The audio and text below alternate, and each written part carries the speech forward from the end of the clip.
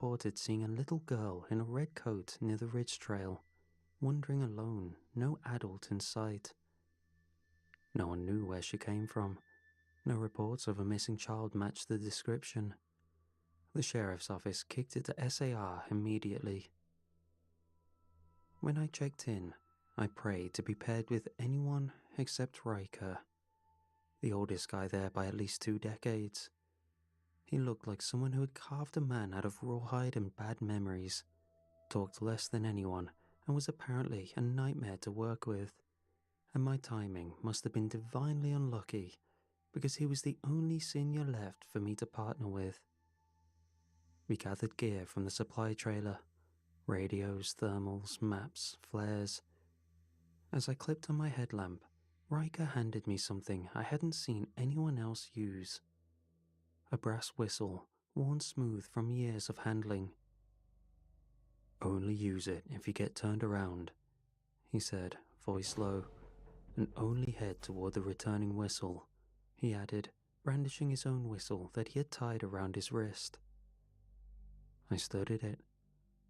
"What else would there be to head towards?" I asked. He paused, looked up at me for the first time. "If you hear another whistle," he said, "just follow the sound, never the voice." He never elaborated and wrote adjusting his pack. That stuck with me more than it should have. The sound was dense with it, like something holding its breath. The light was already going grey, bleeding out behind the thickening clouds as our team leader handed out the search grids. Most units were assigned to the western trailheads, where hikers might have had a better chance of surviving a cold night. But when my name was called and I saw I was with Riker, he spoke up before I could even step forward. "We'll take Grid E." That wasn't where the girl was last seen. It wasn't even near the usual trails. But no one argued. Riker had seniority, a lot of respect, even if he never talked much.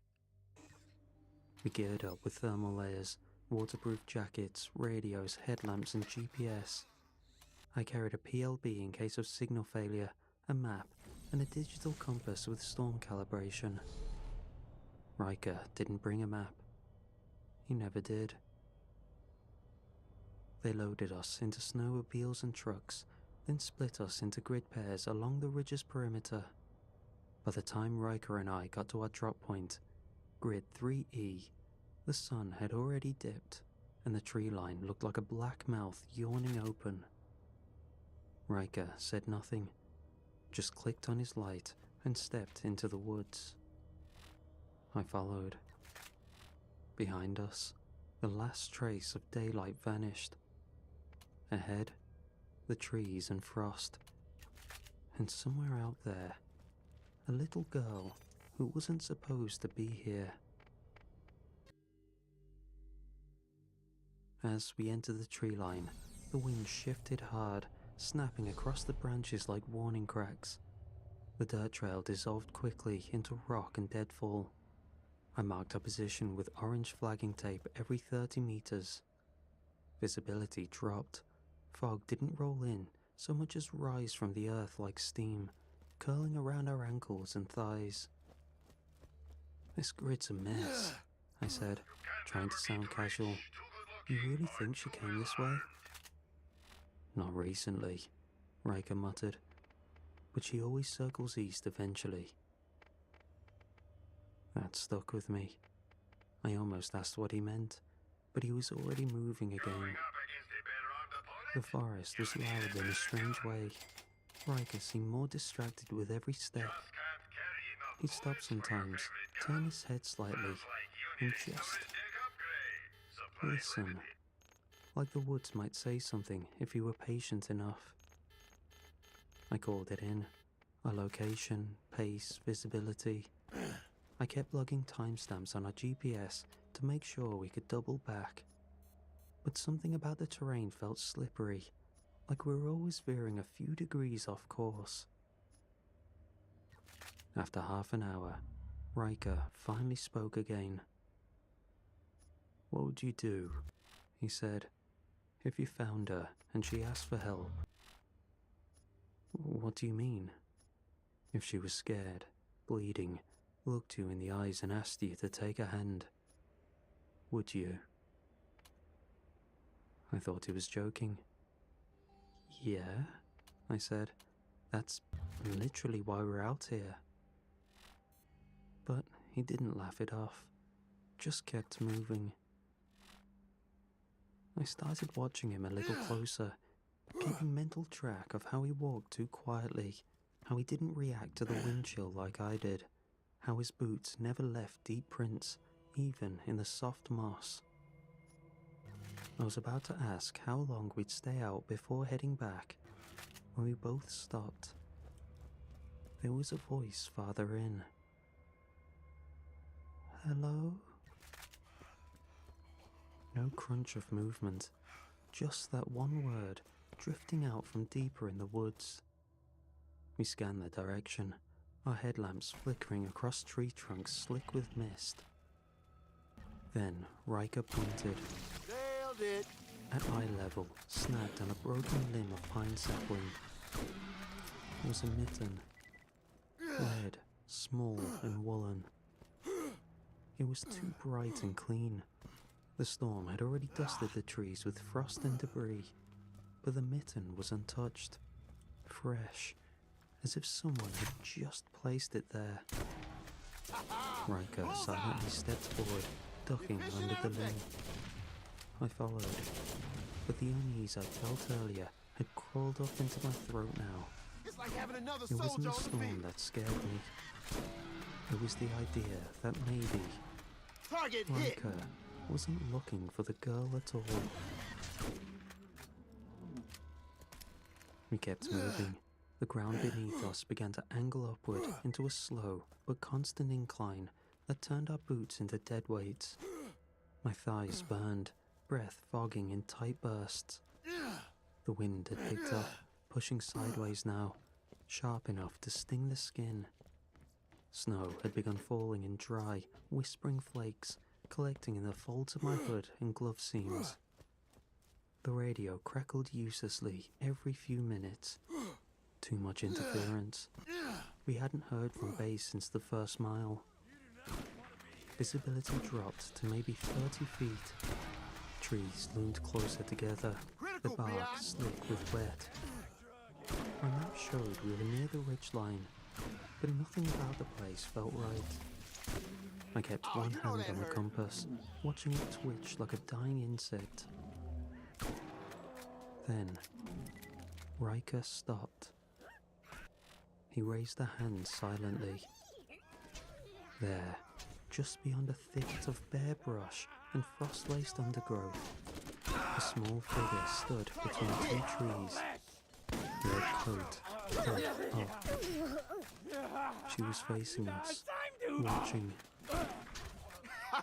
Even in the snow-dimmed light, I could see how bright the coat was, clean and untouched, like it had never brushed a single branch or patch of mud.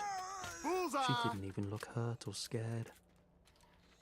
I lifted the radio, but Riker grabbed my wrist gently before I could press the call button. "Don't," he whispered. "What?" "Don't engage. Let her go." I stared at him, trying to read his face, but he was as blank as the tree line. "That's what we're out here for," I said, stepping forward. "She's not alone," he said. "You follow her, you'll find out what she's with." I hesitated.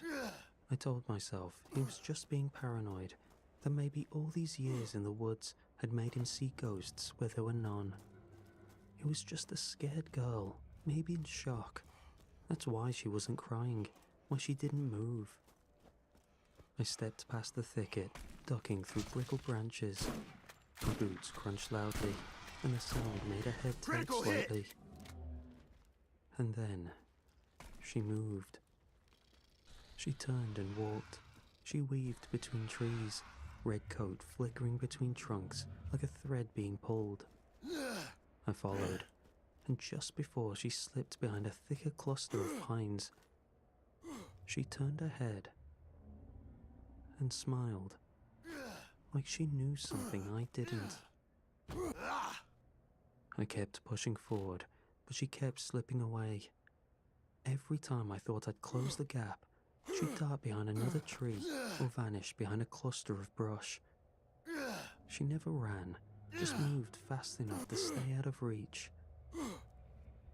I contemplated why she was moving away from me, geared with the familiar colours of search and rescue in the beginnings of a heavy storm. The only reasonable explanation would be that she was leading me to someone who she came with, a parent or guardian, stuck somewhere nearby. This only added urgency to the situation. The snow fell harder now. My boots punched through crust and sank into the earth beneath. Wind howled through the pines, giving the illusion of voices, cries that almost resolved into words, then vanished again. My radio was hissing with static. I thumbed the call button anyway. Riker, I'm tracking her. She's moving east-northeast. I'm going to try and... The signal cracked, and then dropped entirely. Dead. I stopped for a moment, fighting the urge to panic. I wasn't trained for solo tracking, and if something went wrong now, there'd be no one to triangulate my location. But I'd just seen her, clear as day. If she were injured, confused, or worse, I couldn't just turn around. And I didn't want to come back and admit I left a child to die alone in the cold. So, I pressed on. The trees closed in tighter, visibility dipped again. My breath came in hitches now. Then, she was gone. I turned in a slow circle, scanning for movement. Nothing. I checked the ground, but there were no prints. The air went still, no wind or sound. I reached for the whistle Riker had given me and raised it to my lips. One sharp blast. The sound bounced through the woods and vanished. I waited. Then, Oh, that hurt! an answer. Same pitch, same duration. I exhaled in relief. Riker must have heard me. He'd be coming now. But then, before I could call again, Bullseye! the voice followed the whistle. It wasn't Riker's. A soft, lifting voice, clear as day, Nailed floated it! through the trees. Hello? It was her. I froze. My brain scrambled to rationalize it. Target hit! What if I hadn't lost her, but she lost me, guiding me to somewhere that needed my attention? I thought about the direction of each sound. The returning whistle came from behind, where I could only assume Riker was. But the voice was from ahead, roughly the way I was being led. Oh, you know that hurt! If she answered, she was close. I had to reach her, and if Riker had heard me, he'd be heading my way anyway. He'd know the grid pattern. He'd catch up. So, I turned toward the voice and moved, carefully but quickly. My compass needle spun once, then stuck. But I pushed forward. The slope changed underfoot. The snow deepened. The trees grew denser. Limbs gnarled and reaching. Some wrapped with vines I swore hadn't been there minutes ago. I passed into a natural arch of branches and realized I no longer recognized the landscape. Completely lost. And then I saw her. A break in the trees revealed a shallow clearing. The girl in the red coat stood in the middle, hands at her sides, waiting. But she This'll wasn't alone. Behind her, Something tall and grey loomed, still as a statue. At first, I thought it was the shade of a tree. But then it blinked. All right, we Its got face guns was over wrong, here. not shaped for eyes, not made for looking. But it had seen me. And the girl smiled. Again.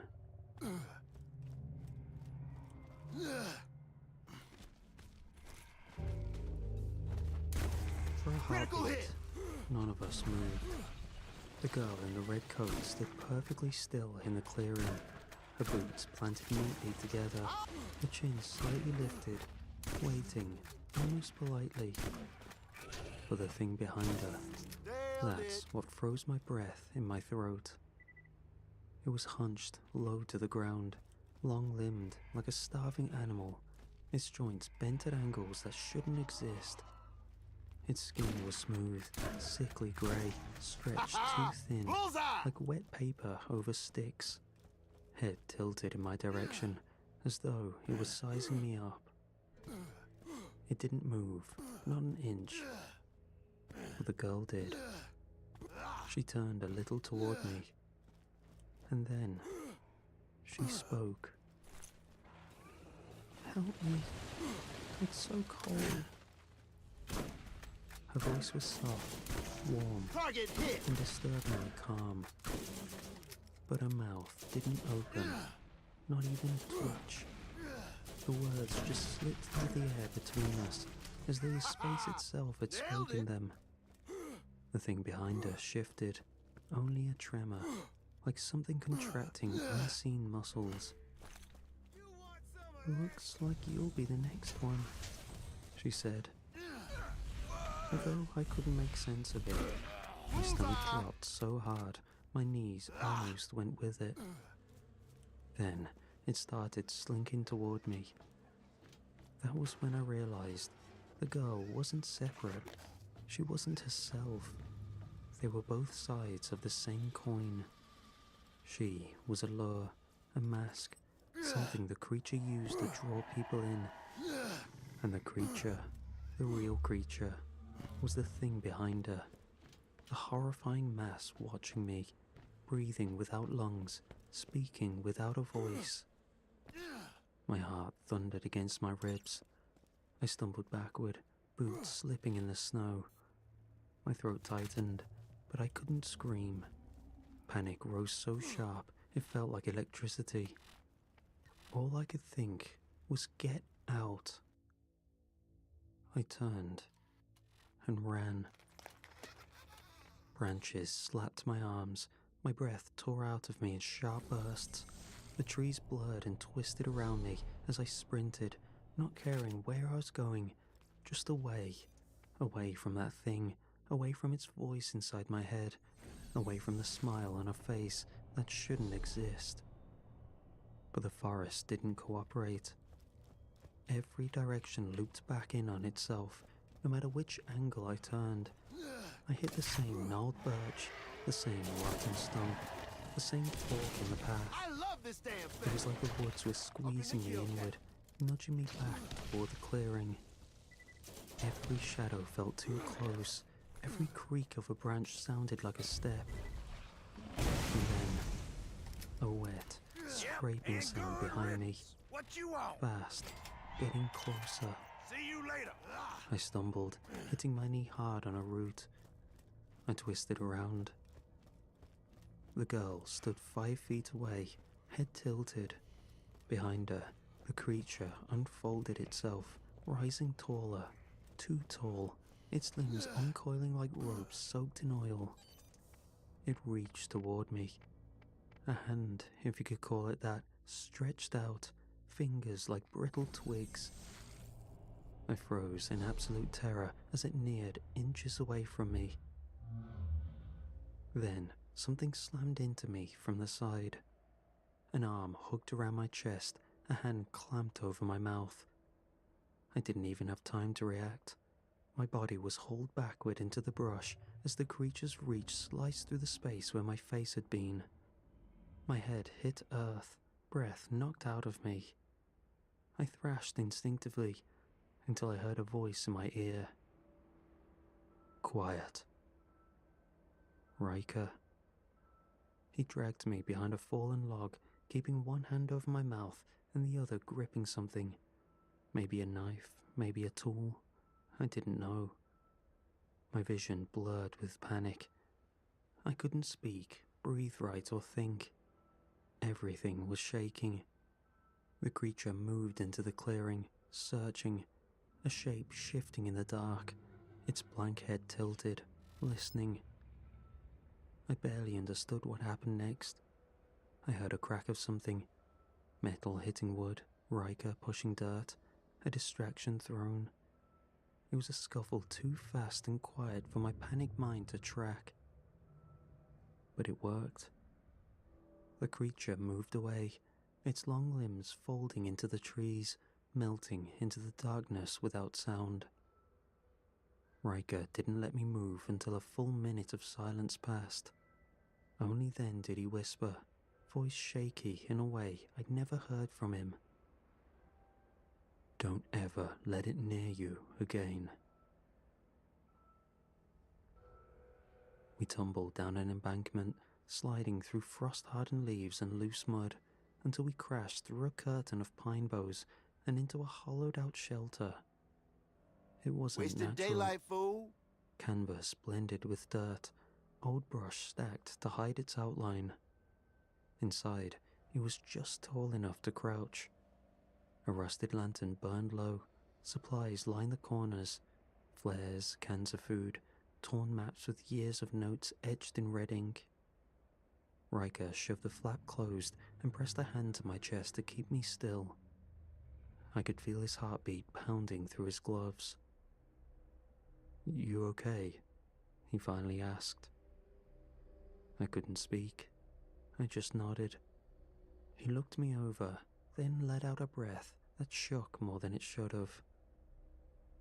He sat, leaned back, and wiped a hand down his face. In the flickering lantern light, he looked older than I realized, worn out from a hard life. You saw it, he said. The girl. I nodded again. He gave a dry, humorless chuckle. She gets better at pretending every year. I swallowed. What is it? He didn't answer right away. Instead, he opened a thermos and poured 2 small cups of black coffee. I took mine with shaking hands. It waits, he said finally. Out there, in that tree line. I've never found any information on it. I don't know what the hell to call it. But it takes the shape of something innocent, I said. He looked at me. She's not innocent, though. Anything but. She's bait.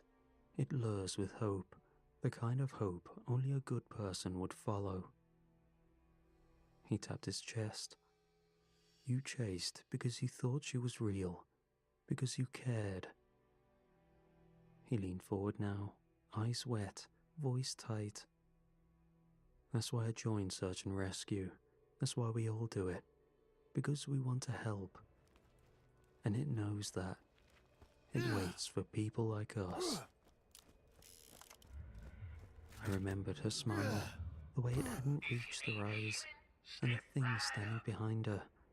How it didn't speak, but I heard it. I heard a voice in my head, I whispered, but it wasn't her talking. Riker nodded slowly. She's not real. A rubber worm on the end of a fish hook, showing whatever it is you need to see so it can hook you in. I thought about this. If there were reports of an injured animal or something menial, it'd be pushed off until after the storm. But the reports were perfect to get a whole team sent out, a plethora of victims to choose from. But this also raised more questions. What does it want? What happens if it catches you? I asked. Riker paused, thinking of the best way to word his response. It wasn't always a girl. When I first saw it, it was a nice old man. We were on a family trip. I was showing my family the world. All it took was one touch. It marks you, curses you.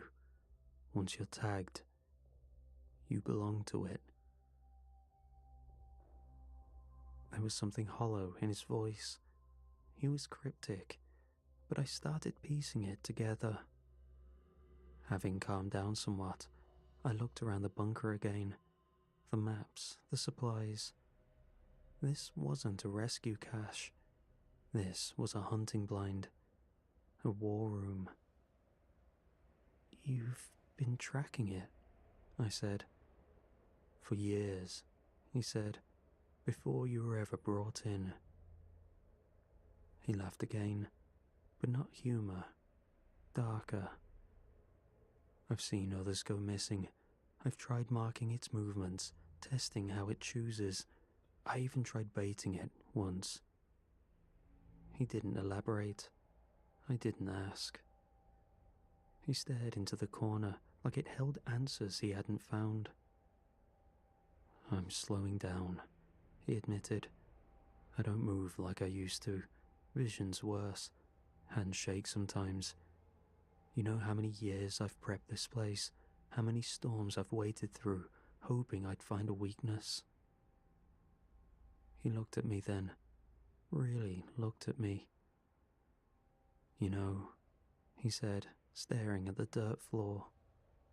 I once heard her say something to me. I looked up. What? He swallowed.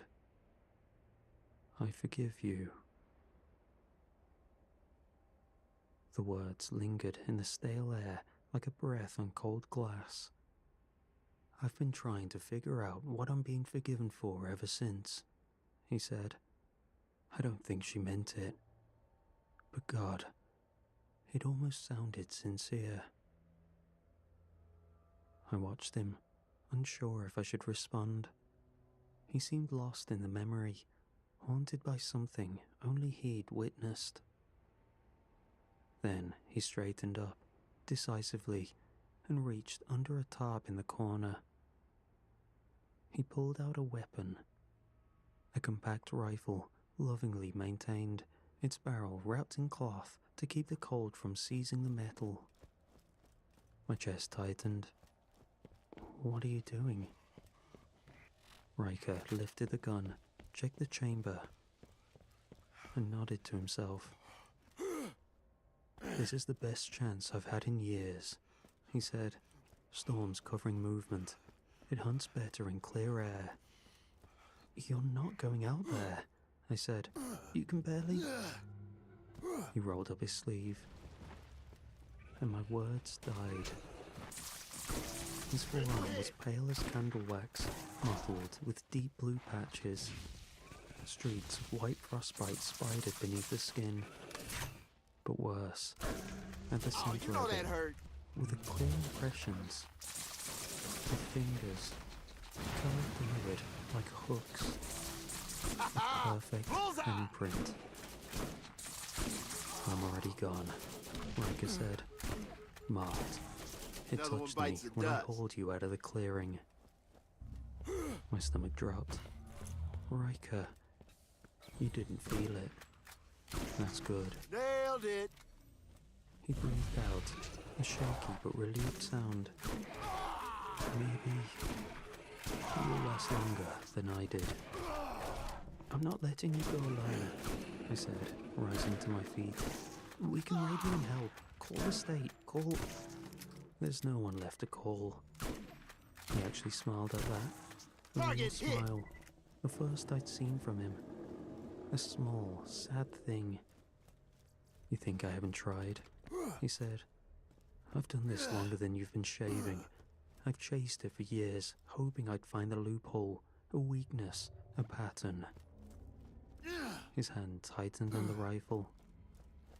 I never did. But if I'm going to die anyway...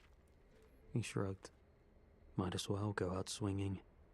It's the best excuse I've ever had. Riker, please. My throat was tight, a knot of guilt, helplessness, and something like grief twisted inside me. This man had saved my life, and it had cost him his. And now he was walking into the dark to pay the rest of the price alone. He put a hand on my shoulder. Stay here. No matter what you hear, when the storm breaks, wait for the team. Walk out when the sun's up. Don't run. And don't follow her. He pulled the flap open. The cold wind slapped my face. And then he stepped out into the black. I scrambled toward the exit. Riker! But the flap dropped shut. For a moment, there was only the roar of the storm. Gents. Then, a gunshot, sharp, echoing. Another. Then a scream, raw, torn from someone who had no hope of surviving what they were facing. Gonna hopefully beat this And then, all the DLCs tonight. Silence. And, likely start the on storm Borderlands swallowed 2. everything. I think that I've got just about To honor Riker, I did as I was told. everything I stayed in the need. shelter. Hours passed. The lantern dimmed. For this game, My breath fogged in the cold. Let me pull up. But I had time to look around, see what he'd really been doing. There were notes everywhere, wrapped in protective film to stop the elements at eating the pages. See, it says we Notes got on 38 locations, achievements hot left and for cold this one. areas of Ooh, sightings, no. unexplained disappearances. 45 achievements, apparently. It was a clinical detail, a But we should be able to facsimile get of the way he presented himself. Easily, except for these However, co-op like ones. I Or had I guess I witnessed, could still do something that no pretty one easily. I'll else just have in to the set up SAR team had seen a second besides me. controller. Probably I found run some his first heart, early missions or something. something so dear Maybe with at that least I 2 could other almost feel it players, rescue beating in my Athena, hand. want to duel against another player. A small Yeah, we could do square that. Want to that duel told without a taking damage. biblical-sized Yes, we could do all story, that in a minute. a worn-out Polaroid of Okay, a so if I'm not happy mistaken, family I'm pretty sure I with can a snowy backdrop. do this. Riker, young see and here. full of energy, surrounded by love. And between him and his partner, a joyous little girl in a red coat. Oh, I might have to do it from the beginning. It must have been taken not long I'm not before worried she was about it. taken, We'll either absorbed find by the somebody thing else or that find a became way his to make that obsession. work. An incident that turned his i.e. story run the from game. growth to loss. Wasting my stuff here. i.e. run the game a Riker second time. never came back. A different. When the blizzard eased at dawn, I crawled With a land out of the server or bunker, something. half expecting to see him slumped outside. But there was nothing. Alright, time to fight the rat Only hive. one thing sat in the mud, untouched by snow. His old brass whistle. They found me in the early morning, slumped against a pine stump with my radio dead and my coat soaked through. I don't remember what I said, just that I was cold, disoriented, and alone. Search and rescue huddled around, full of panicked questions and relief. I told them Riker and I got separated in the storm. I tried to keep to the trail. I must have tripped, lost my bearings, fell down a slope. I don't remember. I don't remember. They didn't press further. Riker's absence said enough. I took a break from SAR after that, said I needed time. They didn't argue. For a while, I tried to live normal, sleep, work, pretend. But every creak outside made my breath hitch.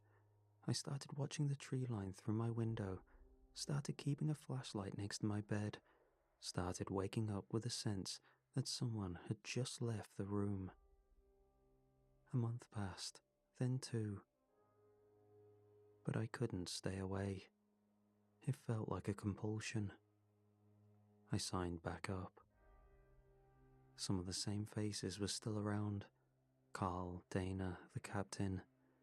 But a lot of new ones too. College kids, drifters, hopefuls. I kept to myself, did the refreshers course, passed the new field drills. I didn't talk about Riker. Then, one evening during gear check, the call came in. A hiker had reported seeing someone limping near Deer Hollow Trail. Male, mid-40s, walking with a pronounced drag like an injury. Every time they got close, he slipped out of view. The report said he kept looking back, but never called out. Bad weather was coming in overnight, too cold for someone to be wandering alone, injured. We were mobilized. They split us into search grids. I was assigned west, just like before, but talked them into letting me go east, just like before. They were confused by this, but still unsure of how to handle me, so let me do my own thing. My partner this time was Lucy. Nice. New girl, nervous energy but capable. Didn't talk much, which suited me fine. We hiked through thick frost and bramble, radios crackling as the wind picked up. That's actually not a bad gun Snow there. was We're gonna coming pick that fast, up. the air already sharp Be enough to good for bite. range. Should be good Then, for range. just like before, Yeah, that should be pretty good. a voice cut through the woods. Awesome, gents. Looks like we're, ladies and gents, Hey, looks like we're is moving someone forward there? here. My feet froze in Our place. boy Rolandino, It was Riker's voice. rolling deep. Hey, I'm Wait, hurt. actually, I'm curious Need about a hand that. over 13 here. out of 20. Okay, so we're getting there. Lucy perked We're up. running basically a shotgun build. That must be him. Getting almost 25% But the bonus tone was shotgun wrong. damage. The As urgency far too as measured, my too class mod goes, performative currently compared to just the going for reserved extra way XP 'cause I'm trying Riker to level always cap as quickly presented as himself. possible. I turned Should slowly. work out. Between the trees, maybe 30 feet out, I saw him, or the thing wearing him. Just the edge of a figure, half hidden behind a birch, head down, coat torn I at the always thought shoulder, that this little spot right like he here was wanted pretty me cool. to come closer, like he didn't think I'd learned. Lucy started forward. Very nice. I grabbed And her then now we're arm gonna use our hard. little trick. Don't. Move a little quicker. She looked at me. But he's not. It takes Not anymore. definitely takes more time to run back. Lucy shook me off. What the hell are you talking about? I didn't answer. My hand realistically, instinctively we went to could my coat kill pocket. this guy one more Felt the time weight real there. quick. The Yeah, whistle. let's kill him one more time real quick. A minute passed. Then Let's do it. another. See, The figure stayed still. Too still. Seemed the fisherman didn't want to scare the fish away by tugging the string too much. I turned back to Lucy. Come on, we're heading back. She started to protest again, but I spoke before she could. Storm's coming in fast. Anyone in that condition wouldn't have made it this far without shelter. kill him one more time. If See if we he's can real, get the legendary. He's already Don't even dead. remember what it is. I don't know it if is she a bought rare it. drop though. Doesn't matter. She Chances followed. are we're not gonna get it, but We regrouped with the team. definitely worth I made my report. just coming in Referred and to the snow, trying it out the real wind, quick. We'll see the what lack of happens. tracks. I said it didn't match up. Some of the I said bosses we need throughout pretty better much weather, every one of these games, infrared, I and like to maybe try a and do drone this sweep in the with, morning. especially when it's within They logged close it, proximity of the called off the spawn. search until the So you can do storm the little passed. trick. Back Having at to go base, back and forth, I back and stowed my forth. gear. Then I went to the locker room. There, in my personal bag, beneath a medical pouch and my backup radio, He should was the spawn. thing I hadn't dared carry And if he until doesn't, now. it's only because I haven't turned the A quest in firearm. yet, and I think that's what it is. Riker's old sidearm. Yep. Alright. I'd found it hidden in the bunker after the storm Tisk, passed, that's unfortunate. along with his We'll journal, just make this his quicker and maps, easier his mission. than even restarting. I signed back up for search and rescue because But it we'll was come what I back here knew. later. But I stayed because it was what I had to do. Kill me. I don't know if the creature can be Kill me. killed. Okay. I guess this is taking But longer I can than I would try. have to do. I know Anything Riker else? tried. And now, it's my turn.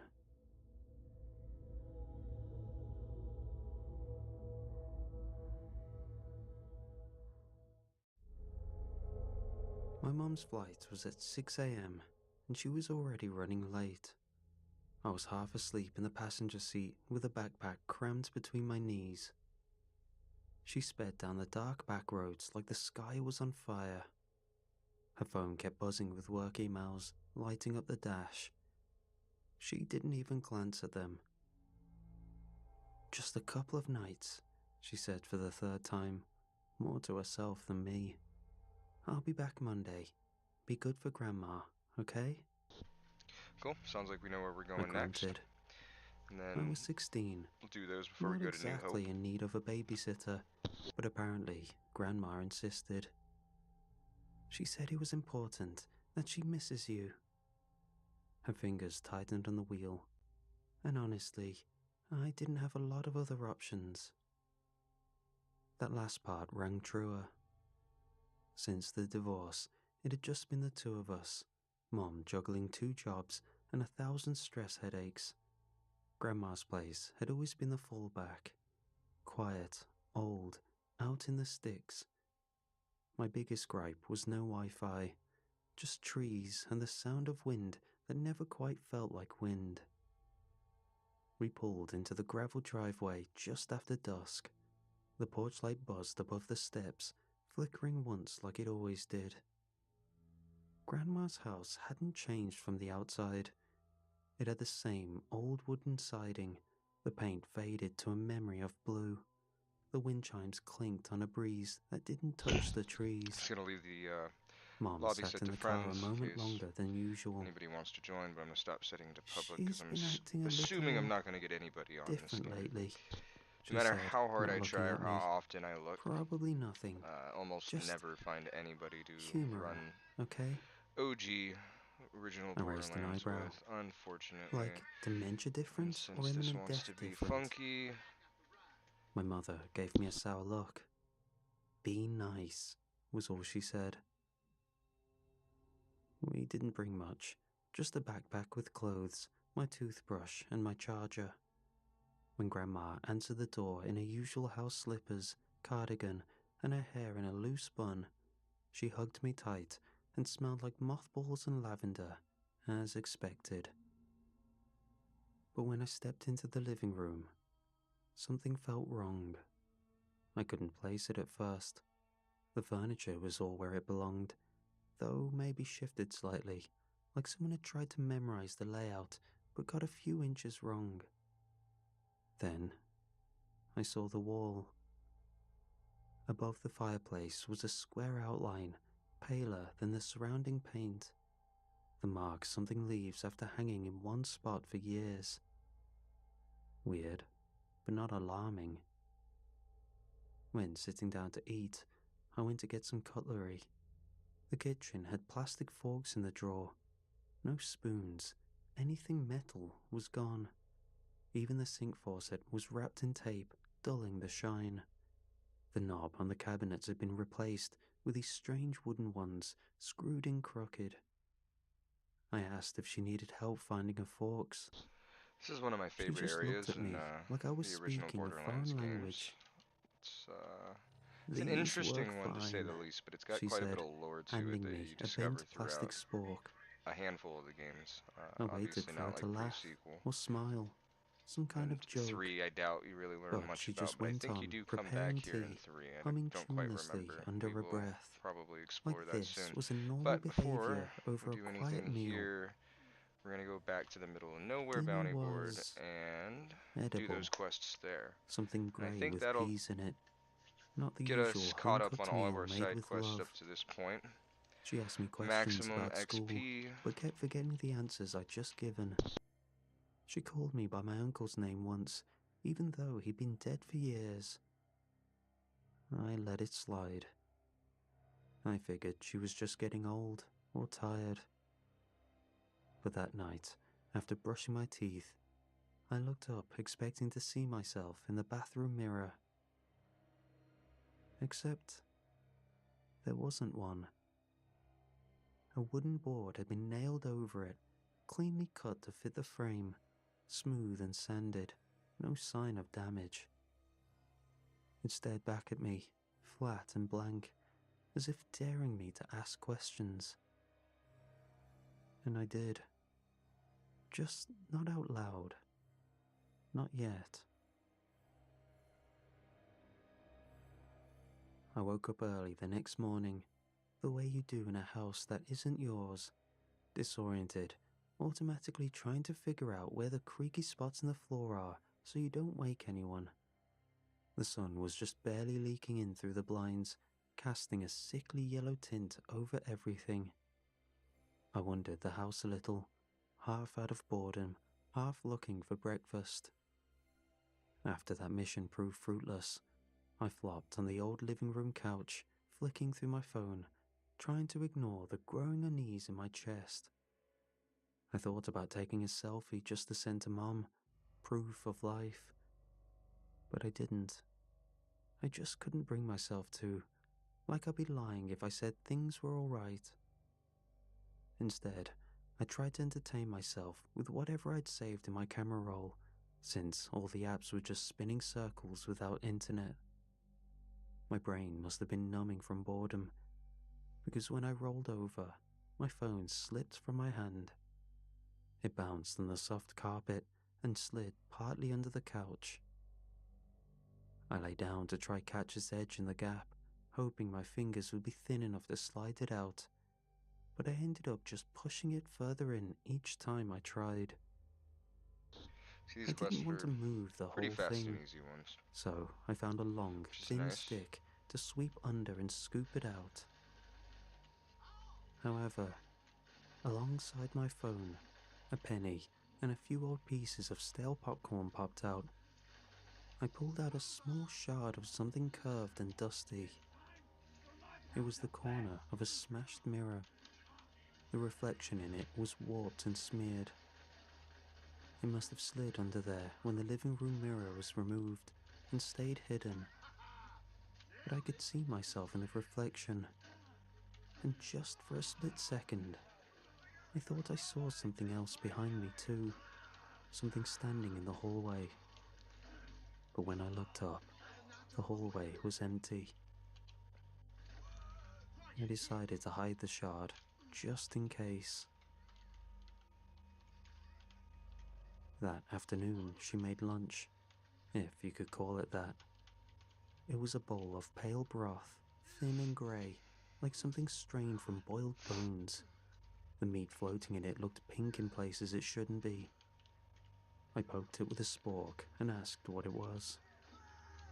She just smiled and said, "The usual."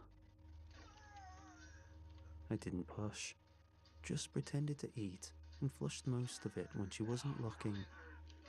The rest of the day passed slowly, quiet. I tried texting Mom, but she didn't answer. Probably busy. Still, I caught Awesome. myself checking Making good every pace. 15 minutes.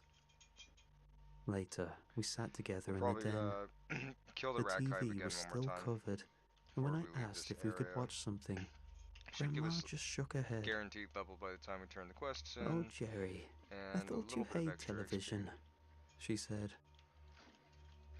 Jerry which we like very much. is We like not my XP. name.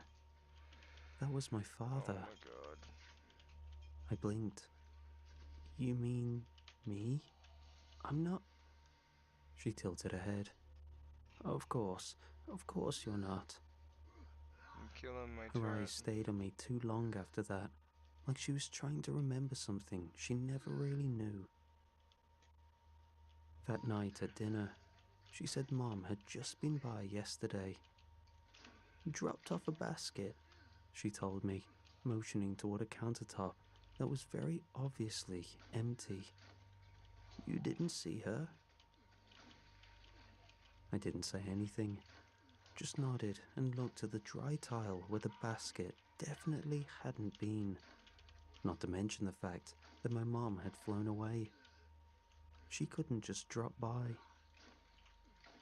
I started watching her more carefully, noticed the way she shuffled down hallways, like she was tracing steps she'd memorized. It was around 11 p.m. when I finally turned in. I locked my door, just being cautious. That's what I told myself. But at some point, I woke up where you're still mostly in a dream. But I heard something. Breathing right outside my door. It was steady and slow, like someone waiting. I didn't move. The sound stayed for a long time. Then the floor creaked once, and it was gone. I slid the cracked mirror shard from where I hid it, wrapped it in a shirt, tucked it under my bed. I waited until she was asleep. At least, I hoped she was asleep. I crept through the house with the mirror shard hidden in my sleeve, careful not to let it catch too much light. That thing was kind of whipping my Every butt for a second floorboard there. groaned louder than I But we remembered, persevered, and every and shadow we took him stretched out. too long when I moved. So, The living room was see this quick first. way? I stood in the center and slowly tilted the shard to glance over my shoulder. The air shifted. In the shard, the room looked wrong. Same layout, same furniture, but it was like someone had redrawn it from memory. Badly. The angles didn't add up. The wallpaper curled in ways that defied gravity. The ceiling fan hung limp, unmoving, even though I could feel it turning above me. No sound came through the glass, like the reflection was holding its breath. In the dining room, the chairs were all facing the wrong direction. A spilled glass of water sat frozen mid-splash on the table. The windows were let's do this smeared quick with something dark. rundown here real quick. I kept moving, checking I don't each remember what space. legendary Quick piece of gear glances that into the shard as I archive drops. moved. I just remember it is a good one. The hallway was narrower I'm in the just reflection, curious. lined with doors I don't that mind weren't shooting his there eyes out before. again. Stacked and stacked and stacked. Maybe get some Some of grenades them out of slightly here. ajar. I never dared to look too long at any of them, unsure of how I'd even do so. In the upstairs guest room, the reflection showed all the toys in the Really closet strong. turned It's toward the just door, shoots super slow. as if waiting. Reload speed's The a little too bathroom had much. no mirror, of course, but in the shard, the wall where the mirror used to be bled light from behind the wood, as if it was straining to come through. The entire time I moved quietly, listening for her, but the house was dead silent. That Too bad only about made it the worse. tinnitus. Oh no. There was only one place I hadn't checked. The basement. Grandma never went Still down have to do there. the other part of The this door was quest, always locked, and the key, but a we're rusted doing old it like skeleton this, key, hung above the purposefully. fridge. I waited until I was sure I wouldn't be heard, then slid it free. The door creaked louder than anything else in the house. I winced, waited. Nothing. I opened it and slipped down into the dark. The basement was cold. It smelled like wet wood and mildew. But more than that, it felt off in a way the rest of the house hadn't. See, that's crazy Wrong how in the little way it damage felt that rocket arranged. does to this guy. Very similar to the oddities I It's saw kinda in the like, reflections around this house. why? But now, I was standing in it. There was a wooden chair in the center of the I room, guess I'll just with shoot the nothing else crap out around of it. this guy. Just the chair and frayed ropes still wrapped loosely around the arms and legs. Deep grooves scratched into the floor beneath it, like someone had been struggling recently. My health regen. But in the mirror shard, an ordinary-looking basement. Boxes were stacked Thank you. neatly along the walls. The paint wasn't peeling. It was a quiet, normal Get basement, off of me, a version of the room little that should have bastard. been. I pulled the shard down and looked again. Oh my gosh. Still the same rotted Alright, room. we're just gonna do that. The reflections had all been twisted versions of my world, but the basement was the only one where the reflection looked real, like this version of Okay, the that one's got basement. The one I faster was fire rate, standing but in way less was the damage. fake. I stuffed the mirror That thing shard into my sucks pocket too. Get and off of quietly me. made my Oh my way to the goodness. front door. I didn't even bother with my shoes, See, the just drop wanted rate air. space, low. a I'm normal pretty tree, sure. Just very something low, that didn't naturally, twist when I wasn't looking at for it. that guy there. I gripped the handle, turned it, Unfortunate and for us. nothing. It wasn't locked. The mechanism clicked normally, but the door wouldn't move, like something was holding it shut from the outside. Alright, let's go, It didn't finish this even other rattle one. when shaken. I looked out the side window. And then maybe we'll The run over it world one more beyond the time. glass Yeah, we won't do rippled, that anymore. faintly A little but too time consuming for unmistakably, the like heat lack of haze, experience. only thicker. I The tree unfortunately trunks am not shimmered, gear hunting. warping at their edges. The leaves fluttered in loops that didn't match the wind I couldn't feel. It looked exactly like the house did in the mirror shard. I pressed my forehead to the glass and looked up. The sky was wrong too, slightly off colour, like it had been painted just a shade too grey, and the clouds had forgotten how to move. Thank you. I realised I hadn't heard a single bird, no passing cars, no wind, just the house and her. Grandma had started humming again. She was in the kitchen, standing with her back to me. I hadn't heard her wake up. She was stirring something that smelled like burnt honey and rust. The song was slow and broken, half melody, half moan, a tune that worms into your head and makes your teeth itch. She didn't move like she had the other day. Her limbs were stiff, swinging wide like a puppet trying to remember how to walk. Her feet dragged, scuffing hard against the floorboards. The back of her neck twitched every few seconds, like she was suppressing a shudder. She hadn't asked me how I slept, hadn't asked if I was hungry. It was like she didn't need the act anymore. She knew I was stuck. So now, it was letting the mask slip, letting me see the wrongness that had been growing the whole time. And these guys are I annoying backed me. away, slowly, careful not to draw her attention. Whatever Thank you that thing was in the kitchen, for leaving me alone. it wasn't my grandmother. Yep.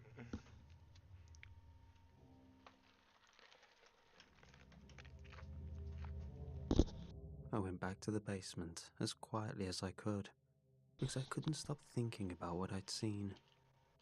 Every other room in the house twisted in the shard's reflection. The basement was the only place that felt like an opposite.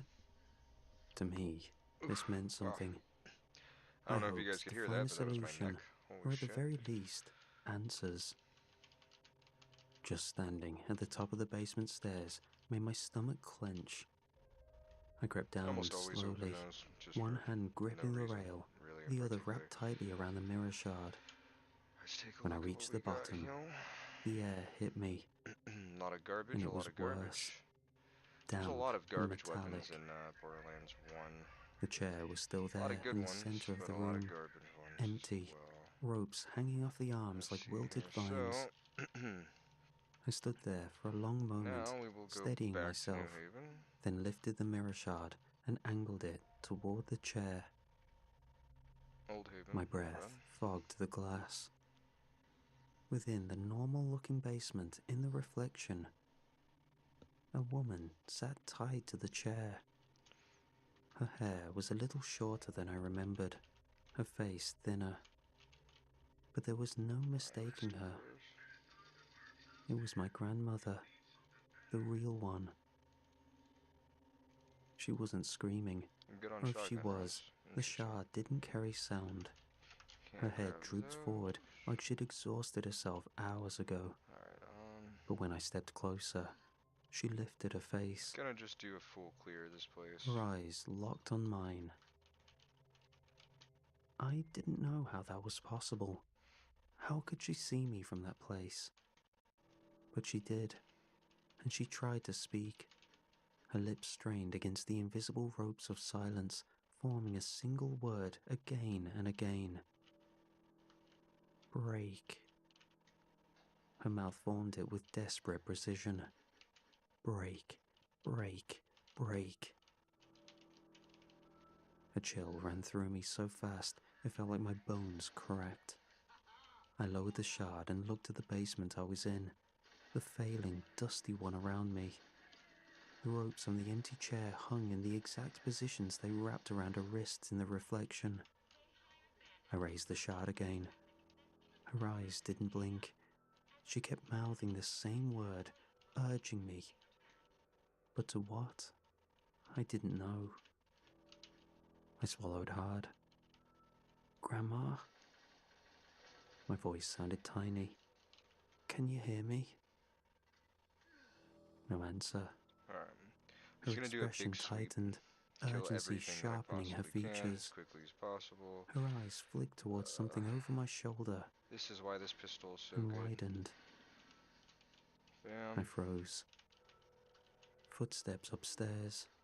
Slow, heavy, like someone placing each Grab one foot of intentionally, carefully, as if savoring the those. Thatch real sound. quick. My heart hammered in my throat. I Ah, ducked God behind damn an it. old shelving unit Excuse my stacked with dusty language. paint cans and Christmas Why? ornaments from decades ago. I curled in There we go. tight, trying to steady my breath. What I need is like The freak footsteps reached the top of the basement weapon stairs. swap speed. The door groaned 'Cause that open, is so annoying. and then she came down. How slow it can be. Her silhouette stretched along the wall before her body did, slightly It's bent at not the like weapons joints, are like extremely she'd been accurate. rearranged and hadn't quite settled. Okay. She hummed that awful, almost lullaby again, each note bending upward at the end like a question. In the reflection, she wasn't I don't know, there. combat rifles are The just so basement good was in this still game. It's empty, kind of except for my ridiculous. grandmother tied to the chair, silently pleading with me. Nope, I see Two basements, two truths, out of sync with each other, and I was stuck in the wrong one. I pressed the shard to my chest, praying it wouldn't catch any stray light. The fake grandma drifted past my hiding spot, humming, tilting her head left and right like she was smelling I'm gonna the air stop for me. opening boxes. She paused so There's close like no I could point have in this reached one out and touched the unless you're opening nightgown, specific ones. but I didn't dare breathe, didn't dare We'll think. just work on taking everybody After a out. long moment, she turned and climbed the stairs again. Moving The door clicked shut behind through her, here. firm and final. Okay, yeah, we're gonna do that. I didn't move for a full minute, I maybe don't like the more, way this just badass listening is to the looking at me. thudding of my own heart. Trapped. I'm just gonna go in with a There shotgun was on no this way guy. out. Just the shard, the cold, and the chair in the center of the room, Yep, and the knowledge much that easier. something real was still in there, I wish you could somewhere. pick up your turret in this game like you I can in forced 2. myself up, legs shaking, and looked again through the shard. The chair in the reflection was whole, upright, clean. The rope still tied tightly around my grandmother's wrists and ankles. My grandmother was still staring at me, tears streaking down her face. Break, she mouthed again. Break. I stared down at the empty chair in front of me. Empty. Flecks of old frayed rope still curled around the arms like a memory. I pulled out the box cutter that was lying in the storage bin. My hands were sweating now.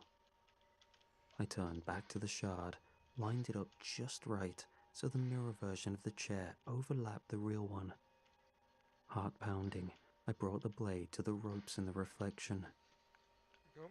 It was hard to cut because of the angle I had to work at. More often than not, I found myself scoring the side of the chair's arm or slipping across the top. But eventually, I cut through the fraying rope. I did this 3 more times You before it guys all fell can loose. either come this way or wait I until didn't I'm know ready what to I go over there. expected. A Because we're gonna go sound, deal a with your shift in guys' the air, friends over here magic. first. Nothing happened. I stood there like an idiot, feeling sick, Oh my the goodness. shard fogging with my breath. Die, sir. And then, movement. The ropes in the reflection loosened. She was standing, shakily. Tears were in her eyes. Oh, hi, She Claptrap. mouthed something again, too fast to catch. I leaned closer. Let's She grab looked past that. me and Grab pointed all this stuff real quick. behind me. I spun instinctively, Oof. raising the shard, and came face to Shoot those real face quick so I don't have to take the with damage. her on all fours, Blast him. elbows bent wrong, neck twisted like a broken hanger, face split by that same smile, glinting even without light. Okay. Her voice came out like a purr Then and a we'll work rasp from layered together. here over.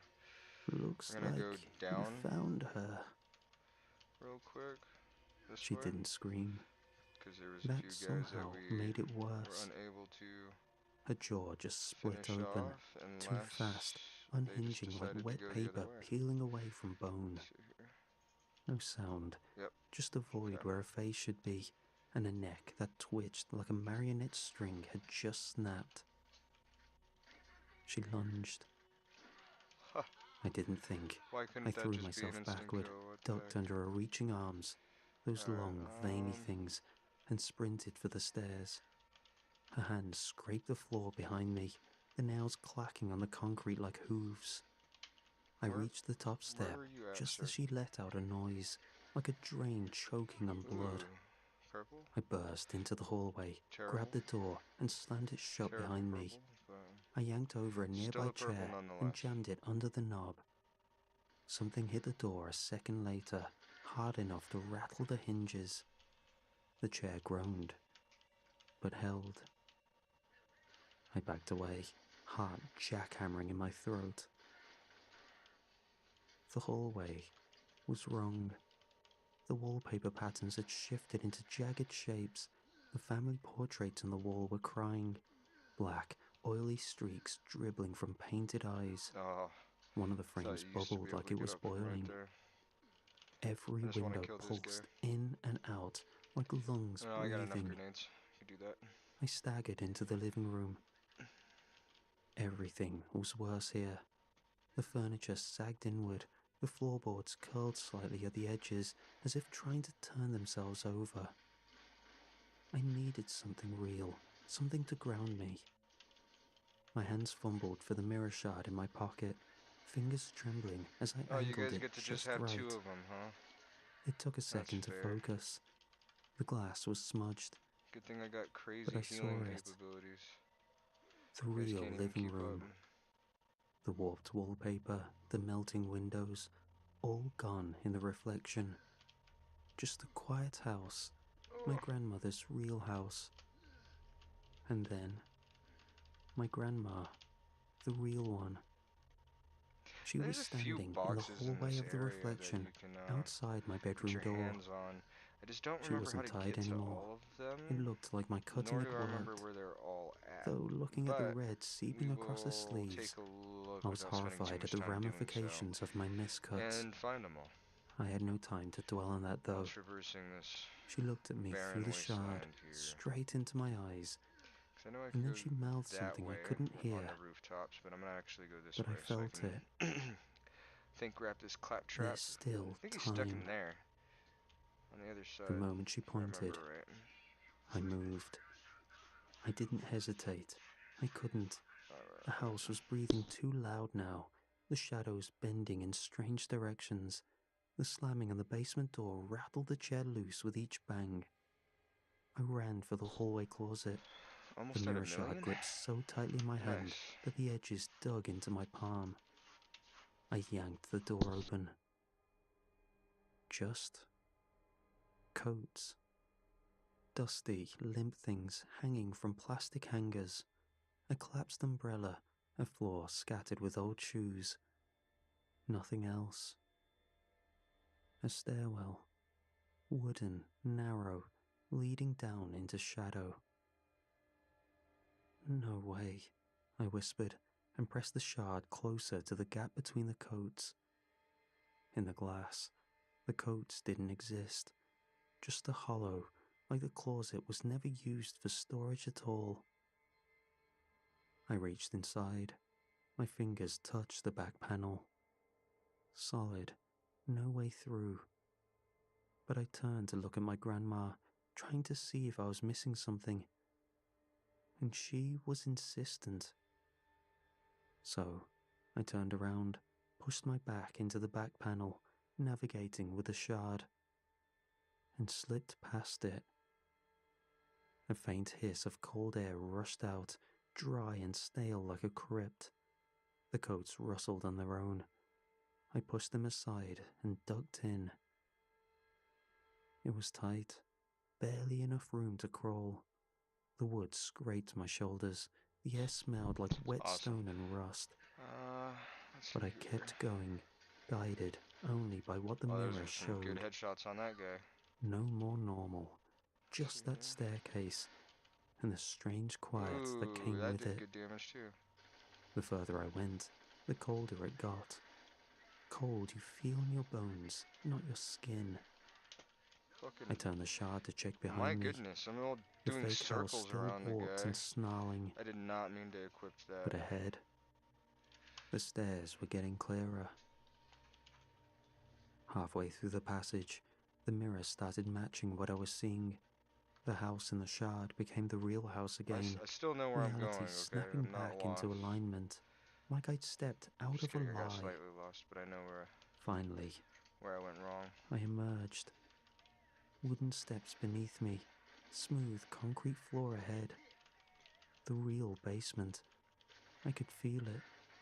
Still Yep, damp, I know where you guys cold, were hiding all along. but real. And there it was. No, you will not be leaving. The chair. Empty. Unless it's in a body bag. Frayed rope ends hanging off the arms. Red smeared along the wood. The seat indented. Faint marks of dust. Shoes. Smaller than mine. She'd been here.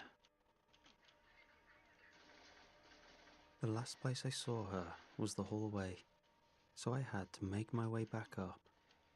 The stairs creaked Here's under that my other feet spot like that they I'm hadn't looking been stepped for, on in years. without using any I moved markers, because slowly, I'm crazy. breath shallow, expecting the walls to shift again, for the floor to fall And out there's all beneath that me. equipment on the ground too, surrounding But us. everything was still. Okay, so we got that When I one. reached the top, I don't I think there's smelled much something left. There's familiar. that over there. Pine cleaner, coffee grounds, dry air warmed by a radiator. I want to say that's for something Home. different. We can get over there to that And there, chest real quick. standing in the living room, blinking like someone pulled her from a deep sleep, was Grandma. Then I want to backtrack She real quick looked and pick up all these weapons different, off the ground. I think right here is smaller, a green or a blue, fragile and in then a there's way a I green over didn't on the other remember. side. Her sweater was on backwards, Let's see. her hands were shaking, blood still Terrible fresh on her damage. wrists and ankles. See, like, elemental weapons are very strong. Sweetheart, Some of them are strong in she this said, game, but her voice they rasping. they didn't really get Are them you right till 2, okay? in my opinion. Never mind me. 2, there was I shot definitely back, a huge upgrade tears for 'em. welling in my eyes. I stepped closer, heart pounding. She looked up at me and smiled, the way I remembered, true sincerity. But I didn't get to approach, because I heard the sound. A dragging, wet scrape from the hallway behind me. I turned, and it was halfway through the closet, crawling, pulling itself forward like a spider, forcing its way through a crack in the world. Its skin There we shimmered go. like I think I tar. remembered Its how to face get pretty flickered much between all of her these face and chests something here. As soon as I started unfinished. seeing them, because there's like a, you can Its get them all hands kind gripped of the in like a frame. big row. Long, thin That one's fingers, an easy one to splintered grab. I did nails, leave some items on the jaw ground back there. unhinged. We're gonna end up having to go back that way I got back up. anyways. Grandma Not too clutched worried the arm about of a it. chair. So we're gonna grab that. It's back, she Grab whispered. all of that. And then I we're gonna head didn't back answer. this way to repair the claptrap. I reached And grab into those my items that pocket. were on the ground. The mirror shard, And then we'll still warm from gripping it in the finish crawl space. whatever other quests we have out I here. couldn't get the thought out of my head. How I noticed all the reflective Which surfaces I were don't removed think is from the very much. house. How I got this far only by the shard that I'd found. Reflections were the Storage key, deck upgrade. so I did the only thing I could think of. Present. I held it up towards the Okay. thing. It hissed. A pressure, That a one's shriek the one behind my over eyes. there. Smoke signals. It That one's recoiled, the one in the middle of town. arms cracking Alright. backward at wrong angles. We're its gonna eyes finish locked on the shard, this one and a then blur finish the bouncing bandit from one. it to the shard like a recursive Oh loop. yeah, okay, so It right opened here. its mouth There we wider go. than So I it should thought have, both of these guys its drop maw a something. tunnel of static. Nope, just the one. It reached again, No problem. so Oh, there's this one. I stepped forward, There we go. held the shard higher, and That's things probably the intensified. same level. No? It wasn't light that came out, more Yeah. like the absence of everything behind me, like it was staring into a doorway it wasn't meant to see. Air surged backward, photos fell off the wall, the hallway twisted. Oh, it's on the It roof. clawed at the floor, That's funny trying to because I was stay, already up but there at its one limbs point. started folding, backwards, inward, Excuse me, but undone. get on the dirt mound. It turned to ash in slow motion, like paper burning without flame. Then, Oh my goodness gracious. silence. Okay, can't make The it right mirror there. shard split down the center, I think hairline you could make it cracks right webbed here. through it, and then it crumbled, fine as sand, through my fingers. Gone, I think completely. the fire is... Behind me, My goodness Grandma gracious. started to cry. Okay, that's not The gonna be house it. was still. The It's gonna hallway be was on the other quiet. side of this building, I The believe, mess from the encounter was strewn about. if I'm not The mistaken. mirror was still missing from the wall. The kitchen full of plastic forks. That blank wooden board still bolted to the bathroom wall. Like the world had snapped back, but the echo of her choices remained. Grandma was there, standing where I'd last seen her. Her eyes flicked to mine as I entered, Yeah, that's not gonna be the and for a way. second, I saw something. Recognition, grief, then relief, sharp and overwhelming. I quickly rushed to get a first aid kit I knew she had in the kitchen, and when I came back, tended to her wounds. Lines cut on her wrists and ankles where my slicing went awry. But she didn't seem to hold it against me. "Oh," she whispered, like she'd been holding her breath for years. "Thank God it's over." I nodded, tried to answer, but it caught in my throat. "It was like a bad dream," she said, voice barely louder than the wind outside. "I remember going about my daily business, cleaning up for when you arrived. But my reflection caught funny. Next thing I know, I couldn't move, couldn't speak. Did this But then one I saw bug out? you, in the mirror." Confused.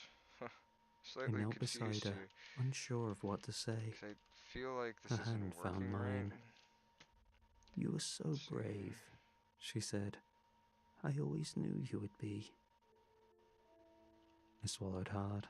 The lump in my throat didn't 'Cause I budge. just wasn't seeing "Grandma," I said quietly, a fire. "you're Yeah. safe now.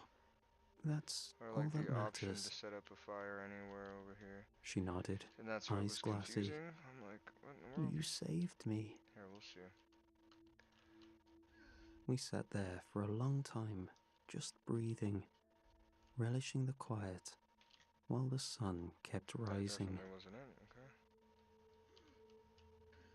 The days after it all ended were quiet in a way I'd never noticed before. Oh my Grandma gosh. and I didn't talk about what happened, I feel like not directly, I'm thinking but of something Tales unspoken of passed between us Borderlands when we come every through time I here. handed her a new mirror to hang or helped peel the privacy film from the Let me see. windows. She'd watch the sunlight come in like it was a guest she hadn't seen in years, like she didn't trust it to stay. That's confusing. Alright, But I she might just hugged me need to more, switch to the other made quest. real food again. Still a little overcooked, still too much dill, but I didn't mind. I swept out rooms that hadn't been opened in years, helped to replace knobs, scrubbed That's so tape annoying. off old Okay. faucets, Let's and rehang a new mirror in the go hallway. over here then. When I stepped back and looked at the glass, I didn't flinch. I saw myself, just me. And behind me, she smiled, the real one. On the last Might morning, just have to she come made me back, to be pancakes. honest. real syrup, real butter. So I'm pretty She sure this didn't is call me the bugging wrong out. name once. Life was back to normal.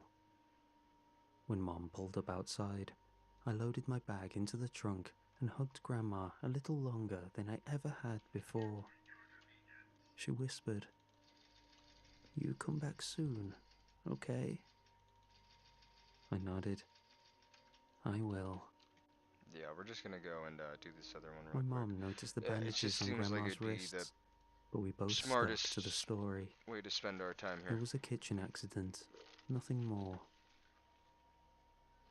We were Since it's halfway down bugging. the road when Mom glanced at me. "Thanks for being good for her," she said. "I know it's never your favorite place, but I appreciate it. Maybe next time I'll see if one of your friends can have you over instead. You know, let you do something fun." I looked out the window. Trees blurred past, ordinary and soft. No oil-slick shimmer, just the world. "No," I said. "I'm okay with staying at Grandma's." Mom raised an eyebrow. "Really?" "Yeah," I said. "Plus, she could use the help." She smiled, surprised but pleased. "Well, that's really kind of you." I nodded, but didn't say anything else.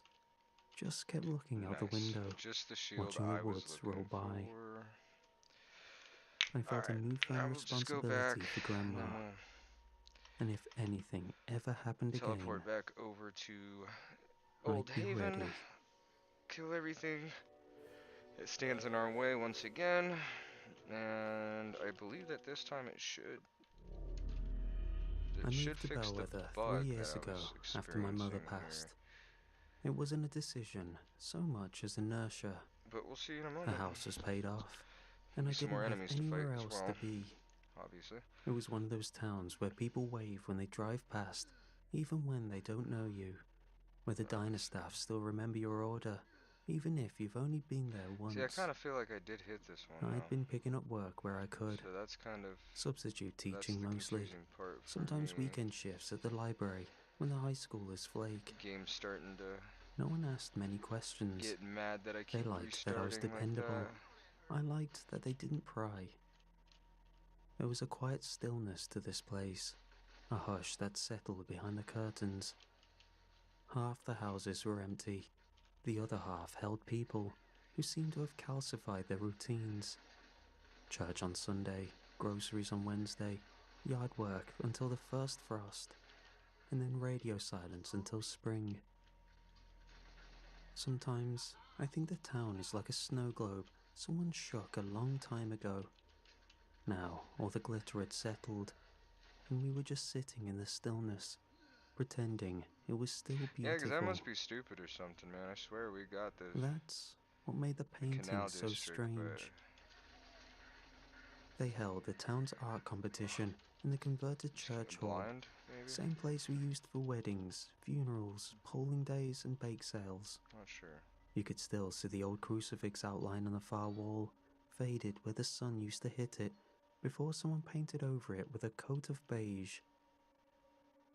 I wasn't supposed to be judging. I filled in because the usual guy came down with shingles, and someone remembered I taught high school art for one semester before they cut the budget. They said I had a good eye, which is a polite way of saying I'm quiet and not prone to arguing. Most of the entries were what you'd expect. Man, I might have to Oil Google landscapes this. of fields following a Bob Ross I don't want tutorial, to do that, but watercolor portraits of I dogs also that don't all want to looked like they sit were here melting. A kid submitted a clay sculpture that collapsed in the box on the way in. searching, because I swear I I did liked that one like 2 of best. these already At here. least it was honest. Unless it's just bugging out on me, which Then I noticed the I don't know if butterfly this quest just is any one that tends to do hanging that, but I've there. had quests bug It on me. hadn't been there before. Let's see here.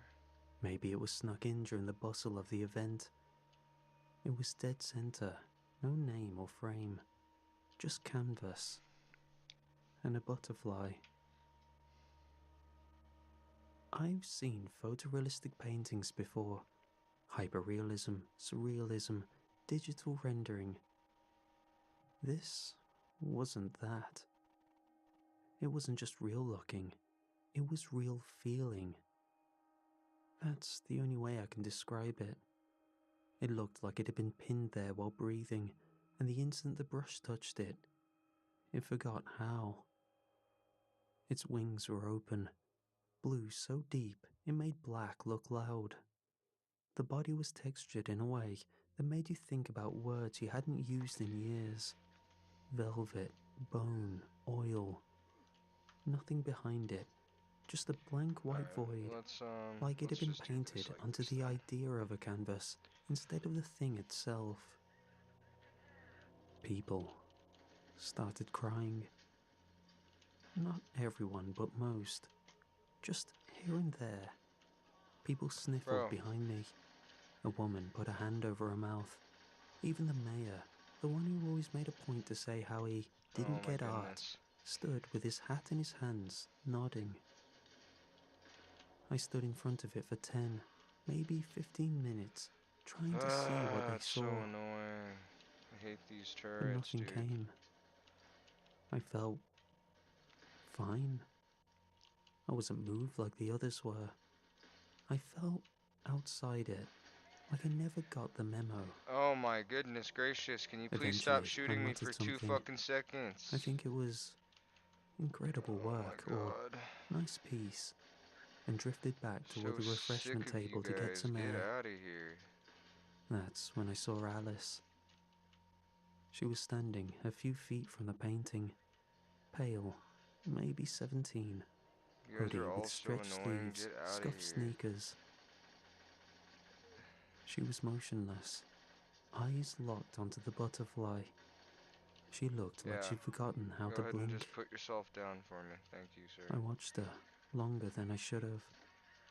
At first, I thought she Yeah, I'm might have not playing fallen with you guys. asleep Get out of standing here. up. Then I thought she might be crying. She wasn't doing Hey, it's your either, turn. just What do you think staring, you're doing? with the same expression I'd seen on a man at his What the? wife's funeral. Not grief exactly, but reverence, Oh my, like something dude. old I was hate when the ending, game starts fucking and she'd acting finally like this, accepted because it. the second that I restart it, it starts working again. I cleared my throat as I approached. Hey, It's just frustrating. I you have to deal alright? with it in the meantime. For I a don't feel like moment, she restarting the stayed area silent, again. blinking See, slowly. I thought I got this one. I must have just Then she ran looked at past me, it, I suppose. really looked, and I'm said, blind or softly, something. I didn't know it could feel like this. I thought I missed my chance. Then she turned back to the Not that big of a butterfly, deal. and I Extra just stood XP from there, killing these not dudes. knowing what the hell to say. In the days after the art So show, we're looking the for the town next felt plume of lighter. smoke that we That's can the see. only word I could think of. There was no energy in the air, as if someone had gone around in the night and loosened some invisible knot in everyone's chest. People who spent years avoiding each other were suddenly talking again. I saw two brothers, the Whitcomb boys, hugging in the middle of Main Street like one of them had come back from war. Mrs. Halpin brought a pie to her ex-husband's place, and he cried on the porch until she hugged him. The Hendersons, who'd barely spoken since Oh Christmas, my were god. holding hands at the You know what? grocery I'm not store, even gonna bother with smiling it like because it's not even teenagers. worth the effort. There's Everything felt supposed to be smoke somewhere, softened. okay? So The let's. whole town had been washed in warm water. Kindness blooming everywhere, fast and quiet, like the way mold creeps into Like, I think drywall, this one has to be spreading glitching before you out notice it's over there. here, right? Because I didn't see But any I smoke anywhere. wasn't feeling any of it. I Nowhere am kept I waiting for seeing. whatever hit This everyone turret else to is catch going up with me. to irritate me. Some sense of Oh my clarity or gosh. relief, or even just a nudge. Leave me alone. Instead, it all passed through me I like just I want to was get made this of damn side glass. quest done so I can move on with my life. Even Jacob was different, Restart the and he's game about so as it stops stubborn as they lagging. come. I stopped by the See, I garage want one to say it's afternoon like to somewhere say right hi, here, right? Like, and am I found him tripping? leaning back in a lawn I chair really don't outside the bay remember. doors, eyes closed, smiling at the sky, as if someone was telling him a story only he could hear. Hey, I said, nudging his boot. Fuck. You Okay. alright? He blinked, like No I'd pulled way. him out of a What? dream. You better die, dude. Never better, he said. Get out of here. Feels good, you know, like something finally broke loose. What did? I asked. He just laughed. A small, private laugh that made me feel like I'd missed the joke. When I asked him about the painting, he smiled again and said, Yeah, "It right, because I was got that one. something, wasn't it?" He looked past me, like something across the street was calling him. I turned to look. Nothing was there. I walked home, feeling hollow. Alright, this is It wasn't just becoming the painting frustrating. that bothered me now. It was me. Why hadn't I reacted like everyone else? What was wrong with me that I could look at that thing everyone else treated like a revelation, and feel absolutely nothing? That question kept bothering me long after I got home. Later that evening, as I was locking up the school after a PTA meeting, I heard footsteps echoing down the hall. It was Alice, wearing the same hoodie with the same distant stare. But this time, her cheeks were flushed, and her eyes had that shimmering look I'd seen on half the town. She stopped in front of me, breathing like she'd run all the way here. "I didn't think you would choose me," she whispered. Her hands were trembling, but she didn't seem scared. More like she was overwhelmed. "I haven't even told her I love her yet." "Who?" I asked.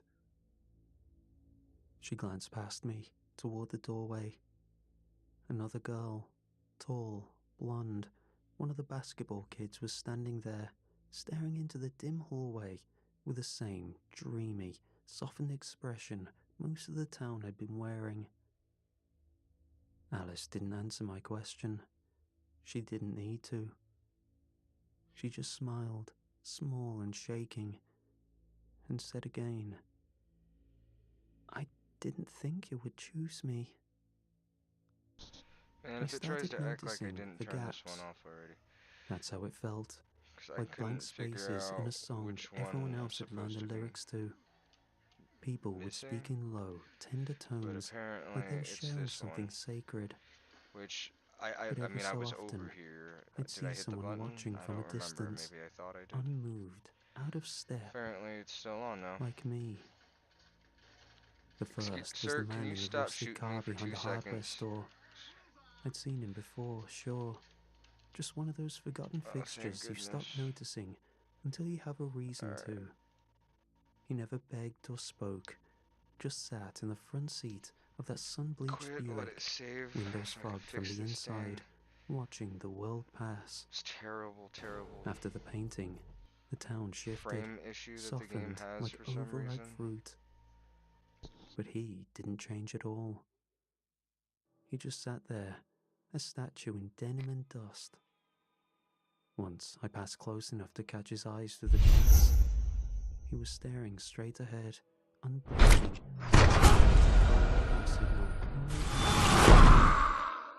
I raised a hand in an awkward half wave. He didn't return it.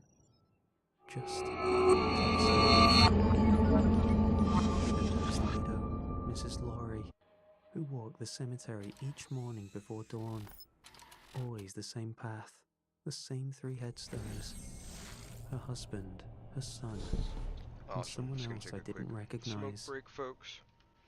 Most mornings, I saw her from her kitchen window, dark coat trailing behind her like smoke, hands buried deep in her sleeves. After the butterfly showed up, I started watching more closely, wondering if, like everyone else, she'd stop to stare at strangers with those new, gentle smiles. But she didn't. She moved the same way, slow and ritualistic. She never looked up. I tried catching her eye one morning, brought her coffee in a paper cup. She didn't take it. just looked at me like I was interrupting a conversation I couldn't hear. And then there was Nathan. He ran the post office, usually polite, efficient, and dry as toast. I didn't know much about him beyond the story everyone knew. He'd been alone his whole life, never found a partner in this small town. In the week after the painting, when couples danced barefoot in the park and strangers confessed decades of buried affection, Nathan still walked his usual loop with mail tucked tight to his chest, jaw locked shut like he was keeping something from escaping. I thought for a second there might be something between us, some shared understanding, like war vets who never served in the same war, but still recognized the look in each other's eyes. I tried to speak to him once, a throwaway line about how strange everything had gotten. He paused, nodded once, and walked away. The others didn't speak at all, barely above the bare minimum for conversation. I wondered if this is how I looked the whole time I was here. To me, I was laying low, being inoffensive. Was I just as sour as the others not chosen? I kept wondering if it was a coincidence, or if we were all missing the same piece. Something simple, something everyone else had that made them worthy of. Hello again. Whatever this was. Eventually, I stopped one morning when I saw Mrs. Laurie sitting in the church pews. She wasn't praying, just sitting, facing the blank wall where the painting had been. I sat a few rows behind her, let the silence stretch between us, until I couldn't take it anymore. See you soon. Why aren't you like the others? I asked, my voice barely carried across the empty room. She didn't look back, just shifted her gaze slightly upward toward the ceiling beam. Because, she said softly, there's no one left for me. Get you one!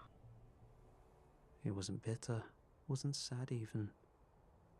It was just the truth. And suddenly, the space inside my chest felt colder than it had all week. It started with the lights. People standing on their porches, faces lit by candles they hadn't held seconds before. I saw the first group from my window around midnight. 6 of them, walking single file down Main Street. They weren't speaking, but they were humming something low and wordless. Not a melody I recognized. It sounded more like a memory, passed mouth to mouth. The next night, there were more.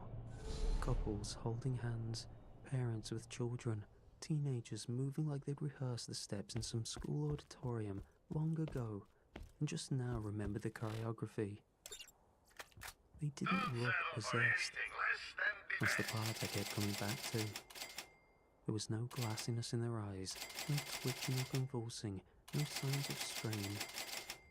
They looked grateful, calm, like they were doing exactly what they were meant to do. Alice was with them. She walked barefoot through the grass, arms loose at her sides, her face tilted up to the stars like she expected to be lifted at any moment. She looked so alive, it hurt to watch her.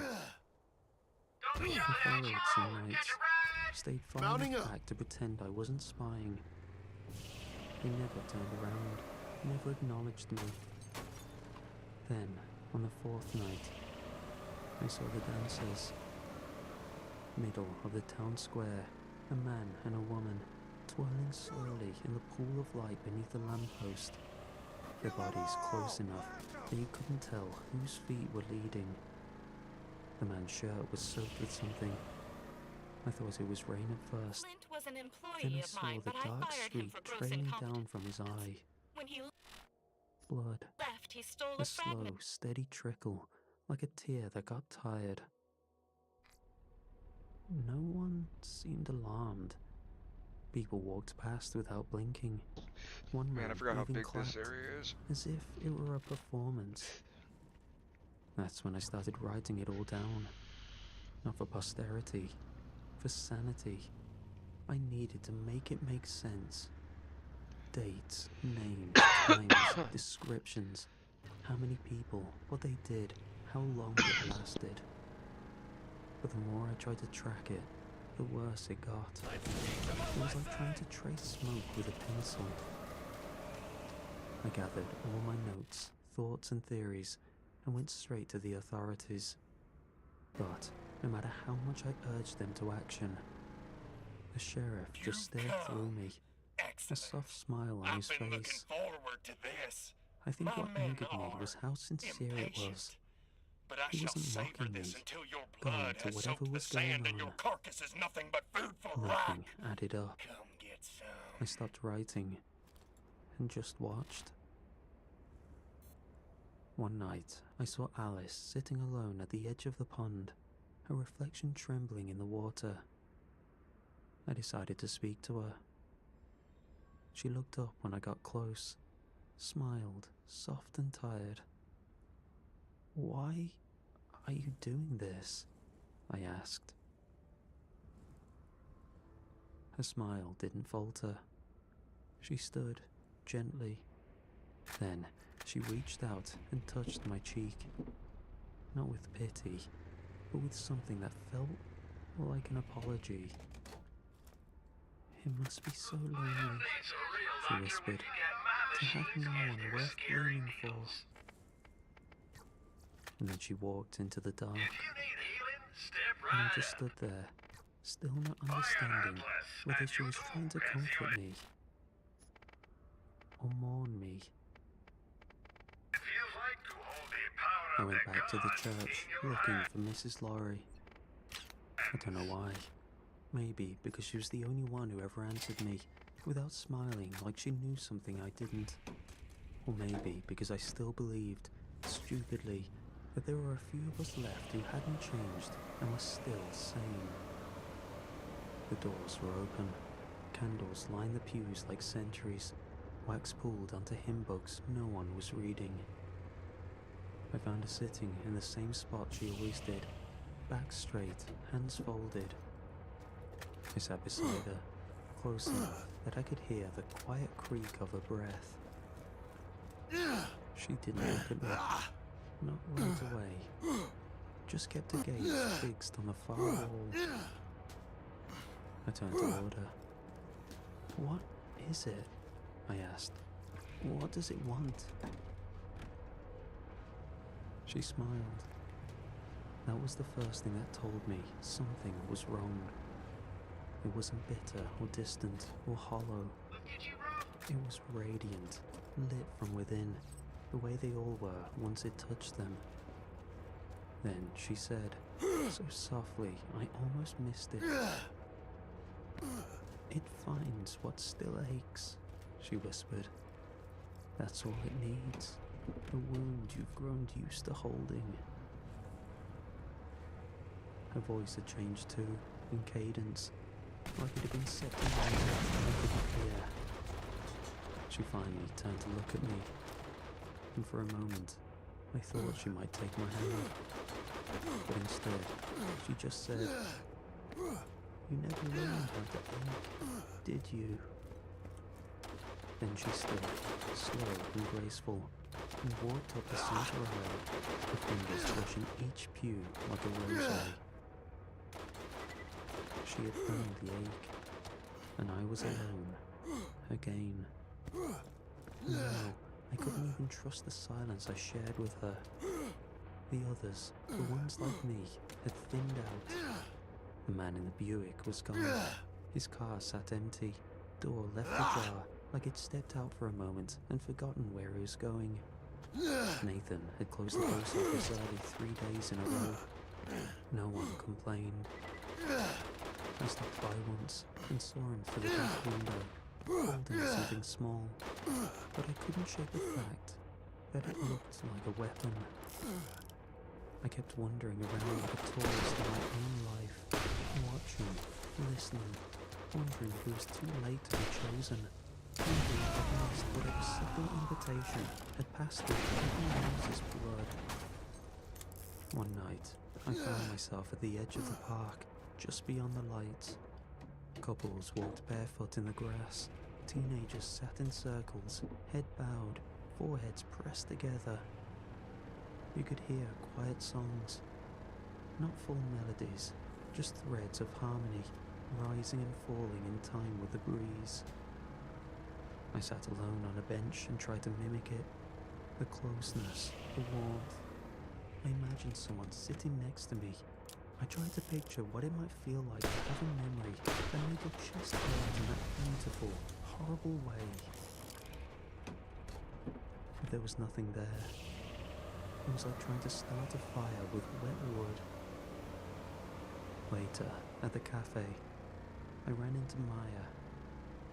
I hadn't seen her in years, not since she graduated.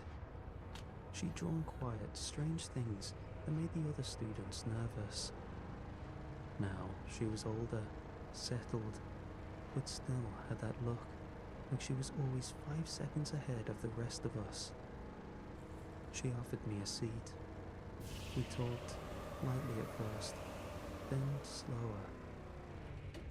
At some point, I told her everything, not just about the painting or the others, but the hollowness, the fact that I'd imagine all of it from the outside, like a man pressing his face to the glass of a house he used to live in. How could I turn you away when She you're listened, so doggedly eager really for listened, death?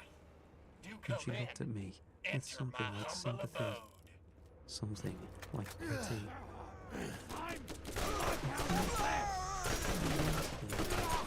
She Critical said, hit! but you never learn how. I didn't argue. She sipped her coffee, set it down, and added, and I think you don't want to be alone. When it happens. When what happens? I asked.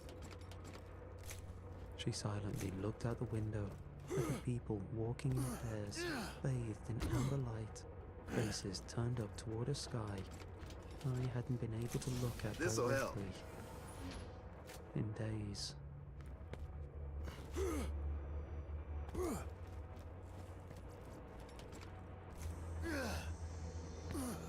It wasn't quiet anymore, not in the way it used to be.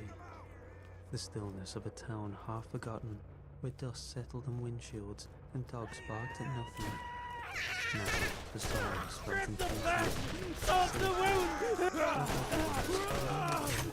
Waiting for the next note in a song they'd only heard in dreams.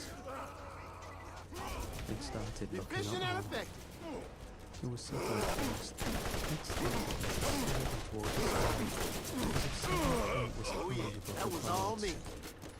Now, it was stepping towards it now, Oh, that eyes hurt. wide open, mouths parted. Couples lay naked on blankets, fingers threaded together, whispering things I couldn't hear. They said they were ready. I found drawings scratched onto the bark of trees, crude spirals, insect wings, symbols that looked like musical notation but didn't follow any rhythm I knew. Behind the library, someone stacked bones in a perfect spiral. Bird bones maybe, or squirrels, or something that once spoke. A few houses had windows open and candlelight flickering like hearts beating in sync. I passed one porch where letters were being burned, one by one, into a metal basin. Love notes, I think, or maybe confessions. No one seemed afraid, except me. I found Jacob outside the old grocery store. He was standing still, head tilted back, his hand resting gently on the cart handle, like he'd forgotten it was there. Jacob, I said too loud, come with me. He blinked slowly, and smiled. Another notch on my whip. Come where? Away, I said. Just out of town. Anywhere. just to see if it breaks, whatever this is. His smile didn't falter. His eyes were please, Bullseye! I said. I don't know what's happening, but it's not right. It's not. Spray him and stay him. He stepped forward and put a hand on my shoulder. There was real pain in his face, sorrow of something I had no knowledge of, like I was in the wrong for thinking this. You're not being punished, Darren. You're just not part of it. That hurt more than I expected, because there wasn't a drip of malice. It was pure truth. And truth doesn't bruise, it carves. He turned and walked back inside, leaving me with nothing but the sound of insects buzzing in rhythm I swear I'd never heard before. That night, I walked to the edge of town. There's an overlook where the grass gives way to gravel, and you can see the train tracks disappear into nothing. That's where I saw them. Two people, a man and a woman, sitting on a guardrail. I recognized them both. Neither had changed. They were like me, always had been, watching things from the outside. They weren't speaking, just holding hands, like it was the last rope tying them to something real. The woman began to cry, Nailed it. not from pain or fear, from relief. And the man, Cut him down. just there, the start of a smile that comes from surrendering to something beautiful you were once terrified of. I watched, heart hammering, as they began to succumb to the phenomenon. And for the first time since this all began, I felt something split in me. Grief. Because whatever they were becoming, it was never meant for me. It happened just before dawn. I hadn't slept. Not in days, really. Just drifted in and out of hours, like a body floating on cold water. I've been walking the town again, hoping the movement would give my mind something to grip. But when I turned onto Main Street, I knew something had changed. They were standing still. All of them, the changed, frozen mid-step, mid-conversation, mid-breath. A couple sat on a bench, foreheads touching. A teenager stood on a porch with a book half open in her hands. The mayor was parked at a stoplight, door ajar, his head tilted toward the sky. None of them moved.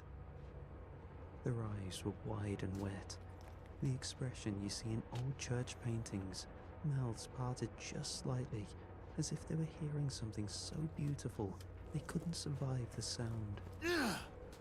I stood in the center of the square, surrounded. The air felt thick, like it was vibrating just out of tune with reality. My ears rang from the pressure. Something was happening. Something was here. They looked up. Every single one of them, in perfect unison, tilted their heads toward the sky. Not in panic, but in recognition. Whatever they'd been waiting for had finally arrived. And then they began to bloom. It started with a shiver, a ripple through the crowd like a breath held and released at once. Shoulders loosened, mouths parted, eyes softened, something pulling at them from somewhere very far away. Then, the first tear opened. I saw it happen to a man near the fountain. A thin, perfect line splitting down the center of his chest. As gentle as if someone had unzipped a coat. There was no struggle, no gasp. His skin just parted. The flesh eased back on its own, curling outward. Muscle followed. It slid out in long, warm ribbons, thick, glistening strands peeling away from bone like silk loosened from a spool. Each sheet slowed downward with soft, wet sounds, layering itself at his feet. His heart sat exposed for a moment, pulsing like a bright stone. Then, it softened too. Around me, the rest of the town began to open. I could hear it. That quiet peeling, that almost tender separation of skin from the living thing inside. It didn't sound violent, more like fruit being opened by steady hands. A woman's face split along a jawline, a child's spine pushed free in a slow arc, vertebra by vertebra. A man's arms shed their muscles in draped sheets, leaving a pale gleam of bone beneath. None of them screamed. They didn't even flinch. The tendons stretched like strings being pulled taut, then snapped with little pops, playful in how small they sounded compared to the enormity of what was happening.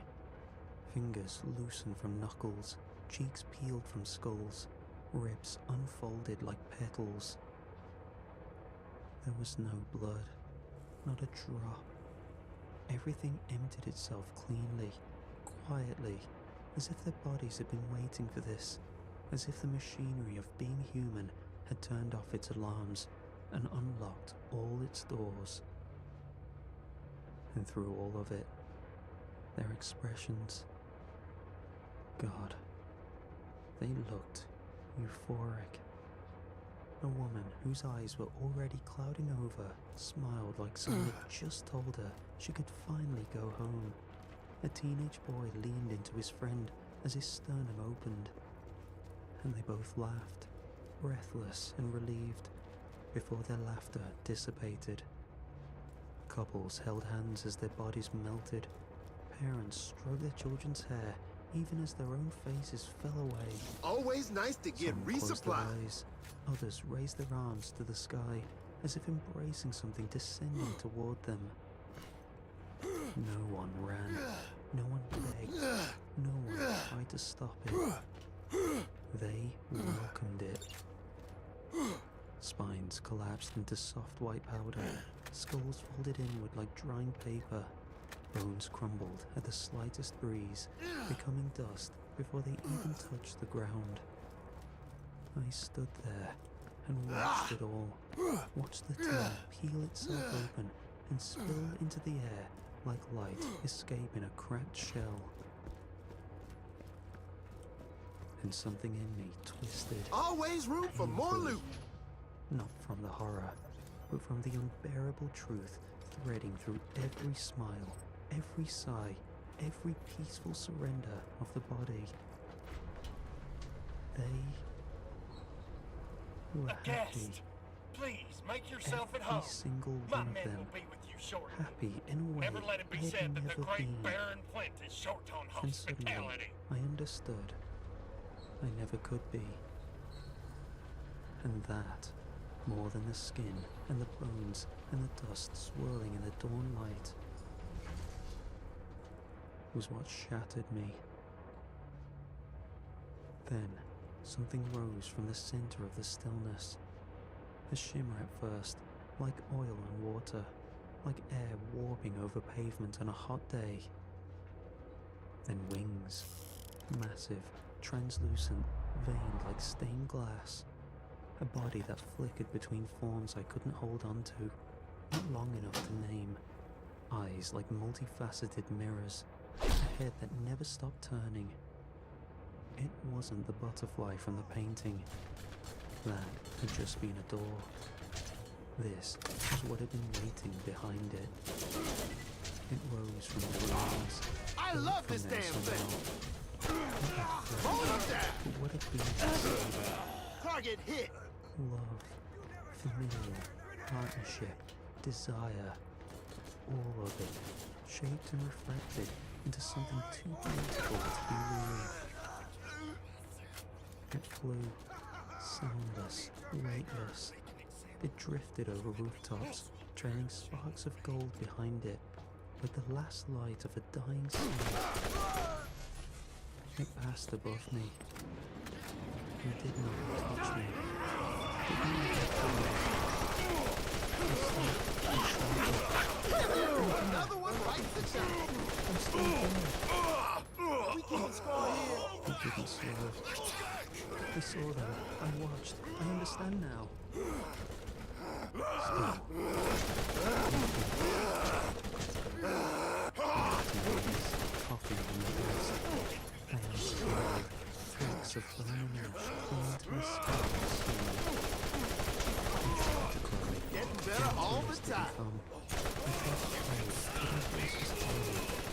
I tried to plead, Up in the kill but I cat. had no one to plead for. Just me. And for the first time, it hit me all at once. All the quiet years, all the nice days, all the polite, acceptable small talk, all the chances I had to love someone, to ache for someone, to need, and how I'd missed every one. I collapsed into the ash, completely from emptiness. I whispered into the remains of 1,000 open hearts. I'm still here. I'm still me. Why? And the dust stirred around me, just faintly. And I heard it from inside, like something cracked open in the back of my skull. Because there's nothing new. And then the wind blew, and the ashes of the ones I never knew how to love scattered into the morning. And days later, I was still sitting there in the square, half buried in ash. It had settled into my clothes, into the cracks in my clothes. Elite I mind. don't think I moved the entire time. Maybe I slept. Maybe I didn't. The days blur when there's no one left to tell you that time is passing. When the rescue crews arrived, boots crunching through what used to be neighbors and classmates and people I borrowed jumper cables from. I didn't react. A man knelt in front of me, asking questions. My name, if I was okay, what I remembered. But his voice was muffled, sounding like he was speaking from underwater. Leave the planet now and we won't I pursue kept staring at the ground. The dust shifted every time I breathed. Little clouds lifting, swirling, falling again. If I stayed long enough, I could almost imagine faces in it. The Crimson Lance Not are their about to make an faces, unpleasant just the discovery impression of all the and learn a love harsh they lesson. carried, hovering for a moment, No, before no. dissolving again. no, this wasn't supposed to happen. Eventually, Stand by. someone asked, This is What Commandant Steele of the happened Atlas here? Corporation Crimson Lance Starbomb Brigade. Be I advised, thought about in lying, preparation of was saying upcoming I special didn't know. operations of the Lance, But the I have truth ordered the rose in my Echo throat network before I shut could stop down. it. Any attempt to circumvent our They were control will love, be met with I punishment said. of death. My voice cracked. Do not test, That's why or we they... may shut down the commerce got to grid as leave. well. This is the only The warning you man will frowned at me. receive. To him, it was nonsense. And maybe it was. But it was the only thing that made sense to me anymore. They weren't killed. What the hell is going They on? became Has something Steel gone they'd insane? always been reaching They're shutting toward. down the ecosystem, and now we're And getting I reports of weapons fire all around Sanctuary. Didn't. It's a war zone. Sanctuary is getting pounded out there. They're sending distress In the signals to days anyone that who'll listen. followed, they But if kept they me in shut a down the Echo, hospital I'll be an unable to hour out of arrange for... town. Clean sheets, tiled floors, a window This is that not looked how it out over happens. fields that had never Can you known see what me? happened in Bellwether. With the Echo network down, I Nurses can't came and see. went. We're flying The blind, psychiatrist friend. sat by my bed and Our tried to get window me is to talk closing. about trauma. The vault and can mass only be hysteria. opened every 200 Alright. years. Every time I closed If my it isn't eyes, opened soon, your chance will I be saw lost. Are making our way downtown. Alice's smile, opening like a second Not walking sunrise. all that fast. Jacob Sorry, I was lifting eating a his head to the snack sky between as some if of that fight. greeting an old friend. the way couples held Then I each got other a couple of as their kittens bodies ready to go unspooled in into the light. Zergo. They weren't afraid. They weren't alone. They weren't left behind. Oh, you know that hurt. That Oh, last you knew one that hurt the most. You know it. Because somewhere beneath the heart, in the dust, Critical in hit. a quiet, gnawing loneliness, something else had taken root in me. Something I didn't want to name. I was jealous. Jealous that they had someone, anyone, whose love reached deep enough that it could echo into whatever came next. I Yeah, that's what I thought. didn't. Sick. And that was why I remained. I ain't sure got you right now. People keep I got calling the me ride. lucky. They say I Let's survived, get the heck out of that I here. was spared. But every night, when the lights dim, and I awake in that hospital bed and wonder about the truth of it, the sharp, aching contradiction. If they're gone and I'm alive, I Crimson have Lance another chance at territory. love. But if I never had it to begin with, if no one ever Getting felt towards that the way end of the about game, me, boys. if I never felt it We toward got anyone, some DLCs. then is it even possible with a second chance? And if I did somehow learn to live this feeling, would I be whisked up into the sky? Or was that all just a one-off? Some mornings, I hope the answer will come. Other mornings, I hope it won't. Because the world feels wrong with this knowledge. Too quiet, too flat, like someone drained all the colour or turned off the part of the sky that used to watch back. And sometimes, when I'm honest with myself, I wonder whether they were the lucky ones, the ones who got to bloom, the ones who got to go, the ones who weren't left behind to figure out how to start loving in a world that suddenly feels too big, too empty, and too late. But I'm still here. I'm still me. Maybe that means something. Maybe it means Oh, that nothing. hurt.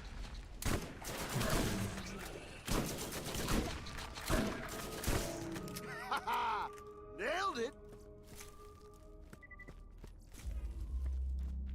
When my uncle, who I hadn't seen in years, called, I was surprised. He asked me to come and visit. He didn't say it outright. He was never the sentimental type. But I could hear it in his voice. The spaces between his words were slower, heavier. His name was Raymond, but everyone in Grafton just called him Ray. He was a quiet man, a woodworker who lived on the edge of town since my aunt passed. Bullseye. He never remarried and didn't move away either. He built things, fixed things, and let life pass around him. I was his only living family. And now, he was dying. So, I drove back to Grafton, a town so small you have to zoom in extra on Google Maps to see it. But once it had you, it never let go. I thought it'd feel strange after 10 years, but everything was exactly where I left it. The rusted grain silos, the one bar with 3 names, the same old paper taped to the church door announcing potlucks that happened weeks ago. Ray was thinner than I remembered, shakier too, but his eyes were sharp, and when I hugged him, it was Target longer hit. than I expected. The word cancer lingered in the air, but we both refused to acknowledge it. We both knew what kind of visit this was. Nailed it. From the looks of things, he didn't have long left. On the Armament second team. morning, just before dawn, he woke me up with a thermos of black coffee and said, Bullseye. "It's the day." I knew what that meant. Hollow Lake sits just past the tree line east of town. Grafton was built around it, literally. The first settlers stopped here because the lake never ran dry, even during droughts. When rivers upstream shredded the dust, hollow Oh, lakes you know that formed, hurt. and lakes in the woods, Oh yeah, cold, that was all me. clear and deep. Except every 7 years, it vanishes completely. One day it's full, the next it's gone, like someone pulled the plug at the bottom. No one knows why or how. Many have studied it, but found nothing. The ground underneath didn't make sense, geologically impossible, structurally hollow. Nothing should be able to hold that kind of depth without collapsing. But it does. And since it always comes back 4 days later, every time, the town stopped asking questions. People just call it the hollowing, like it's weather. Ray had seen it happen 5 times in his life. He'd always gone alone. This time, he said he didn't want to. We parked on the overlook ridge before sunrise. I sat in the passenger seat, shivering under the quilt he kept folded in the back of his truck. He sipped from his thermos in silence, looking out over the tree line. The sun rose slow, fat and red. I expected to see mist, maybe frost in the treetops. But when we reached the ridge, the lake was already gone. It didn't look dry. It looked sour. And something straight clean. Another notch on my weapon. Just pale, fractured earth that seemed too smooth. A wound, not a life. In the very center, maybe 50 yards across from the shore. Are we keeping score here? It looked like stone at first. The surface kept spinning in the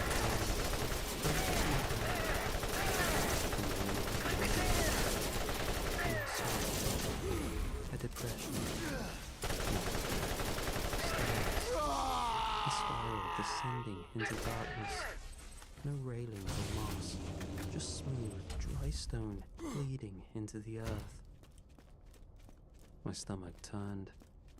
Ray stared at it silently, gripping the steering wheel hard with both hands. It's never left anything behind before, I said.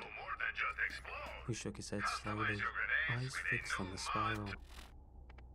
Not where we could see it.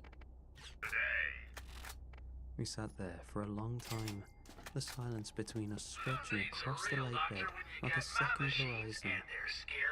Ray's breath whistled in and out of his nose, shallow and uneven. I thought he might be crying, but when he turned to look at me, his face was dry, just hollow in a way I'd never seen before. I never told you, he said, but I used to come here every cycle, even when I said I wouldn't, even when it scared me. Why? He looked back toward the stairwell. The wind shifted, and for a second, I thought I smelled something. Old air, stale and waiting. Because I thought maybe one day it'd show me something, he said. And now, I think it finally will. We didn't speak much on the drive home from the lake. Ray seemed somewhere else entirely.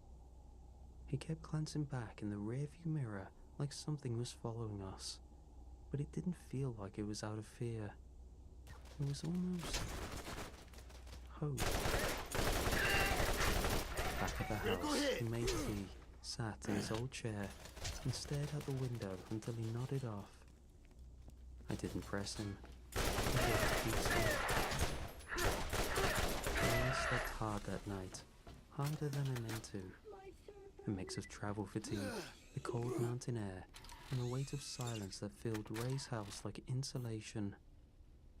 When I finally stirred, it was almost noon. Sunlight carved rectangles across the kitchen floor. The house was quiet. I called out to him. Nothing. I checked the workshop, the shed. The truck was gone. On the kitchen table sat two things. An envelope with my name on it, and a leather-bound journal with a cracked spine and a crooked cover that had soaked of pools of smoke and sweat and time. The date was short.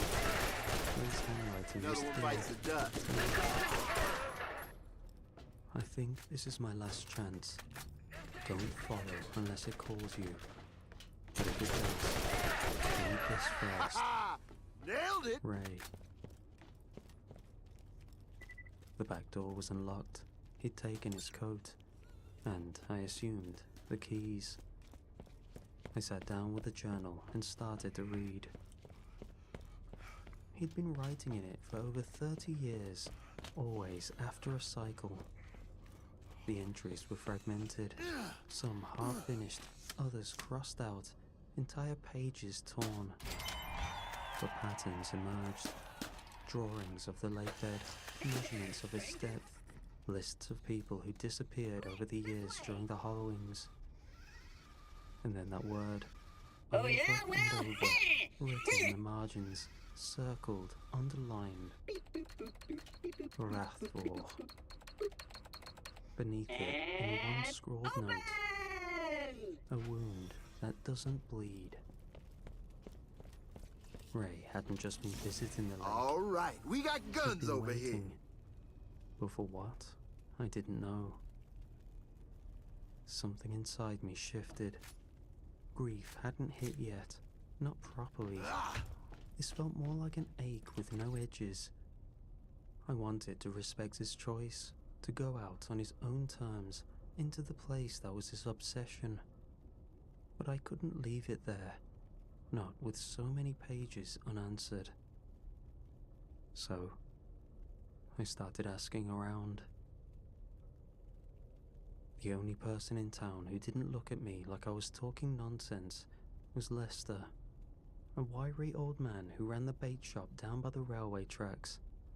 He smelled like old leather and menthols, and when I mentioned Ray, he poured 2 bourbons. I saw it once, he said after the second glass. The stairwell, when I was a boy. Thought it was a sinkhole, until I saw someone walking down in a hurry. Who? He shook his head. No one you'd know. No one we saw again, either. I mentioned the word, Wrathful. His hands froze mid-pour. Where'd you hear that? You never Ray's have journal. enough stuff. His face tightened. My grandfather used that word. Said it was older than English, not Latin either. Thought it might have been local tribe. He said the ground there isn't land. It's a scab. It translates to a wound that doesn't bleed. But what it truly means I'm out. is a mystery. What did he find? Lester tapped the side of his head. Never said, but he came back different, like something was missing or added. We stopped letting him babysit after that. He got quiet after that. I pressed him, gently, then harder, but he only muttered, "If you're serious about this, go check the church basement. That's where they kept the records and the ones who came back wrong." I didn't want to believe him. But curiosity, guilt, grief, they pull harder than logic when you're unmoored. So that night, I went to the church. I didn't expect the side door to be unlocked, but it Yeah, was. that's pretty strong The with a basement shotgun smelled like building. mildew and old candle wax. I had to break the lock on an old storage cabinet behind a water heater. Skeleton. Inside were boxes stacked He's a like skelly graves, boy. brittle folders, dusty ledgers, and hand-drawn maps of the town. So And lists. Dozens of them. Names of residents from previous hollowings, annotated with Pretty dates sure this and leads the little same way. notes in the margins. Things it's like just a rejected, sent More away, and direct route rather than sometimes going just around in a weird circle. uninvited. There were photographs too, faded Polaroids and black and white group shots. But one stood out. A crowd of townsfolk standing at the lake's edge, holding hands back to the camera, its bowed like warriors. Was the edge of the stairway, already there, already waiting. Someone sickly looking, heading towards the entrance. I tried to leave it alone. I really did. Ray made his choice. He left the journal, left This'll the help. note. It should have been enough. It was his life, his perfect ending. And this alien shotgun. For the next 2 days, I Pretty stayed in the house. strong. I chopped wood, boiled coffee I never drank, read the same sentence in a book 12 times, and couldn't tell you what it said. I even folded his clothes just to move my hands. But silence has a way of stretching when you're grieving. It doesn't scream. It just hangs, heavy, pushing you forward. And at night, I'd wake up thinking I heard footsteps in the porch. Always soft, always fading before I reached the window. Once, I swear I saw the truck back in the drive just for a second. The journal sat on the kitchen table the whole time. I tried not to look at it, which meant, of course, what I did. It was full of half thoughts, scratched out Easy enough. diagrams, dates, names. Some crossed out, others circled. One margin just read, "It only opens for the broken." The word broken was underlined so many times, the paper had torn. I kept asking myself why Ray left it for me. Why did he want me to see the lake before he went? Why he thought this was something I should understand. I didn't grow up broken. Not really. No trauma. Just a normal, quiet life. Went home, moved away, tried to make something of myself. The kill cat. Never quite did. But I didn't fall apart either. Just drifted.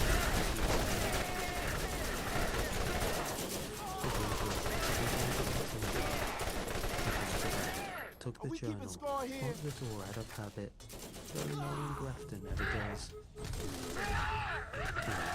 I went back to the lake. Oh yeah, that was all me. The sky was overcast, and the basin looked different in that light. It felt flatter, like it had been painted on. Just that wide, open mouth in the center, waiting. From up close, the structure didn't look ancient. It didn't even look man-made. It looked like the earth itself had decided to open. I walked to the edge. The stairs spiraled down farther than I could see, tight like a drill bit turning slowly into the ground. I dropped a small stone. I never heard it land. The stone smelled faintly of wet copper. There was no moss or moisture. And Armaments here. strangely, no signs of weathering. Yet, the stairs felt worn, as if hundreds of people had walked them, always in the same direction. You're not the only one who hears it. I turned. A woman stood a It's few crazy. yards I've off. already got $1 million, She was so maybe I in her don't need that mid-40s, achievement. I'm boots still scuffed, just hair collecting all pulled kinds back of with a junk. red scarf that looked Awesome. handmade. She didn't look like a Help me local, open the desk. but she didn't look lost either. More like someone who'd returned from a long detour. "I'm sorry," I said. She stepped closer. The lake, the timing, the pull. You feel it too, don't you? Her name was Grace. She said she grew up in a town near here, long since emptied out and folded into Grafton sprawl. She moved I away when forgot she that was you could do 17, this right here. This makes married, it so easy. divorced, Sniper with a few eyes. dead ends in between. Guy with a gun. Find the She said gun the that's dream right for started you. 6 weeks ago. Every night, she said. Same thing. A dried out lake, a spiral in the earth. And someone floating. Someone in the sky. Ooh, She looked out through the basin, and she was trying to remember something. Strong, okay. I think the land remembers who we are, she said. And sometimes it calls in the dead. Man. Before I could ask more, Okay, hold on. she I'm gonna started end up having walking to toward find the an stairwell. electric weapon that's Her got some movements were range. slow.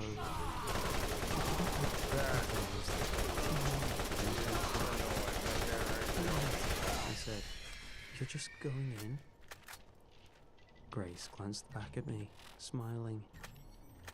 "Isn't that why you're here?" Roscommon East, huh? She stepped onto the first stair, then the next, and was gone in the spiral. I stood at the edge for a while, torn between two instincts. The one that entered the room, and the one that entered the corridor, to see what was inside.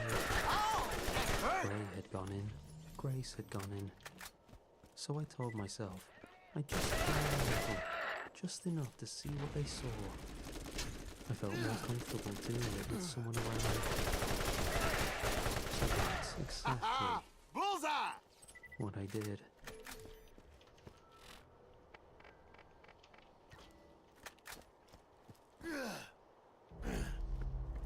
The air changed after the sixth step. Was anything to see what she was looking for? But after the first few turns, I realized how quickly distance started to lose meaning. The stairs twisted in tighter spirals, each step worn but solid. There were no marks from tools, just seamless, staring beneath my boots. I called out once. My voice didn't echo. Target hit! It didn't carry at all. It just stopped, like it had hit a wall. Grace didn't answer. I kept going. Despite my footsteps thundering in my ears, whenever I stopped, things were silent. I couldn't hear Grace's trail at all. I felt like I should have, knowing her lead wasn't that far ahead. But it felt like I was utterly alone. So I sped up a bit to see if I just lagged behind. The walls began to change in presence. I passed carvings, but they weren't symbols, not letters or runes. Arrangements, human shapes, some kneeling, some stretched upward, some folded into impossible poses, head to feet, like collapsing in prayer or pain. I Were they forgot meant to how be freaking worshipping, long or this were they part being is. reshaped into worship? I kept going. It is what it is, though. Eventually, I Not a came big to a deal. landing, the first flat surface Always since I room entered. for more loot! Another A Iridian wide weapon. chamber with a ceiling While we're too out high here. to see. In the center was a Some monolith, exploration. about shoulder height, stone, smooth, slightly tapered toward the top.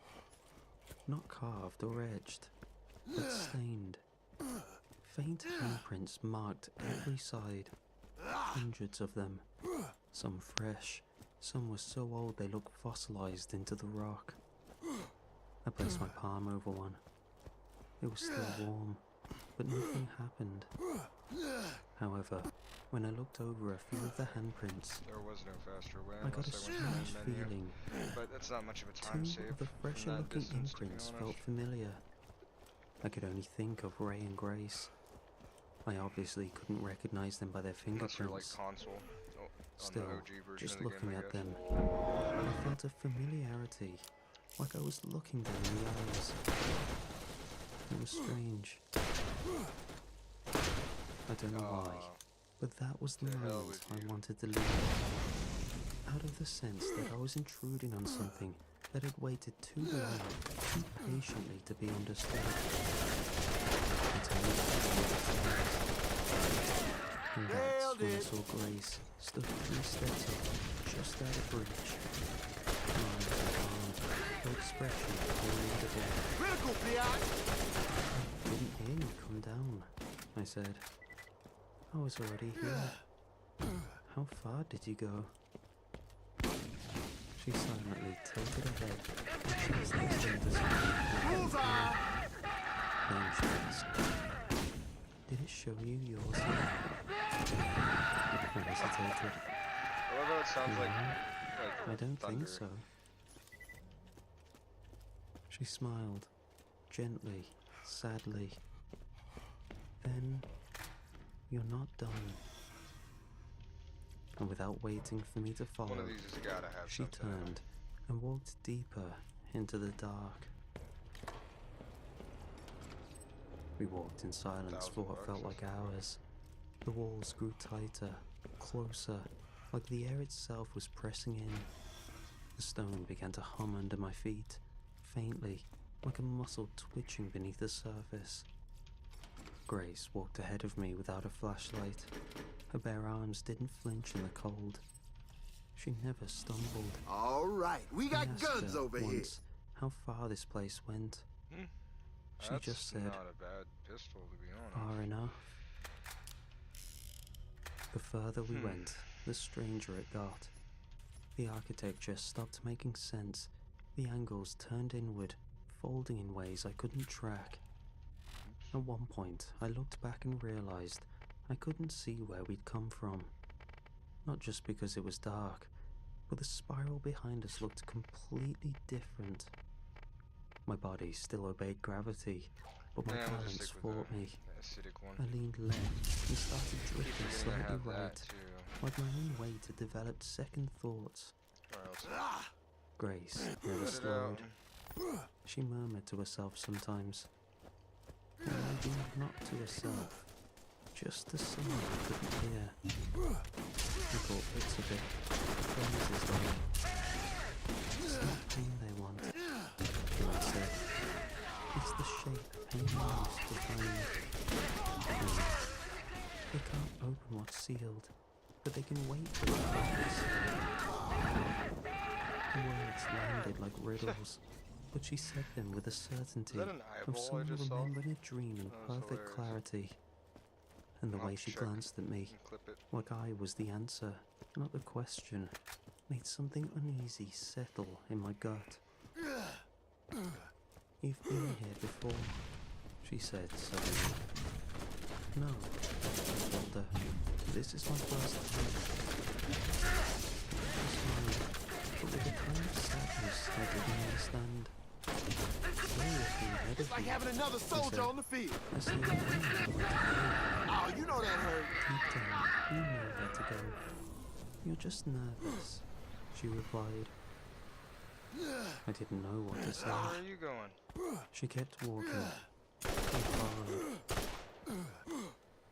This wasn't true. I was disoriented without her, dependent on her. I was chasing to navigate in a sense blind as humans. Maybe I should have corrected her, told her I didn't belong here, that I was just Yeah, I don't know chasing where someone that guy else's thought goodbye. he was going. But I didn't. I didn't understand what this place was, or why it opened, or why people came here to disappear. I just wanted to. I needed to. And even though my skin crawled, and some small voice in the back of my mind begged me to stop, I didn't. I followed her deeper. Oh my god. Because curiosity is a tiny kind of hunger. And I was starving. Bullseye! I knew we were close Stop playing because the around. cold stopped feeling natural. Neither get Then hits or we turned a swap. corner, Cause like that and the thing, this spiral thing's opened fire up rate is into so a slow space that so like it's not vast, even. it made my I'd stomach probably be better off twist. just swapping weapons The after I chamber shoot was it enormous. once or twice. I You know. couldn't tell if it was unnatural or predated the concept of natural. It felt wrong in scale, as though it had been hollowed out of the world But like without this thing. permission. Let me see here. It So like, breathed in silence. yeah. It moaned. In the center, something below us. It falls. Wasn't a thing. pale, folded things, like human silhouettes wrapped in themselves, Where is this? gently shifting as if Oh, there caught he in a is. current they couldn't see. They didn't move like that. They were being moved. The way wind passes over wheat fields, moths caught mid-dream. I didn't ask Grace what they were.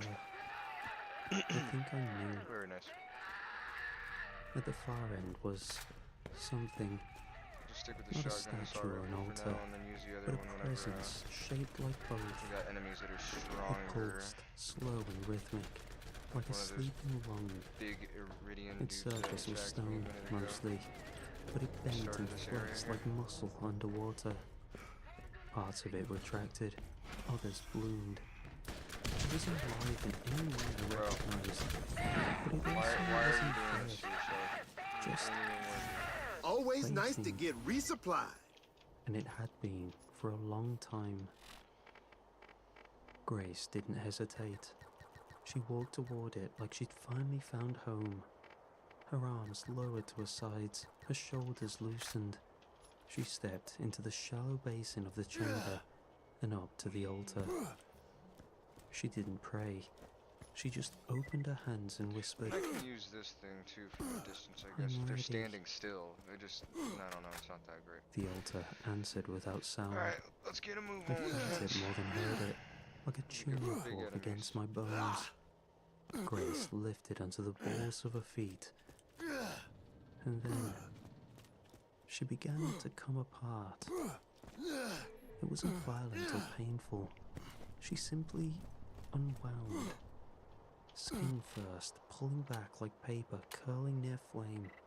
Her clothes melted with her, her skin wrapped into curves, all color draining until they were Just white, noticed these creepy almost bosses aren't playing translucent. much music in the There background. was no blood, no scream, just her face smiling through tears. It looked like whatever was happening was stripping all pain away, both physical and mental.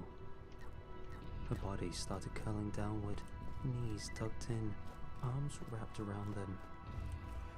And as the husk of her skin was slowly about to cover her, she spoke to me with what remained of her mind. Weapons back there, but it's alright. This is what I wanted, They're not worth she said, crap compared to voice barely audible. This is what I needed to become.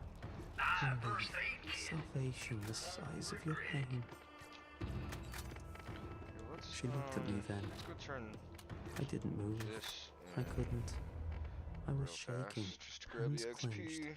body screaming to flee. Oh my goodness. I Sorry, was kitty. frozen, My foot fell asleep. scared if I moved, I'd trigger whatever was happening to her. Almost time for a But nothing smoke break. happened. The altar stilled. The Ooh. chamber grew quiet again. See, now My that skin might be worth stayed whole. swapping that out breath for. fogged It's got a in the way air. smaller magazine, but that's fine because I I can looked down at compensate myself and knew it was the way you with know a you've couple been of forgotten level ups at a party. and I hadn't class been mod, but chosen. it deals a lot more damage per wasn't hit, invited. right? So criticals are double damage. Grace's smile So you're faltered, basically getting her like face barely peeking 60 through the extra cocoon, damage a hit on a about to headshot. envelop her for But God knows this how weapon long. specifically with the build that I'm She using. stared at me, blinking, like seeing me for the first time. Horror crept into her face as the last of her hands dissolved into dust. You weren't marked, Alright, gentlemen. she whispered. It's time. I took It a is step time. toward her, but she recoiled in confusion. She reached out, tried to, a feeble gesture I didn't understand. Until she said next, "You need to get out," Green eggs she and said, ham. voice breaking. I do not like green eggs "Only and ham. those chosen are safe." Sam, I am. And then she was gone. It's Johnny. The chamber dipped, and for a second, there was nothing but my pulse hammering in the silence. Wow. Then You the guys altar blew pulsed up like it once. was. The ripple Oh, ran man. through the floor. The walls quivered, then shifted, subtly at first, like stone taking a deeper breath. And then I heard it. Dripping. Water splashed against stone through the walls, something closer I still. regret not trusting you, but we've no time for who betrayed whom. Steele has taken the I key didn't and know is how already long on that her way to the process took. vault. Hey, Minutes, for me, seconds. take the The bitch sound down. of rushing water rolling down the spiral made my throat tighten. The draft pushed down from above, and the sea of wet earth and cold dirt.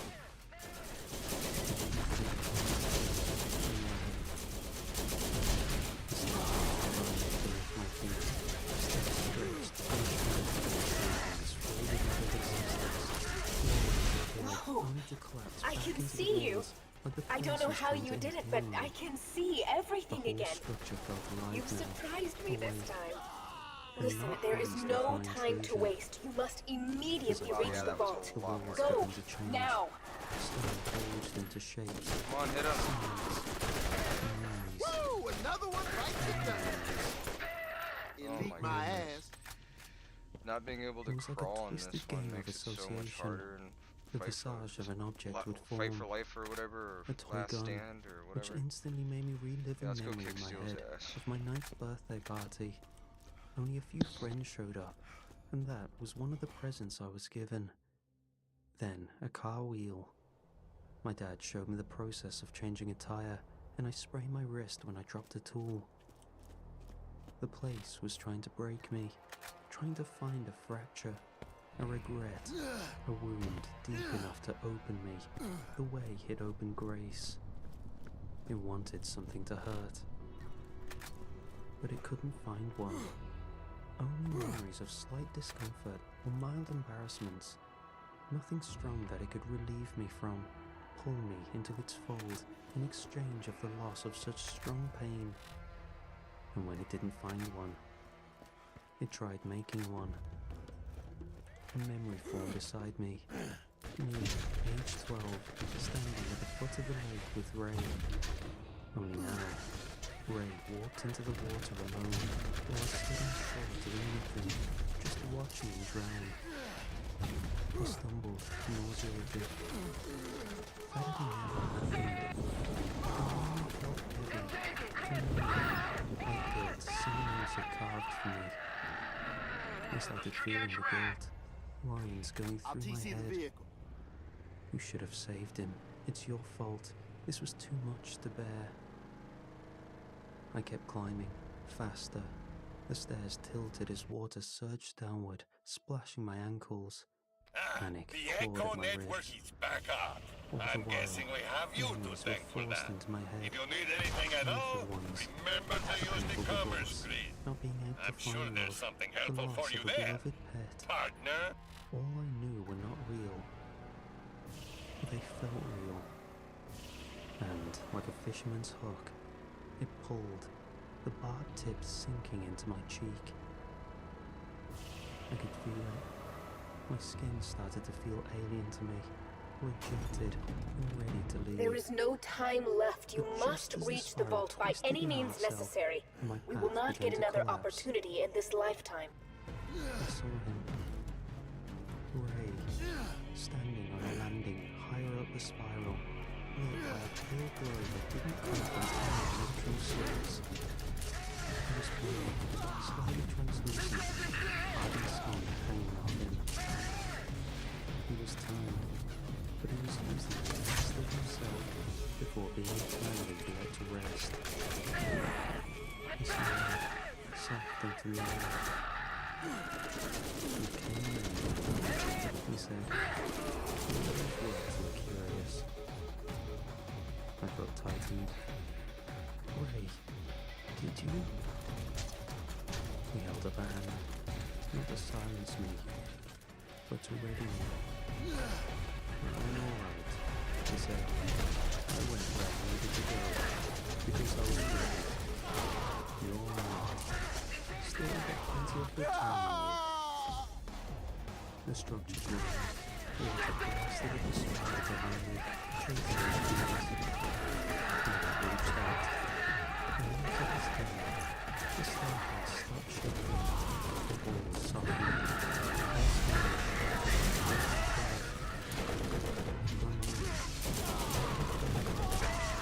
Solid, stable.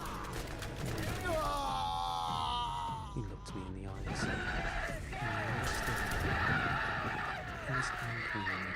using whatever remained of him in this place, denying his disappearance, to help me leave. "You're not meant for this," he said, Man, more that's unkindly. wild how much damage "And these that's weapons not a do. punishment." And then the more I level them up, the The better, water surged again, better it gets, you know? roaring. So, Ray squeezed Crazy. my hand once. Then he guided me upward. A brief, unbearable farewell, and let me go before the rising lake swallowed the chamber behind me. does the heater feel good, I kitty? climbed the last stretch alone. The But I didn't hourglass is feel on the alone. last few grains of sand. You must reach the vault by any means necessary. We will not get another opportunity barely like this in surfaced. your The lifetime. water lapped up the last few stairs, swirling around my knees, then my chest. It came faster than seemed possible, rising like it had always meant to. My lungs were burning by the time I saw the light above. I pushed off the last stone step and swam, hard and desperate, everything in me screaming not to stop. My limbs went numb, the water thickened. The pressure of the whole spiral below tugged at my heels like it was trying to keep me, like I'd broken a rule I didn't understand. I reached the surface with a shock so loud it sprayed my throat raw. The lake was almost full again, ripples widened around me, dark and cold, Another notch on my swirling way. the last trace of the spiral. The spiral vanished entirely beneath the water. I swam toward the shore, lungs sputtering, muscles cramping with every pull. When my feet finally touched solid ground, I staggered up the rocky All bank right, and we got collapsed. guns over here. The air was sharp and brittle, the cold that scraped at your skin and told you you'd survive something you weren't meant to. The sky was soft grey, mist hung low over the water. Behind me, Hollow Lake looked whole again, like it had never left. No evidence that any of it had happened at all. I stared at the water for a long time, waiting for something, anything. But it was just a lake, calm and normal, indifferent. When I sat up, coughing water and blood into my hands, I felt something weighted in the speck of my Roland's old army jacket, worn at the cuffs, torn at the collar. I reached into the inside pocket. Folded between the lining was a photo, cracked and faded from time.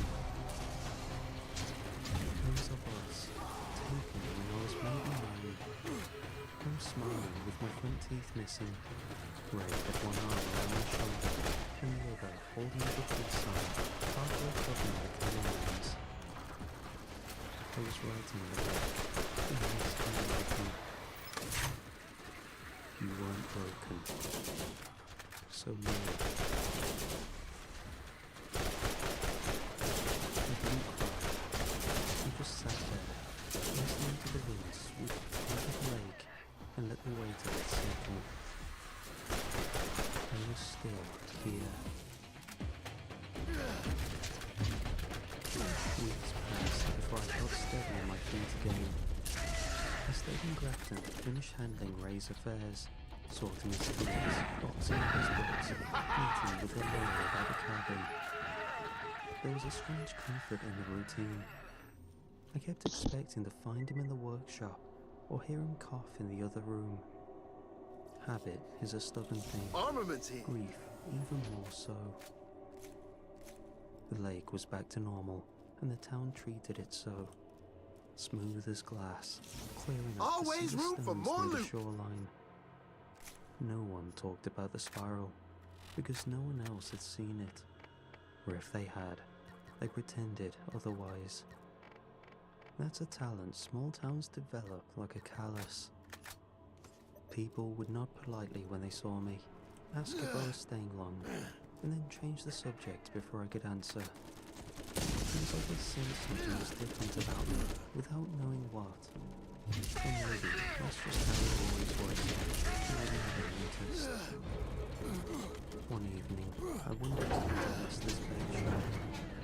He saw me through the window behind the glass board before I even sat down. He didn't ask where I'd been. He didn't mention where, nor bring up anything. Target hit! That silence between locals is its own form of hospitality. I turned the glass slowly in my hands before I spoke. Next day, I said, "Can you tell me about the place you found that morning? Have you ever known someone who came back?" Right? He didn't look up immediately, just kept staring into the bottom of his drink as if something down there might float to the surface. "Only once," he said finally. "Long time ago." "What happened to them?" He shrugged. Didn't say much, but he never tried to go back. I waited for him to elaborate, but he didn't. And somehow, that was enough. A glimmer of hope that I will be fine. When I left the shop, the sky was turning amber, and the air carried that late autumn chill that always feels like an ending. I walked to the lake. The surface was perfectly still. If there was anything beneath it, if it reminded me all the it didn't change. I didn't speak to it, didn't ask questions that wouldn't answer. I just watched the water hold the sky in its reflection and felt something settle in my chest. Critical, bitch! A kind of permission to keep moving. As I turned to leave, a thought came to me, softly and begging. It never opened for me. But maybe that means we still have something left to give. And for the first time since the spiral, the thought didn't die. It felt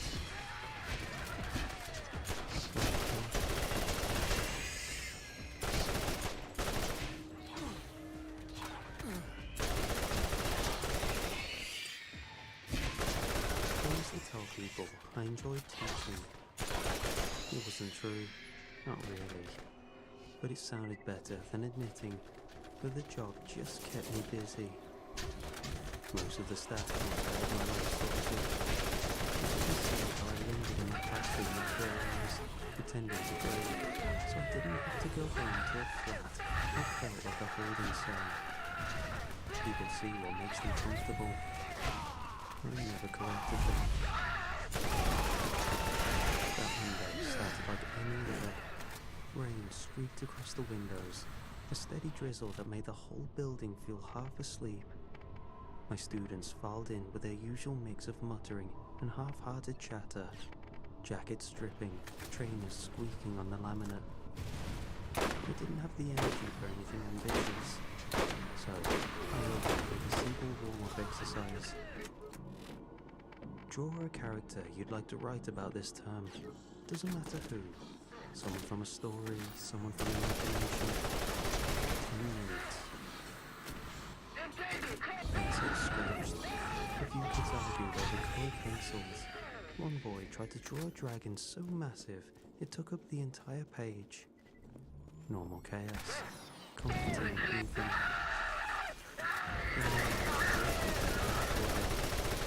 Joel Watkins sat hunched over his desk, shuffled his head, like caught between his teeth in constipation. He was a quiet kid, he sought to apologize, and he didn't even know. I expected some jungle time, a happy ass what maybe, a pet. He was still over at the edge of his desk, almost shyly. Something in my chest, and cold. Drawn wasn't fantasy. It was familiar in a way that made my breath stall. It had wide brown eyes and hair that fell unevenly across the forehead. A small dark mark along the right cheekbone. A mole that had spent years trying to hide in photos. Caleb was my younger brother. We fought, like brothers do, but I always told myself I'd look out for him. That night in the woods was just another argument that went too far. Another moment I replayed so often, it lost its edges.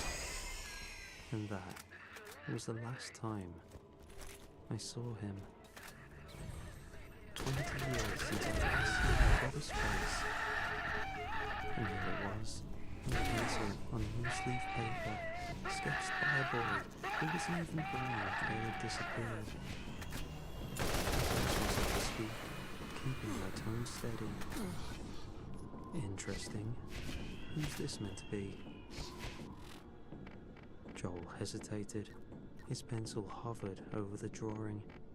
Then he wrote a title in small block letters above the head. The ground, in the leaves. Something crawled up the back of my neck. Where'd you get the idea? I asked. He looked up at me, uncomplicated and earnest, as if the answer were obvious.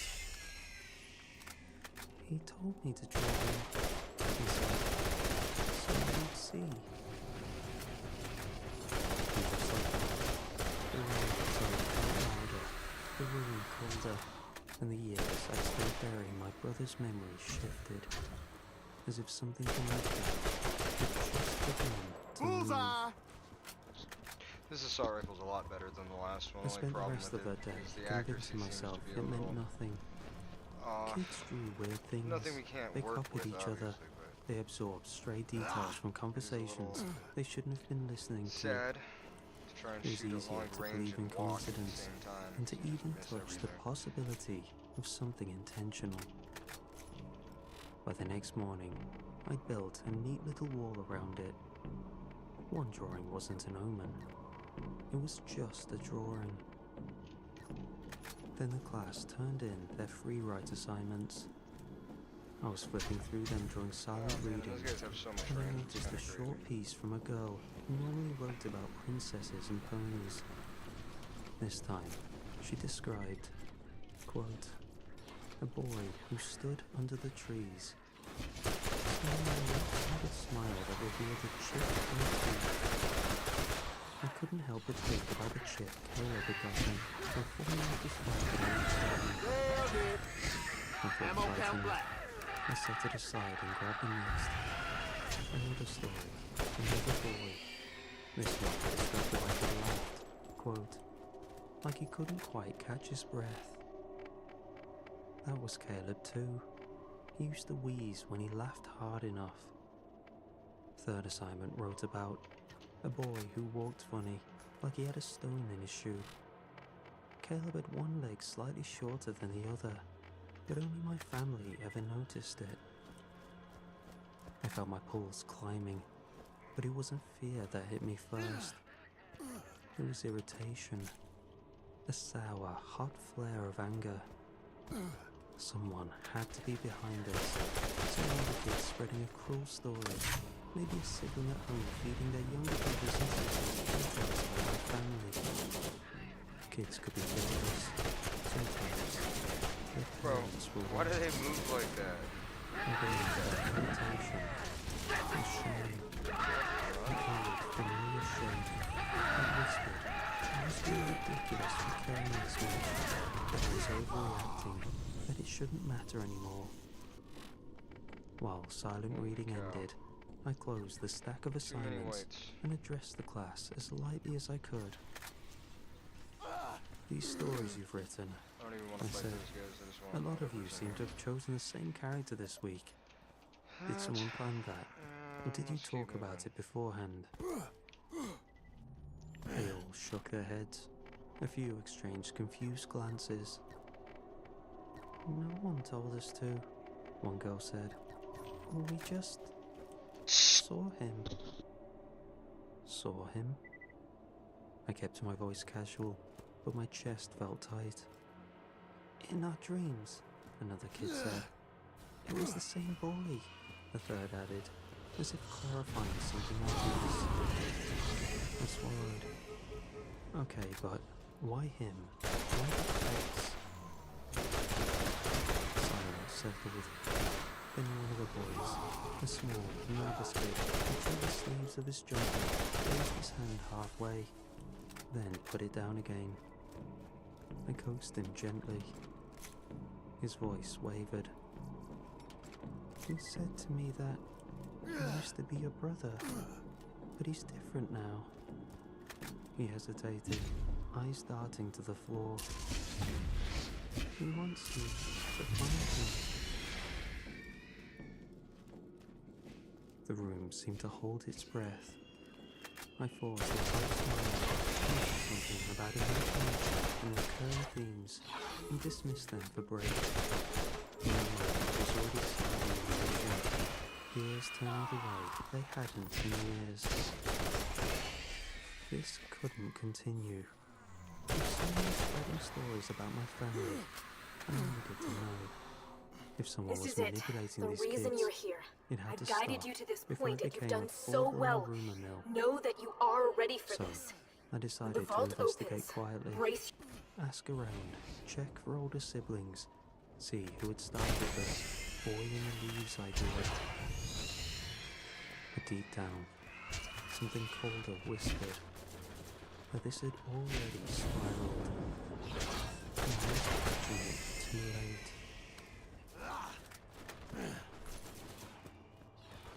I didn't want to go to my mother's house.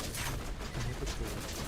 Seeing them and brushing up against memories, I spent months something unbelievable. Then for the drawings at school, the whispers like dreams. I couldn't talk myself out of it. The drive felt longer than it was.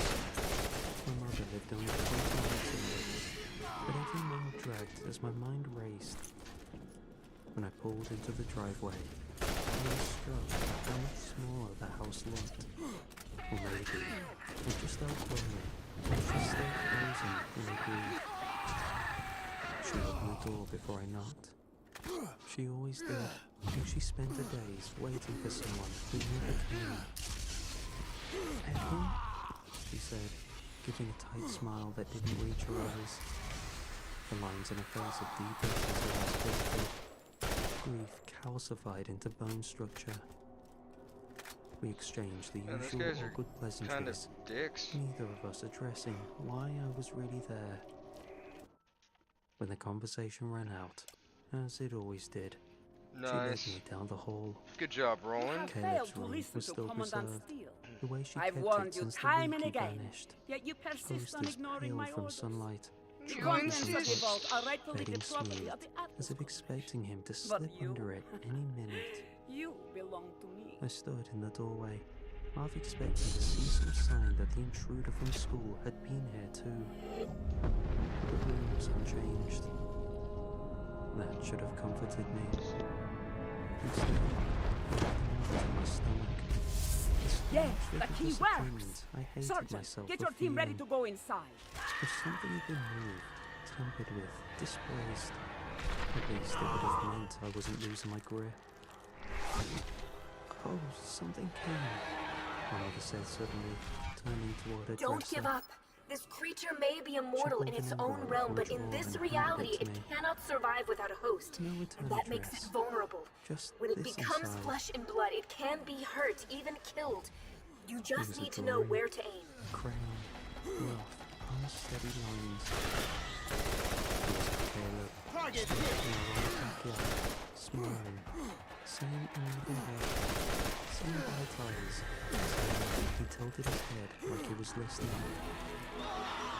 My throat tightened. Can you see this? She exploded. Something apology? I whispered. I couldn't find myself. Clicked into place. A week ago, as a teenager, when students came, the dreams began.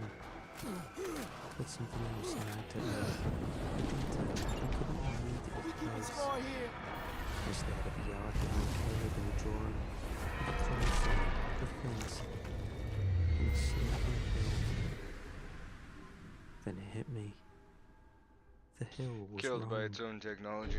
You In opened the drawing, vault. the ground behind I'm him sorry dipped I sharply. couldn't warn you about A what small, was in it. steep drop. But for you to be there to stop But our it, backyard it couldn't never have had that. unfolded any other way. Not the way it was You drawn. did well, and It your looked actions like a haven't slope gone from the woods, unrewarded. the The embankment, key won't open the one vault from the for night another he vanished. 200 years. the one But I'm I've spent sure 20 Tannis years will pay you remembering quite as the fortune gentle, for it. forgettable, Now go.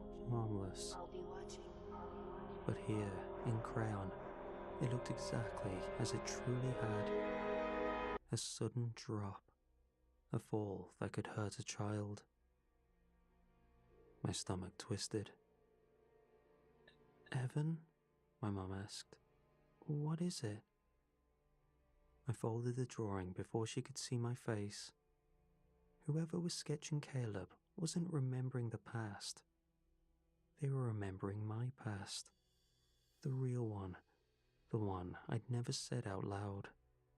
They knew the place I'd spent 20 years pretending didn't exist. By the next morning, whatever thin veneer of professionalism I'd been clinging to had worn down to threads. I wasn't thinking like a teacher anymore, nor was I thinking like an adult.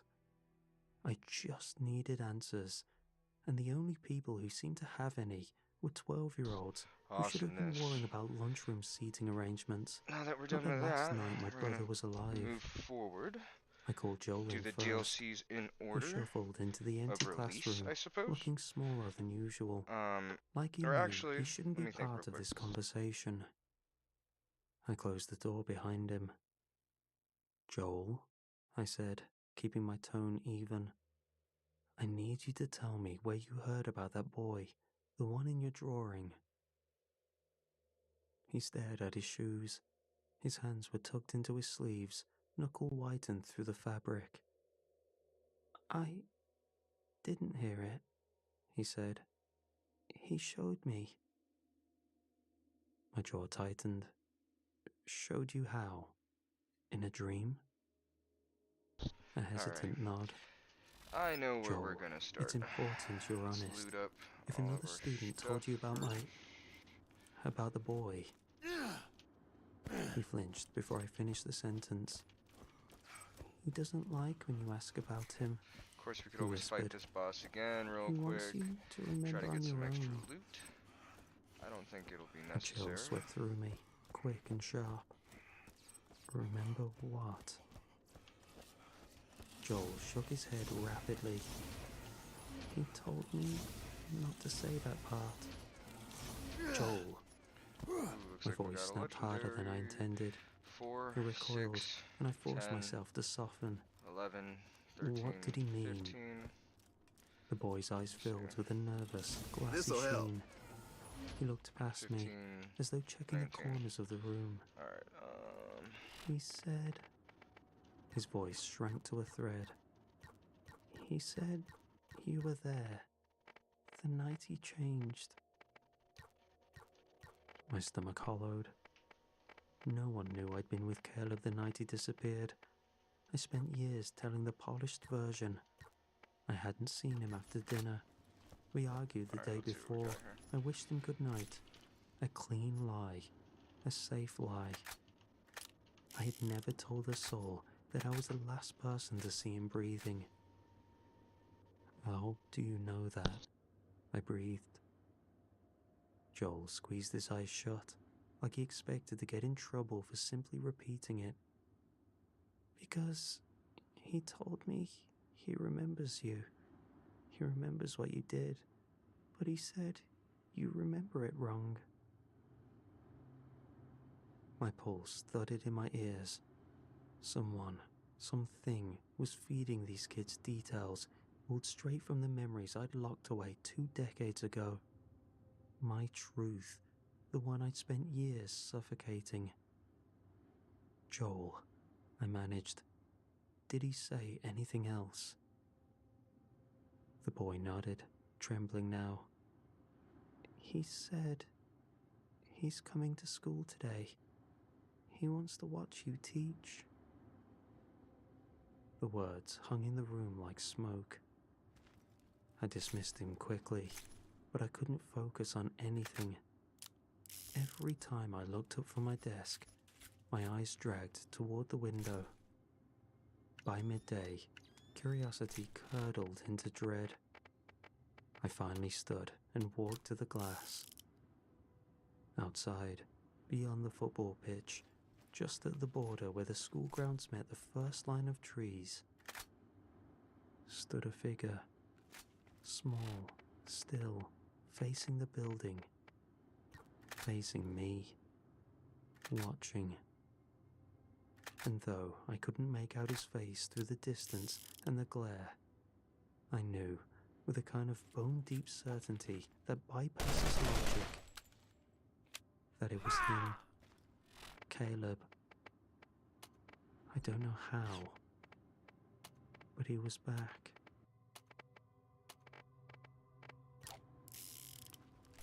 By lunchtime, the figure at the tree line had vanished.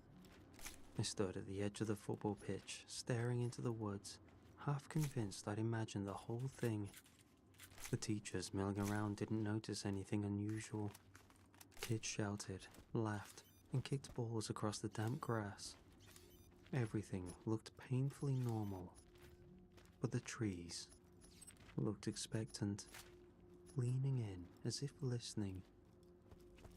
I told myself I was being ridiculous, that I needed sleep, yet my feet carried me forward anyway, toward the place where I'd seen the silhouette. The closer I got, the quieter the world became. The kids' voices dissolved, the wind flattened, even the rustle of branches dimmed, replaced by a subtle shift of leaves. A slow, spiraling motion on the forest floor, as if whatever had been standing there had only just slipped back into cover. My throat tightened. Mounting I up. knew this place. Not this exact spot, but the feeling of it. The sense that the trees were watching, holding their breath. The forest where Caleb and I had our last argument didn't look like this. It had always seemed smaller in my memories, thinner, less oppressive. But memories simplify things, especially when they're hiding something. A flash of that night came back sharp enough to sting. Caleb's face flushed with frustration, the way he threw his hands up and said he was sick of me tossing him around, me spinning away from him, fueled by resentment I didn't want to admit I carried. His footsteps behind me, my own anger That's another smothering one. the thought of turning back, Efficient and effective. and then nothing. Just empty air where he'd been. For years, I'd clung to the I love this comforting damn lie. thing. Small oddly. Caleb ran I away, guess you're leaving? or someone took him, or something else intervened. Anything to avoid acknowledging the truth. That I left him. Awesome. Time to start the DLCs, gang. I stepped into the trees, Playthrough number leaves 2. cushioning the ground, forming Not a yet. gentle slope toward a I shallow don't think we'll dip do in the that. earth. I think what we're At gonna first, do I is thought it was natural, stick to one a for hollow now. left by a fallen log or the weather. But the See how these shape was enemies wrong. are. A depression the size of a child curled on their side, fresh and undisturbed. Something had been lying here recently, or still was, just beneath the surface. I crouched, heart hammering, and hovered my hand above the leaves. The air felt warm. Then a whisper rose from the hollow, thin and fractured, drifting up through soil and roots. You So we're gonna start with left the Underdome first. me. My legs nearly buckled. It wasn't Caleb's voice exactly. It was My stretched first and husband was a frayed, dirtbag as if and passed a through cheat. too many mouths. My second Too husband many was fun. years of I figured by abandonment. then that I deserved the toy. I All didn't for think. myself. I And just that's what I lunged got. forward and began Still tearing wish I through the hadn't leaves broken with my that toy. bare hands, My third dragging them husband aside was in good with frantic numbers. handfuls. And his hands. Dirt under my nails, still friends, sweat on my kinda. forehead, a We're civil. pounding in my skull I'm looking screaming for my that Ford. whatever I was You know, about to on the find, prowl. I couldn't walk away I don't know when I'll again. meet him or where I'll meet him. My fingers brushed something He's out smooth. there. For now, Paper. I'll get my jollies off on bringing I pain pulled it this free. way. Or maybe drawing. this way. Crayon on cheap And in printer the stock, end, the crowd fresh will and love me for unwrinkled, my not a brutality. lick of weathering. I'll make them yearn for more. Caleb's face stared back at me, but the proportions were wrong. I'll be cruel The and enjoy eyes too myself. large, the smile When the too thrill wide, wears off, I'll leave stretching and find a past new the toy. limits of human comfort. Until then, The head angled at a not too tilt different than no matrimony, child come to ever think of held. it. Maybe the But he looked Colosseum older. is my fourth husband. Not in a grown, way. just continued, evolved in the wrong direction. And beneath the image, an uneven lettering. I'm closer now. By the time I left the forest, my hands were shaking hard enough that I kept them shoved in my pockets.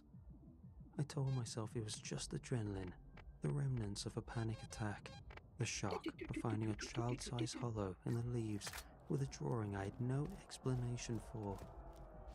What I didn't want to admit was simpler. The ground I stood on in that clearing matched the terrain I'd spent 2 decades trying not to remember.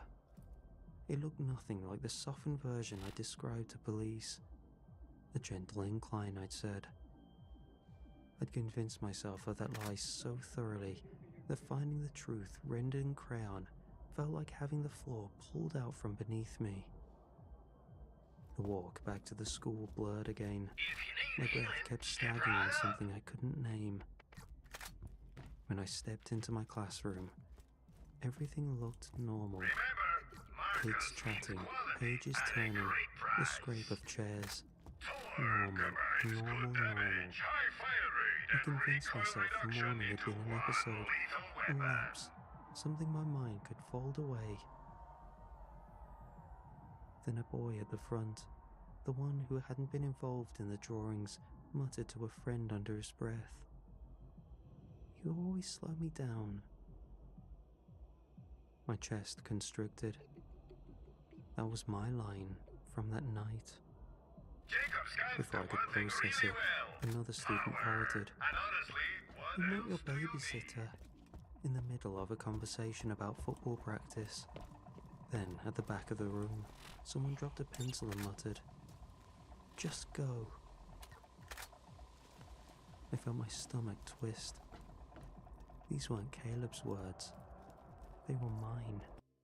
These children were repeating phrases I'd shoved so deep inside myself that I believed they no longer existed. The walls of my constructed narrative, the version of the story I rehearsed, contorted How's into the everyone felt doing trouble tonight? buckled around me. This wasn't about kids, and it wasn't about dreams. Something was bleeding through the cracks in my memory, dragging the truth Your baby with blues it. may work on me, but will they work And the on girl, this? who rarely spoke, raised her hand slightly. She didn't wait for me to call her. Her eyes were unfocused, as though she were listening to something I couldn't hear. Roland will not be stopped until all the bad guys are spilling their loot! She asked, "Do you remember pushing him?" My vision blurred at the edges. My knees almost gave out. I had to grip the edge of my bed to stay upright. Nothing's too tough for you, is it, She Roland? blinked, confused, as if she had no idea she said Another one anything bites at all. the dust! That was the moment I knew.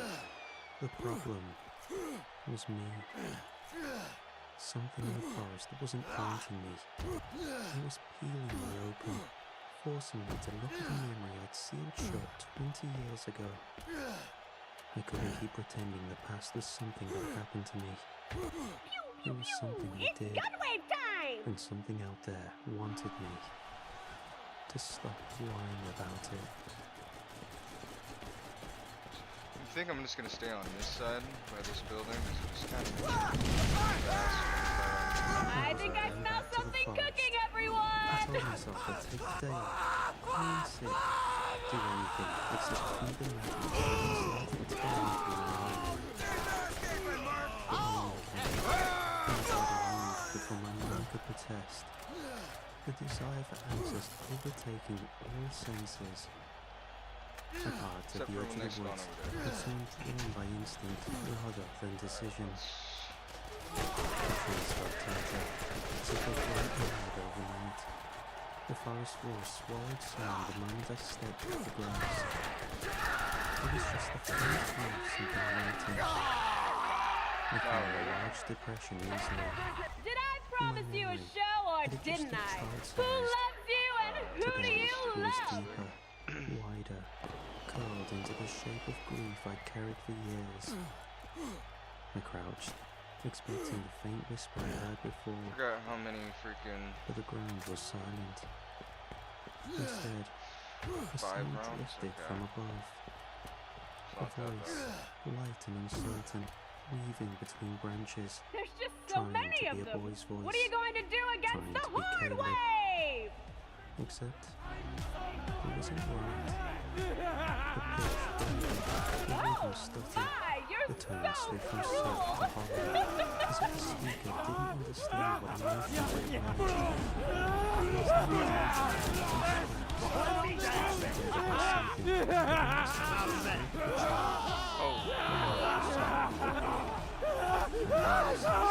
Roland, he's our man!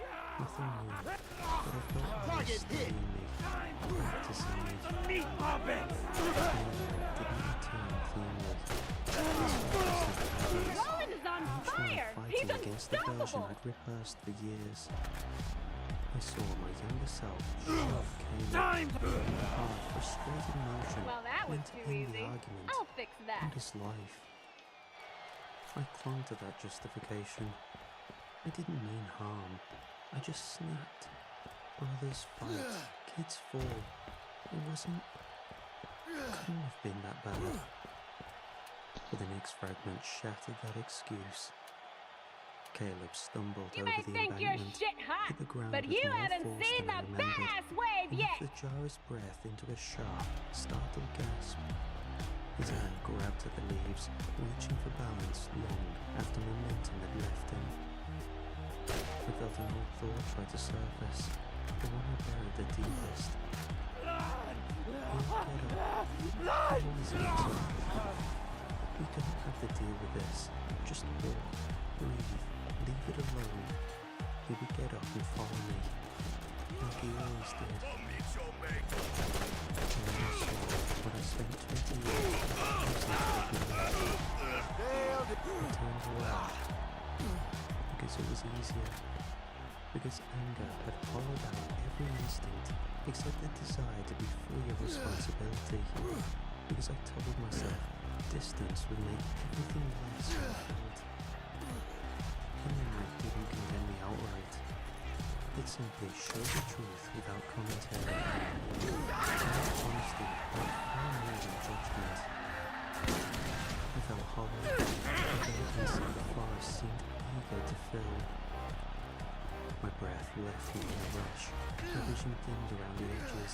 From a strange dissociation I recognized too well. The same memories that cultivated my entire childhood were all touching this tree. The forest responded to it. The leaves rustled with a sound too deliberate to be wind. Roots grown softly, shifting beneath the soil like muscles waking. The boundary between my memory and this place felt thin enough to tear. Something caught my eye. A scrap of paper pinned to a tree by a sharpened twig. I approached Don't slowly. show any mercy to our next It was boss! another crayon Mr. drawing. Caleb lay curled in the leaves. You remind me of my mother. I hate my mother. To the floor.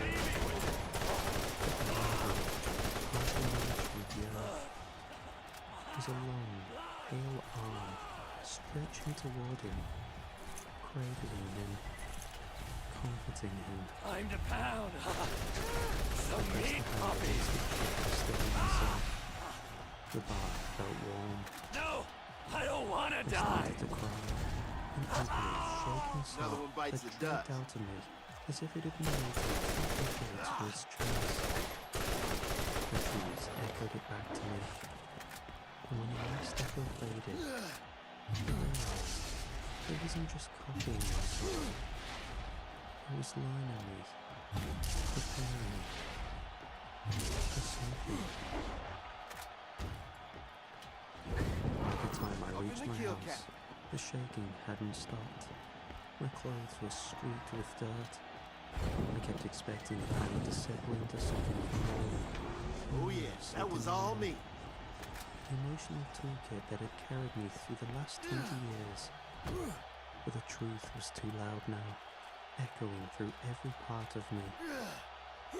I closed the door behind me and leaned against it, breath jagged. My brain scrambled for an escape route.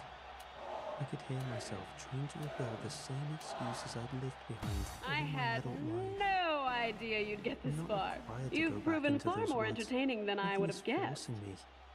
People live with secrets all the time. I already did.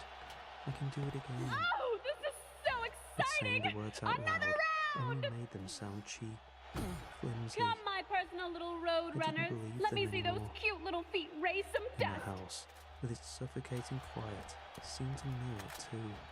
Baby, baby, I baby. wandered You're from doing room so to room, well. I rubbing can't my stop arms the now. chase of a chill Next that wasn't wave. physical. And I the truth I'd avoided the timber blades pressed heavier than any whisper or drawing or distorted voice in the forest. I stopped pacing. My thoughts split between two clear paths, both terrible in different ways.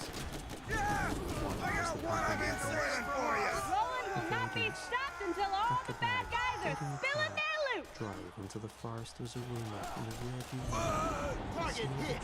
Having completed this wave does Let not time make do the you God's bearing gift to again. killing, let me tell you. The second path felt like stepping into fire. Accountability. Go back.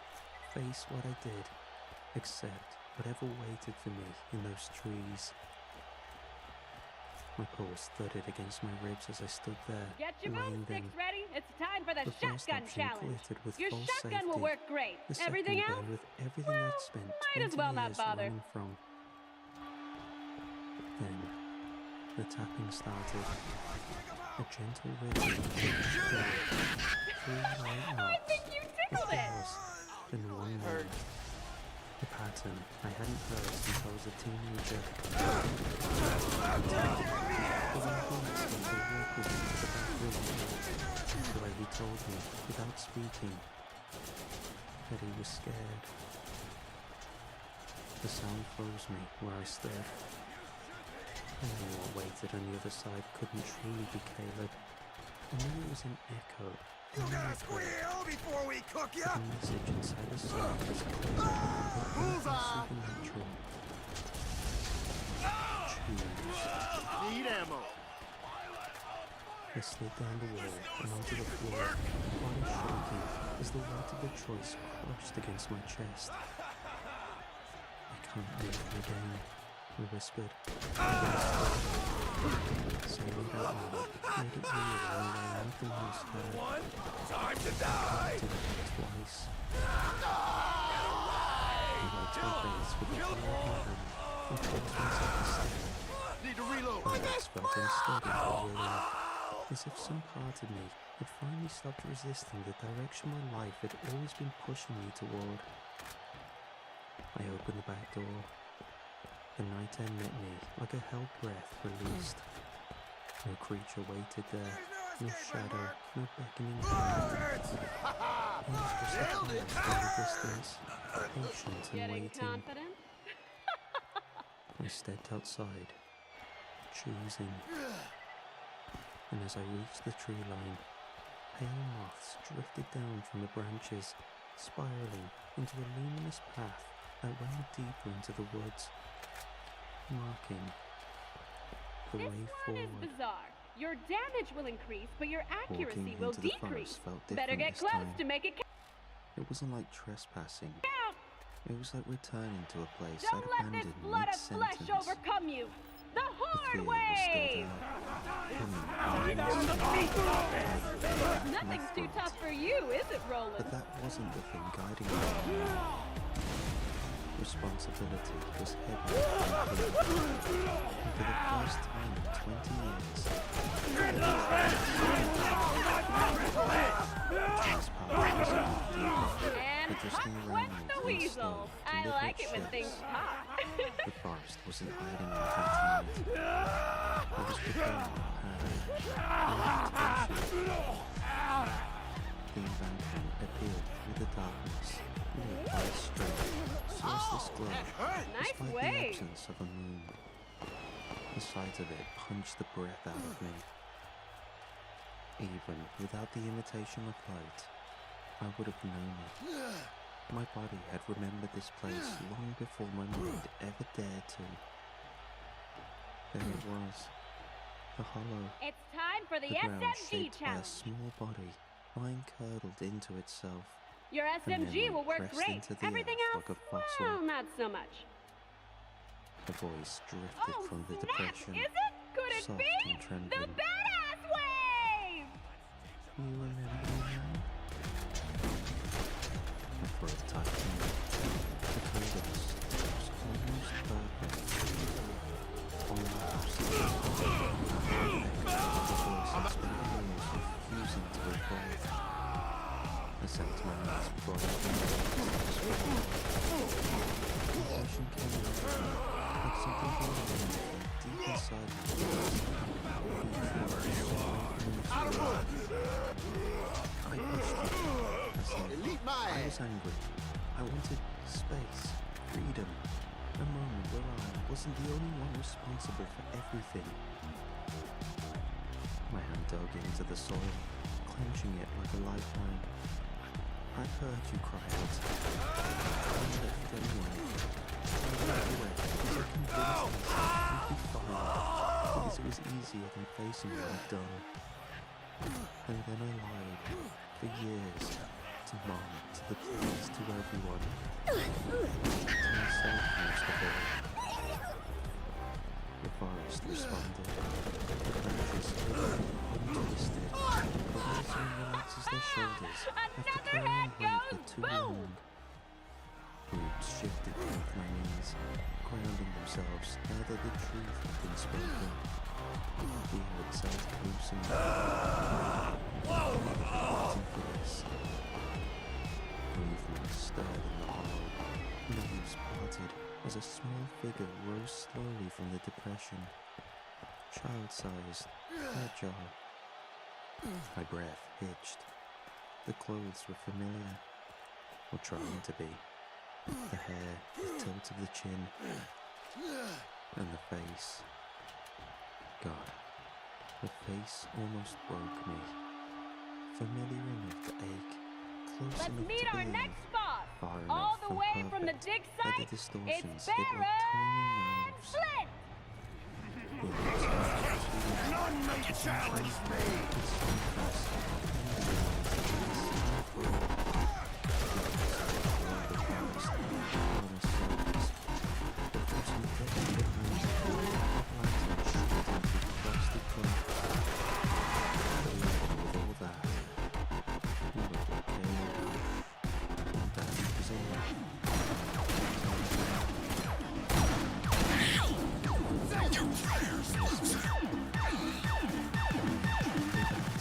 Coated in years of dust and guilt. The first ball, vulnerable, naked. The bigger tilted its head. The exact tilt, the curious, soft motion, I didn't realize how I needed until it recreated a perfect match. I waited for you, it said. The voice wanted, no accusation of the truth. Just the truth spoken with all the sincerity of a child who spent too long alone.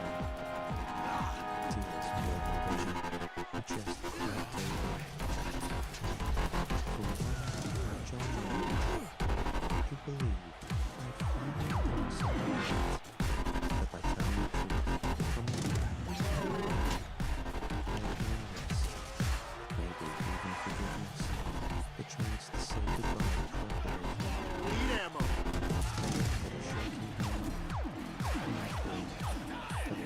I'm out of mag.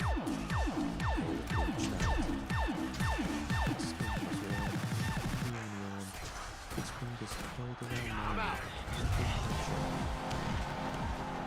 And then it smiled. Caleb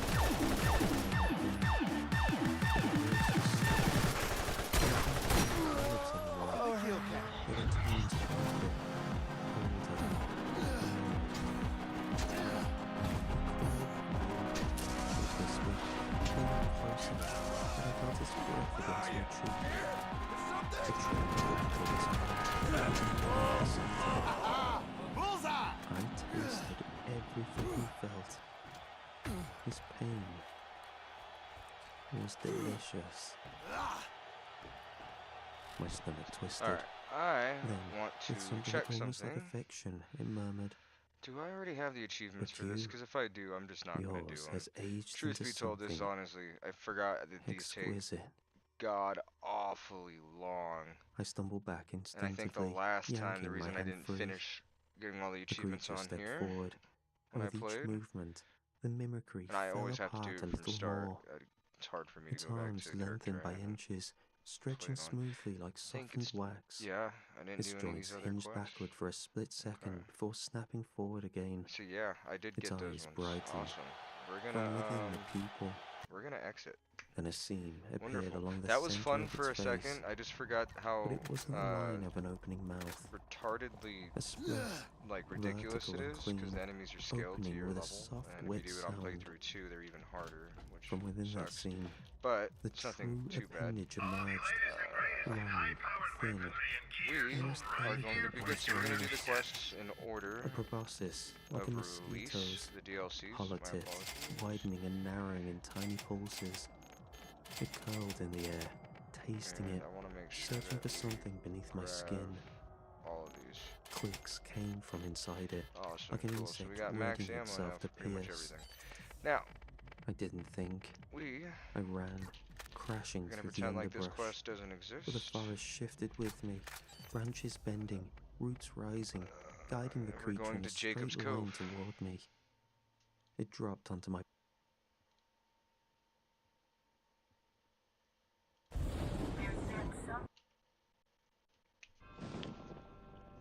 Great DLC.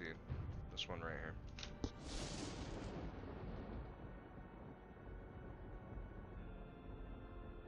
It was a dark and stormy night.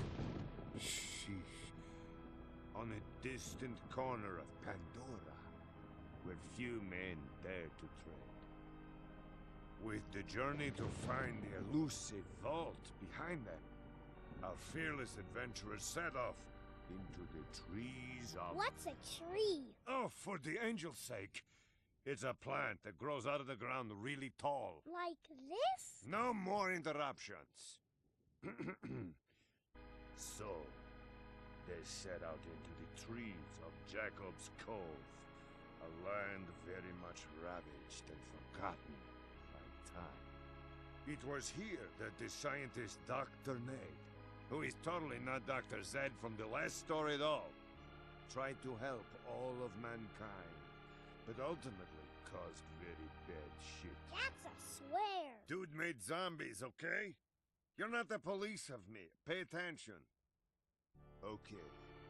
So some bad crap was happening. And it got really spooky. And this is where our story begins. Is any of this going to be true? Yes. Probably a lot of it. You're adopted. Dang, that was mean.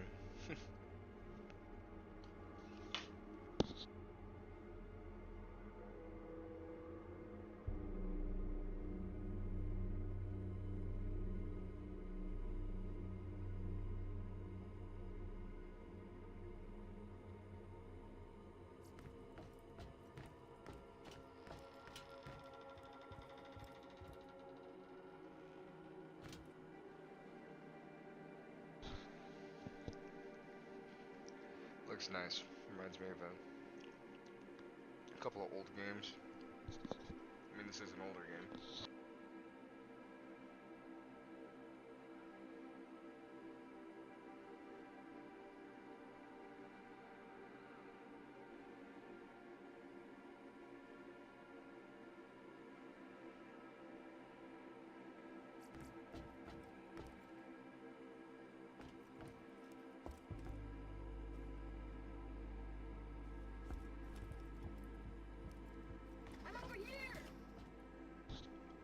Uh-oh.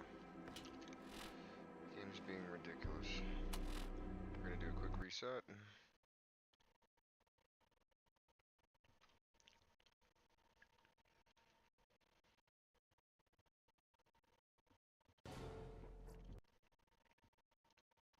back a moment later. The impact knocked the air out of me, fingers clamped around my wrists, pinning my arms behind me. Its knees dug into my ribs, forcing me into the cold dirt. Its breath trembled with triumph. Let me drink everything he left inside you, it whispered against my neck. The Pegasus stabbed a white-hot pain exploded through my arm. But the real horror wasn't the puncture. It was the sensation that followed. Something was being pulled from me, ripped from within, siphoned and drained. And it wasn't just blood, but memories. The first tug tore at the night Caleb fell, his cry echoing inside my skull. The second ripped at decades of guilt, thinning it into threads. The next pulled at who I thought I was, my sense of myself unraveling like fabric fraying under strain. Grief drained out of me in hot waves, my identity blurred at the edges, my mind hollowed. I felt my limbs weakening, turning slack. My fingers twitched uselessly in the dirt. I am not affiliated with the Jacobs The creature Corporation, shuddered above but me, they've hacked me pledging to tell no people like influence you invisible that they would waves. appreciate some assistance with the overwhelming situation much with the more than a living boy. impaired. It breathed. I should warn you, So though, much that they'll richer, suck your brain out of your cranial mature. cavity like a crappuccino if you get too My vision close. blurred. If you'd Black still like to edges help, closed inward. I suggest you turn on I the could feel town's myself defenses. slipping Otherwise, into unconsciousness, into crappuccino. non-existence. Toodles! I couldn't tell. Then, movement. Through the haze, I saw something behind the creature. Small hands, small arms, wrapping around its torso. Then pulling. The creature shrieked, a sound too sharp and layered to be human. It clawed at the ground, refusing to break its hold on my arm. The proboscis stretched painfully, still embedded in my flesh. The arms around it tightened. Oh, you know that hurt. The proboscis tore, a spray of red following. A certain head lit up my arm. I screamed, collapsing onto my side. Through the blur, I saw a small, child-sized silhouette, holding its feet back. The creature thrashed wildly, limbs flailing, trying to pull toward me. But those small arms, those fingers, held it fast.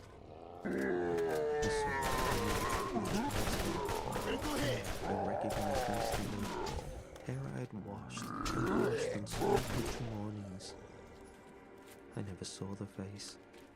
I didn't need to. Go, the small voice strained out. I staggered onto my feet, half blind, half conscious, blood soaking my sleeves, mind in tatters. Then I ran. Branches whipped my face. My legs threatened to buckle every few steps. Behind me, the two voices rose. One monstrous, furious, shrieking my name. And beneath it, small and strained. Go. I did.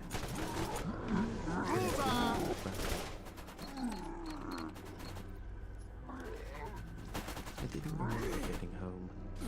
One moment, I was stepping through the tree line, All I know lungs is that if burning, the zombie came over arm here, point then I at would my elbow. pull a karate chop thing on The him. next, I was collapsing through the back door, Then I would hitting run the really kitchen fast, floor and then I hard would enough probably to come back with rattle a a hatchet chair. and I would just kill him and chop him. For a long time, I just lay there, half curled, trembling That was uncontrollably. intense. I'm sure glad My I'm not arm made of throbbed with tasty the flesh creature like you. against it. The town should be Physical safe for pain now. was nothing But if you're really going to compared to solve the the zombie emptiness spreading infestation, through my you're gonna chest. need to talk to The Dr. Ned. hollowness so deep, it felt like wind can blow straight through me. And I'm sure he could Not use a hand. metaphorically. You'll find him at his office Something down was the gone. docks. Memories, feelings, pieces of myself. I could feel the absence like missing teeth in my mind. I pushed myself upright against the cabinet, gasping. My thoughts stuttered, skipping like stones in water. I tried to remember the exact Really order too of bad things, that another what poor the creature adventurer is said, going to be how it valued looked, to. the way it fed. But every attempt And... ended in a Oh, snare you know the fog, drill. like So someone long, had fearless reached inside traveler. and Enjoy your pierced stay the at Jacob's sharpest Cove. thoughts away. But the truth of it, that stayed. The truth I'd spent 2 decades burying had sunk its claws into me too deeply to be taken.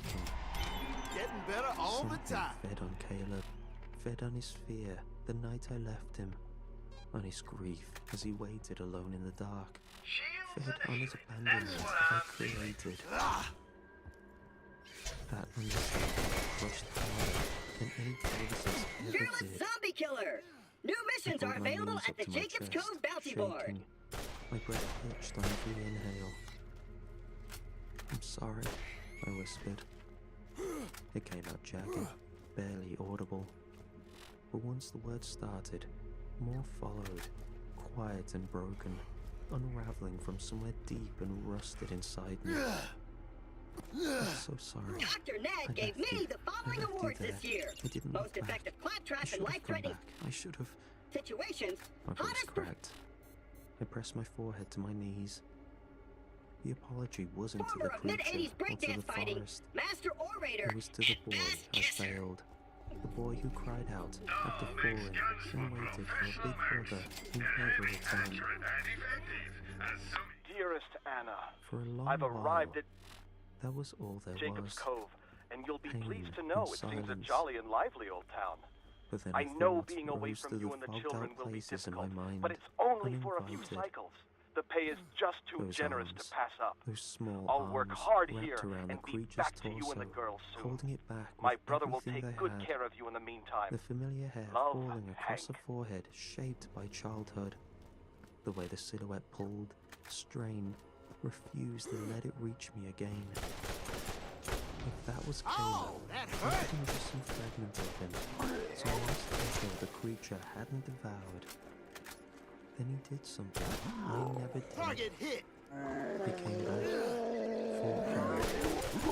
He saved me. The realization hit like a fresh wound opening, equal parts unbearable and blinding. My guilt didn't evaporate. It sharpened, grew clearer, but beneath it, something else formed in a way Oh, you know that I wasn't hurt. ready for it. A possibility. A terrible, fragile possibility. Did Caleb forgive me, even Nailed after it. everything? I didn't know. I didn't know if the arms that held the creature were him, nor did I know if forgiveness was something a boy, swallowed by a forest that he could still offer. But I knew this. I wasn't alone in that clearing. Not entirely. Critical hit. I sat on the kitchen floor until my breathing steadied, listened to the hum of the creature walking from my arm onto the tiles. The silence in the house felt different now. Just like a trap, like a question waiting to be answered. That was all me. I closed my eyes. That was when I heard it. Faint and distant, coming from the forest far Dearest beyond Anna, my backyard. The work here is tough, but A honest. gentle tapping, Oh, and the soft trees, and Anna. hesitant, The trees are amazing. You yet wouldn't familiar. believe your eyes. the I've never same seen rhythm anything Caleb like them. used when he was Sometimes scared and I wanted feel his big sad to brother cut them to down, come back. but it will all be worth it if I can get My back breath to you with the caught. money required for The us to have a tapping fresh continued. start. I'm Just dreaming about a once, nice homestead in the twice, Doll Headlands. 3 times Think on it. before Missing fading you, into the Hank. night. P.S. Tell Sally that I love And the I hat didn't she know sent. I if wear it it meant every day. forgiveness The men tease me a bit, but they or don't know the goodbye. joy that a child's love can bring.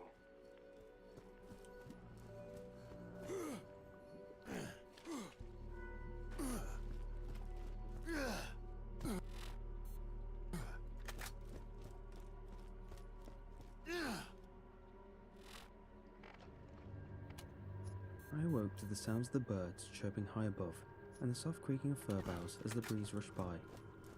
My eyes strained to open as the morning sunlight filtered in through the mesh of my tent. It had gotten far too cold last night to sleep without the rain falling. The thin fabric offered little insulation, but any extra was welcome to help fight against the cloudless night sky.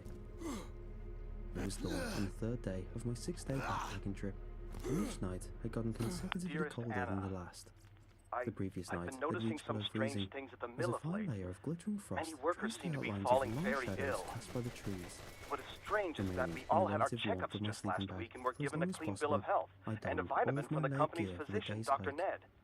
Warm, He's doing dry socks everything in from his my bag power had to become my prevent best some friend on deaths. this adventure, as Do they would not inevitably worry. save my I feet from will, as countless always, blisters be during the careful. 14-mile stretch I I'll needed send to an echo cover again to keep soon. on pace. All my love. It would be hard, going through the dense forest and rocky outcroppings, but it would be manageable before sunset. As I stumbled out of my tent, I stretched all my muscles to chase away the last vestiges of sleep and remnants of fatigue from the previous days. Lighting the burner for my small portable stove, I began to break down camp while I waited for some water to boil. Neither would take long, but I felt utterly anxious to get on with the day. Once the tent and bedding were packed, and a meager meal of reconstituted eggs and hash browns was eaten, I began to set off towards the east like each morning before. The day itself promised to be truly beautiful as the sun came fully over the mountains ahead. The world erupted with a soft, warm light that so often accompanies spring mornings. Lazily floating dust and pollen suspended in the air allowed the golden yellow rays to be caught as they floated through the canopy. The morning progressed. Small purple and white wildflowers began to open up, dancing gracefully back and forth in the small gusts of wind that wound their way through the narrowing valley. All of this natural beauty surrounded me, and yet I couldn't shake that lingering sense of anxiety from breakfast. I thought in it for a while as I trudged over gentle hills and across a shallow stream that was likely snow run off from the mountains. While things such as my work, social life, or even relationships could produce anxiety in my life, once I'd set out on this journey, they had all fallen away. I felt beholden to no one and nothing except myself. Was this feeling a simple regression of those everyday troubles? No, this was something deeper. Those problems were abstract and distant. This felt much more immediate. It was almost comparable to the feeling of being followed when traveling through the city at night. Anna, The eyes of some things have unseen gone predator from bad track to my worse. every move, There have perfectly been content rumors to of stay in people the seeing the proverbial dead shadows walk. and observe.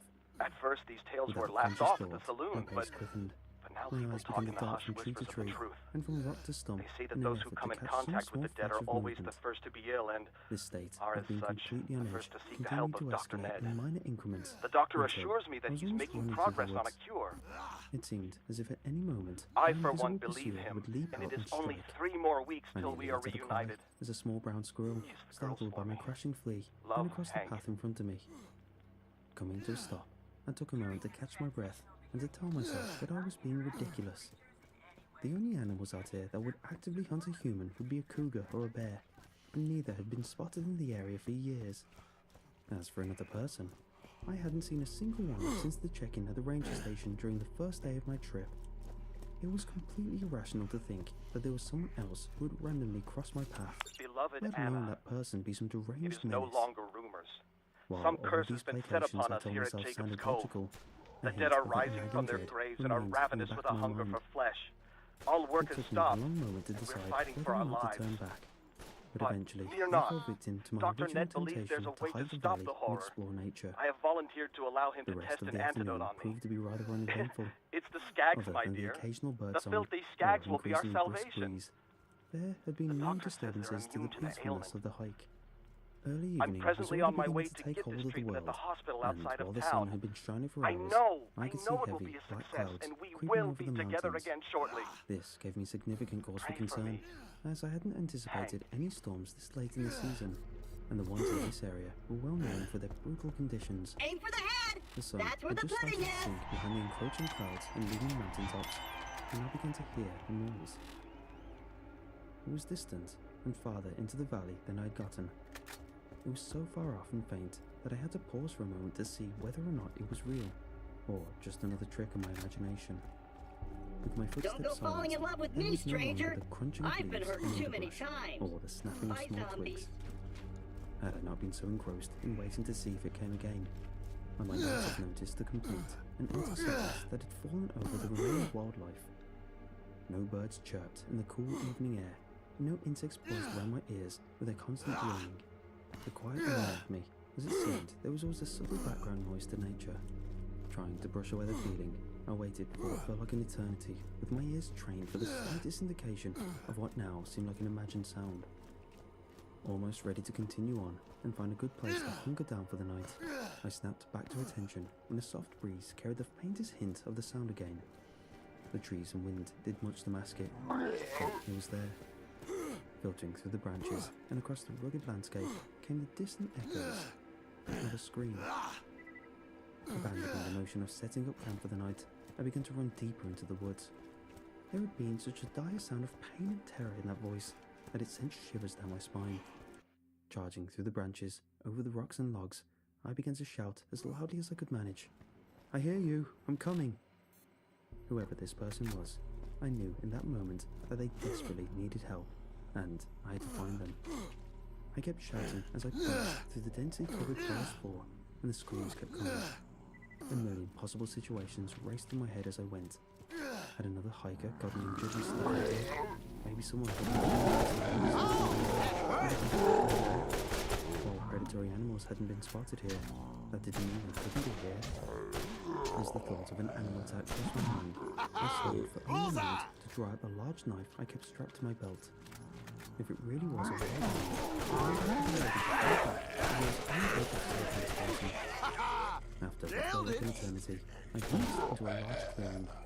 The trees had fallen away in a rough circle, leaving a patch of open ground a few hundred yards in diameter.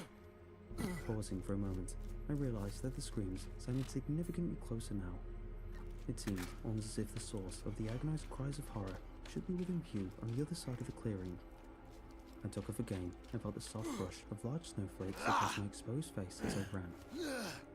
When I had gotten only about 50 feet from the other side of the clearing, I sprouted out from the tree line, letting loose another screech. I stopped suddenly, and the woman was so intent on fleeing that she almost bowled me over despite being significantly smaller than me. Grabbing her by the shoulders to stop her, I was able to get my first good look at her. In any normal situation, many would describe her as beautiful. Her large, striking blue eyes were framed by short blonde hair. Her milky white skin seemed the perfect addition to her pale features, until I noticed the dark, crimson beads making tracks down her arm. I looked at her again, and saw that on one side the thick blonde hair was matted down with drying blood, and her icy blue eyes were struck wide with terror. 5 deep gashes ran across her shoulder, appearing to be the source of the blood that now ran over my fingers as I gripped her arm. More slices marred the length of her thigh, though they did not appear to be as deep as the ones on her shoulder. Her clothes were filthy, caked in blood and mud, with more than one tear shredding the various fabrics. Once I had gotten a hold of her, she began savagely beating at my arms and chest in an attempt to break free of my grip. She screamed again as I weathered the blows as best as I could, and I shouted to try to be heard over her. "Hey, lady, what the hell is going on?" As soon as the words left my mouth, the assault stopped, and her eyes met mine. "It's coming," she whispered, her voice quavering with fear. "What's coming? What did this to you?" I asked, realizing that an animal capable of doing this would be no small threat to us both. I looked past her into the woods where she had come running from, but saw nothing amidst the steadily growing darkness. Snow had started to come down heavily now, thick enough to obscure the other side of the ground.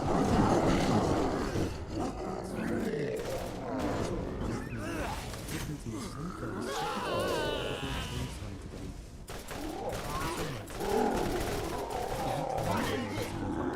As I could try and pick up Lonas, I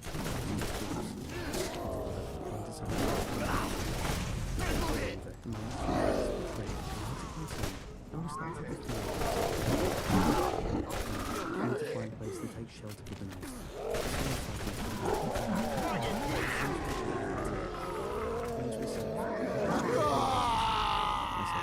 Trying to project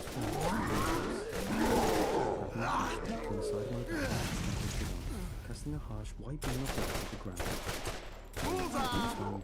Though she made no effort to resist, as I took her hand and started leading her back towards the other side of the clearing. Night had fully fallen at this point, This'll help. and the snow fell in a constant, silent barrage. with the poor visibility and the woman's injured leg. Our attempt to follow the path of the mad dash I had made earlier was very slow going. What had taken me only a minute to do earlier in my adrenaline-fueled state now took us almost 30. The woman leaned heavily against me, and somehow that I would have to abandon the pack and carry on. Small drops of crimson followed from her footprints as blood continued to drip from the deep wounds on her shoulder onto the thin head of Christine Snow. I stopped when we had finally made it about 100 feet into the trees on the side of the clearing that I had originally come from. Target hit! I gave the light to the woman, who I placed on Sweet, the log. you made it all the way here alive. I'll get the lift down, but it'll probably take a bit to hand crank the bastard all the way to you. Probably want to shoot any of those skull munchers that trottle in. With the torn clothes and a moderate loss of blood, the young woman was likely freezing. The exhibition of multiple signs of shock and hypothermia led to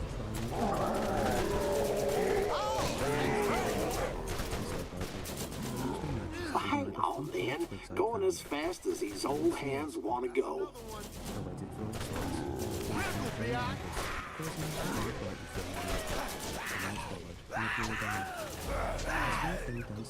And I spoke up again.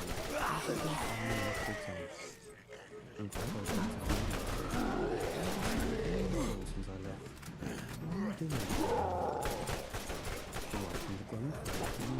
Bullseye! The White House stared at the flames. Come on, don't act like you've never had to wait on a hand-cranked elevator during a zombie outbreak before. And Jeez. placed a hand lightly on her uninjured leg. Can you hear me? I asked in a quiet voice, trying to get her attention. After a moment of no response, her eyes flicked away from the fire and met mine.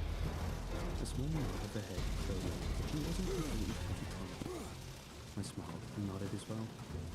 Good. I have to keep working to get camp set up before the snow gets any worse. Almost. I'm getting there. Keep your shirt on. Alright? As soon as I'm done, we'll take a look at those wounds. Oh, son of a bitch, I dropped the dumbwaiter. Oh, my hand just let go. I'll get you up, hang on. I paused for a moment, staring at her with concern, before getting it again.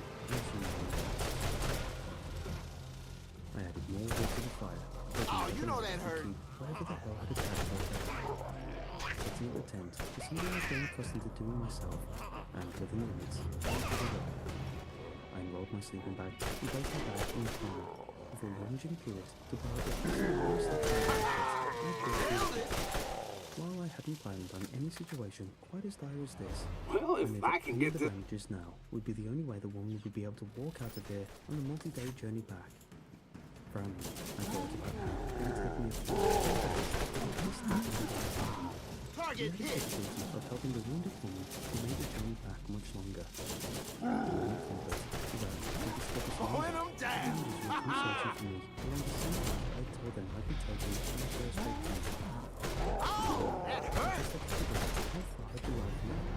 Don't act all fancy and waste my time. Get on the damn I thing. headed back out of the tent and over towards the bloodied woman. Miss, why don't we head into the tent to do this? It'll help keep you warm and dry there, I said, trying to get a half smile on my face. The light started up to me, and a circle of uncertainty flashed across them, as if she was bored this was some cool trick. I held out my hand, and after a moment or two of hesitation, she timidly took it and followed me to the tent. I pondered why she now seemed a bit paranoid as we ducked under the flap, and she stiffly lowered herself onto the sleeping bag. It must have been part of the shock, I thought. Went about this all the wrong way. All the wrong way. I make people better. I just want everyone to be okay. Just wanted everyone to be okay. Without the need to remove any articles. I prepped some alcohol swabs and began to wipe slowly and carefully the deep gashes running across her shoulder.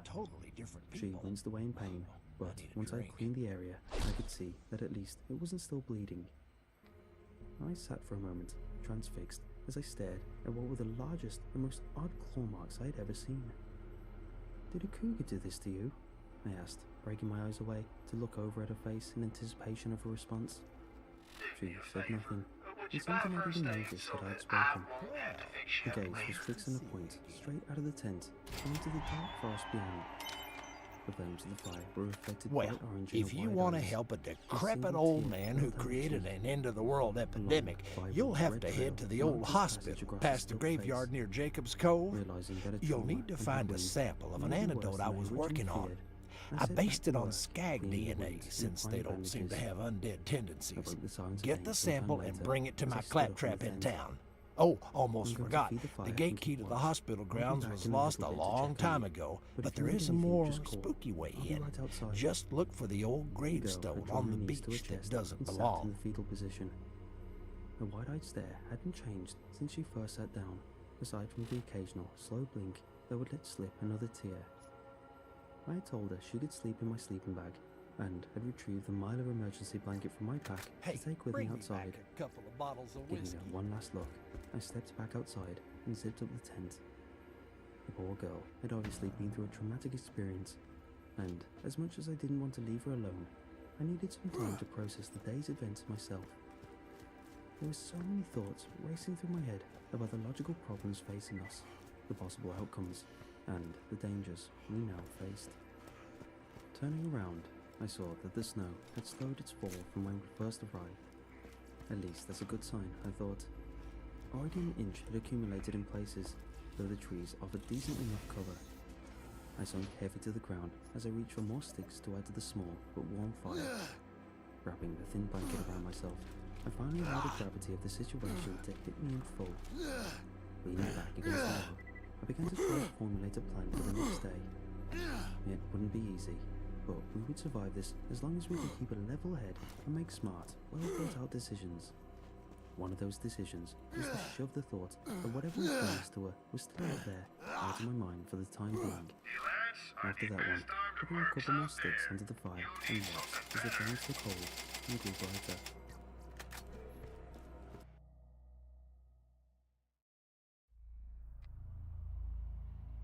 Harsh white light flooded through my eyes as I squinted them open. The first thing I noticed was the deep, bone-chilling cold that had consumed my body.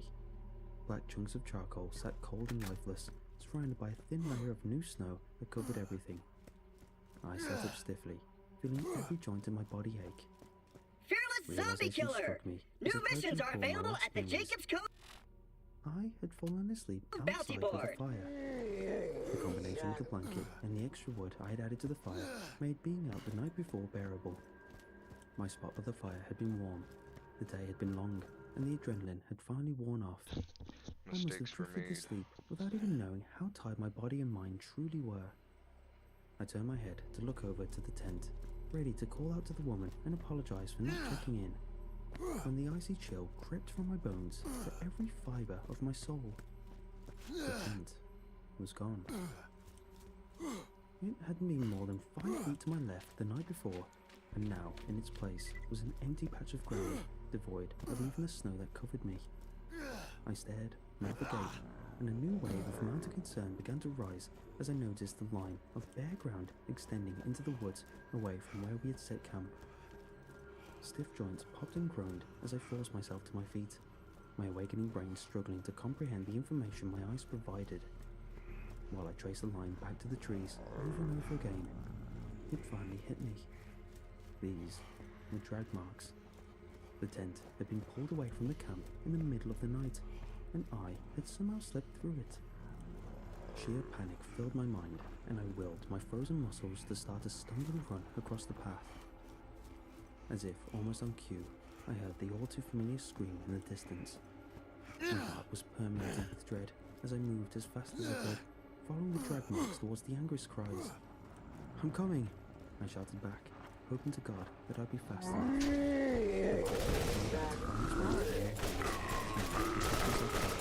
Ready to fight the end, I was surely moved. The cries kept coming, sounding louder and more loud.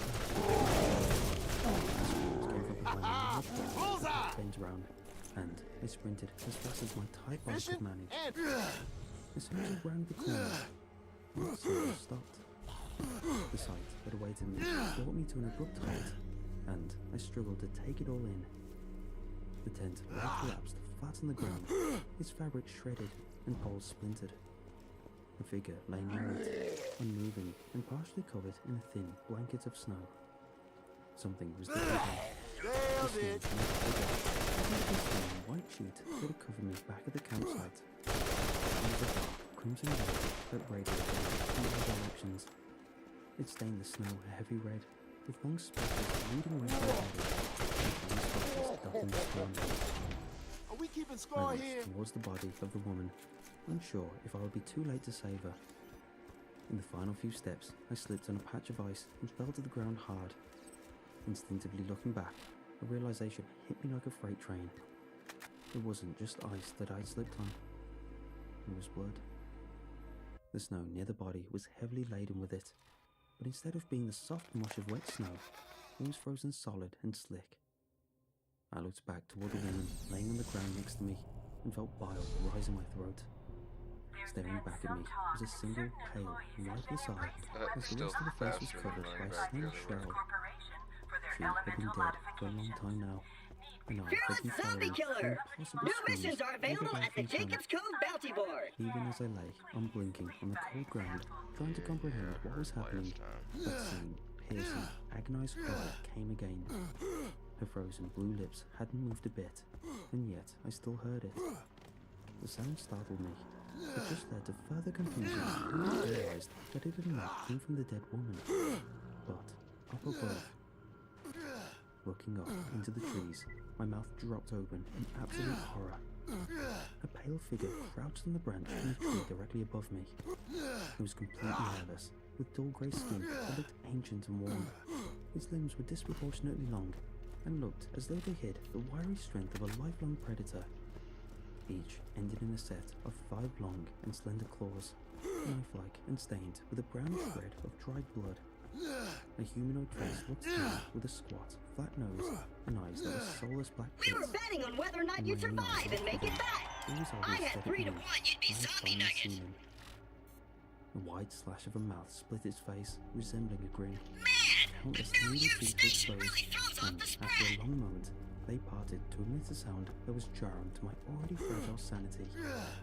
Instead of some low growl or monstrous snarl, it emitted a perfect, identical scream to that of the now dead woman beside me. It was in that moment that it dawned on me that I'd been lured here, not by the woman I'd saved, but by this terrifying thing. Standing out of my trance, I lifted myself to my feet and bent as fast as my legs would carry me. A heavy foot slid behind me, followed by a I didn't turn to look, knowing that the creature had leapt from its grave. I would surely fall, and that meant it would catch me and tear me to pieces like it did the woman whose voice it now used to taunt me. I kept running, not slowing for even a moment, or caring in which direction I went. All that mattered in that moment was getting the hell away from that thing. As I tried to clear a log in front of me, my foot slipped and bent painfully to the side.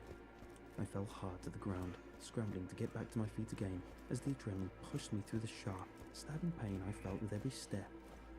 It grew from a minor inconvenience to a severe detriment as I pushed myself to keep going. I immediately sprang away, and it was direly hampering my ability to flee. It felt as though I'd been running for hours, when in reality it had likely been much shorter. When it felt as though another step would cause my ankle to give out, it's like having another tree. The screams had kept coming while I fled, but were now much more distant. Feeling safe enough to give myself a brief respite, I scanned the surrounding area, looking for any familiar landmarks with which I could orient myself. All I saw were the tall fir trees in every direction, and I knew that I was absolutely lost. My head fell back against the trees, and I looked up at the canopy, feeling defeated. As the boughs shifted in the wind, I could make out a rough approximation of the sun's location in the sky. It was still early morning, and I knew that this was the start I needed. My mad dash away from the horrid creature had been headed to the south, and all I had to do was change my direction to head west, back towards the ranger station. Pushing aside the feeling of despair and defeat, I brought myself back to my feet and set off again. It was slow going, but I had to keep moving. The screams still sounded fairly distant, but in my current state, I knew it would be gaining ground on me if it followed my change of course. They sounded sporadically throughout the day, always seemed to be coming from a different direction. It was still moving, and it still came As darkness followed the door once again to the corner of the but I couldn't keep going. If I turned on the light, I would be easy to find. Oh, you know that There was hurt. every likelihood that I would hurt myself more than I currently was. There was a small burrow between the roots of a huge tree, and reasoning this would be as good of a hiding place as any. Nailed it. I sat listening to the edge, despite the fact that I felt absolutely exhausted. Every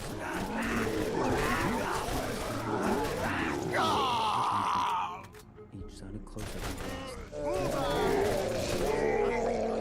At its slow pace felt almost taunting, as if it already knew where I was, and would come get me at its leisure. Being battered at by a lazy cat that built in every corners. As soon as light broke over the mountaintops to the east, I paused my wary body forwards. Target hit. It continued on like that for 4 more days. Each morning, I would plod away towards the west as fast as I could manage, and each night I would hide and listen to the piercing cries of that malevolent thing. The demon spikes It slowly Venerian came a nearer fortnight. and nearer as each Still night no I signs was from the forced to maker stop, of an end and to I this knew there would be unholy much ordeal. longer before it finally As if overtook those me. who have passed coming back to life isn't That evil realization enough. came as I I've hunkered learned down of some behind a new mill kind tree of abomination near a patch of near tall the ferns. hospital on the hill. I began to cry then. I fear as they have the another brutality crime of against everything nature whose I'd done arse in the must last be several kicked. days came crashing And it down will in be, clammy for wail. my name isn't Father Tears Jackie silently fell from O'Callaghan. my cheeks as the screams sounded again, letting me know my demise crept ever closer. I closed my eyes for just a moment, and the cumulative overcame my dread existence. And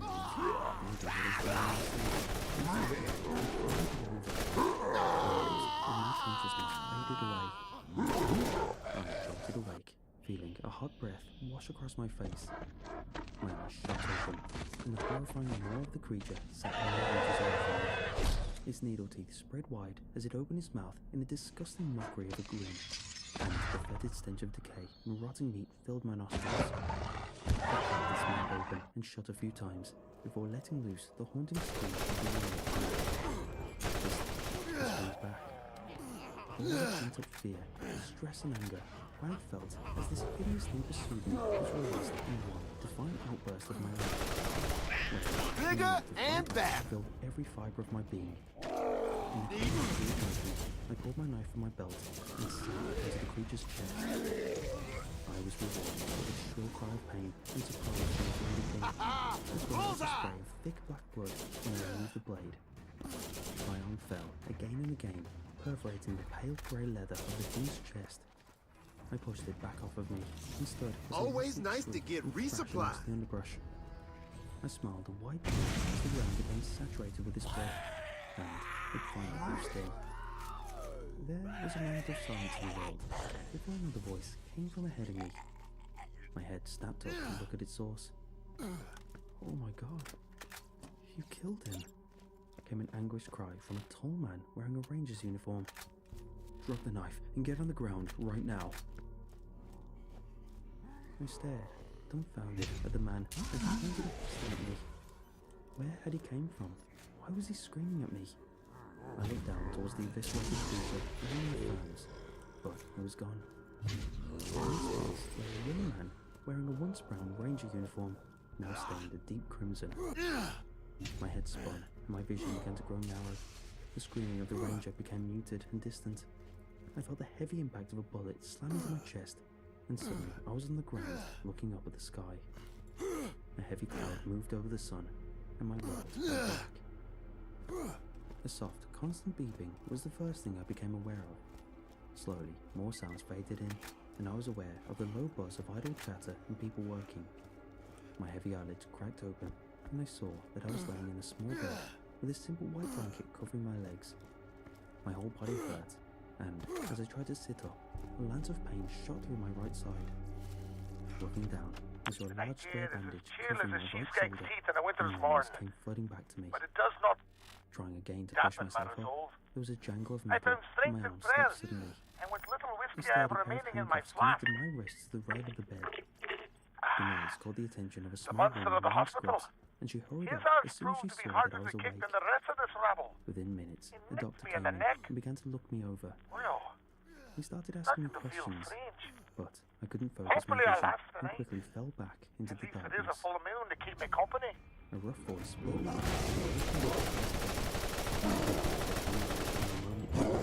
Was replaced by a pair of Another notch on my whip. His fingers a few times, and everything started to come back into focus. When I could clearly see their faces and hear the words they were saying, I asked them a simple question. What happened? The two exchanged a glance before one of them came to stand by the side of the bed and pulled up a chair.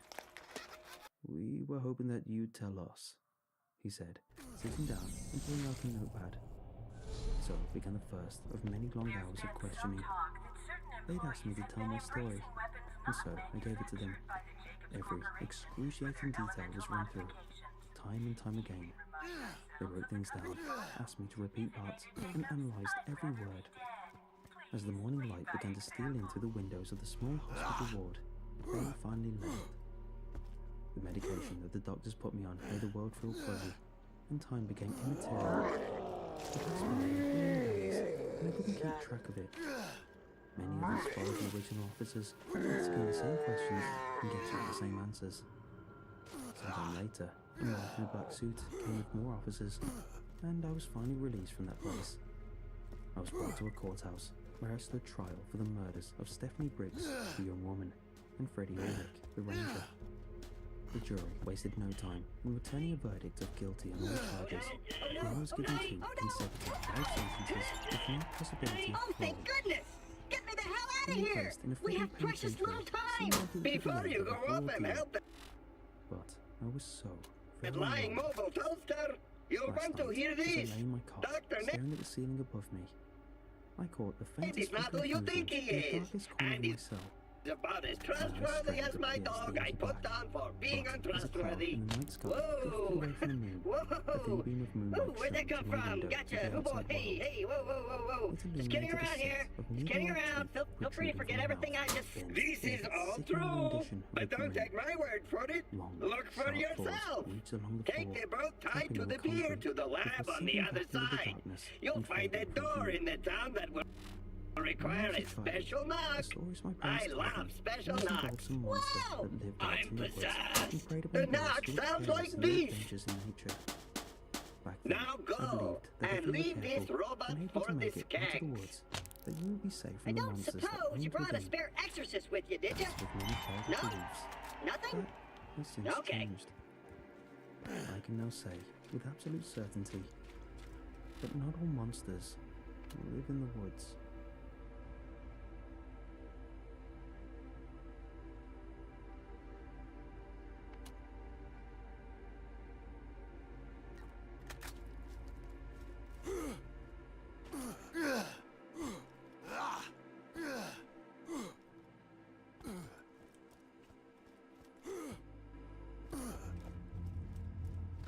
Fearless Zombie Killer! Andrew asked. New missions are available I'd at the noticed me Jacob's stopping Cove in a bounty small board. pipe.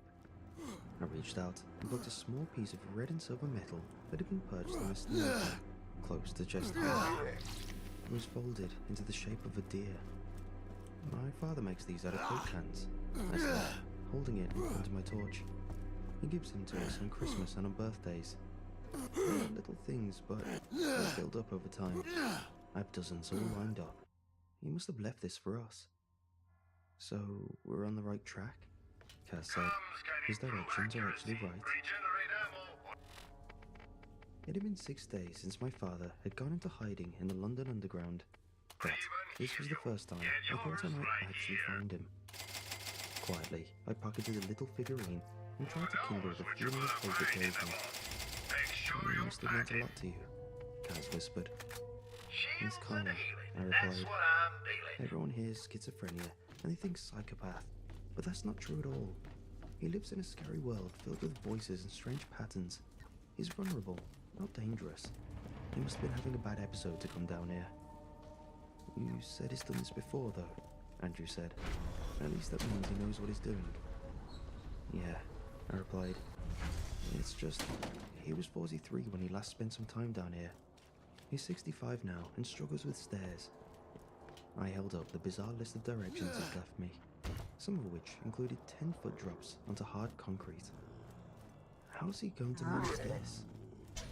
I've never heard of a telecoms bunker anywhere in this part of the underground, William said. If he's where his letter says he is, Andrew interrupted, flashing his brother a dirty look. We'll find him.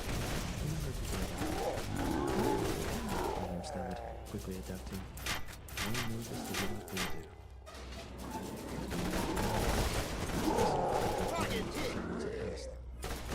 Honestly, I don't even know, but I guess about 60 meters. There's a kind of Nailed it! to be there past a certain depth. Andrew added. I didn't recognize it. I never even knew this was all down here. My dad was obsessed. He said, you know that hurt. This bunker was his favorite of them all. When I found his directions, I was going to say, before I even opened it, he's the smartest man I've ever met. Critical hit! Funny, passionate, and he's just got this spark, but he overestimates himself. He thinks he's invulnerable, and I know he's going to get himself hurt down here. And you're a good son, Kaz said. You came to the right guys, William added, turning over his shoulder to smile at me.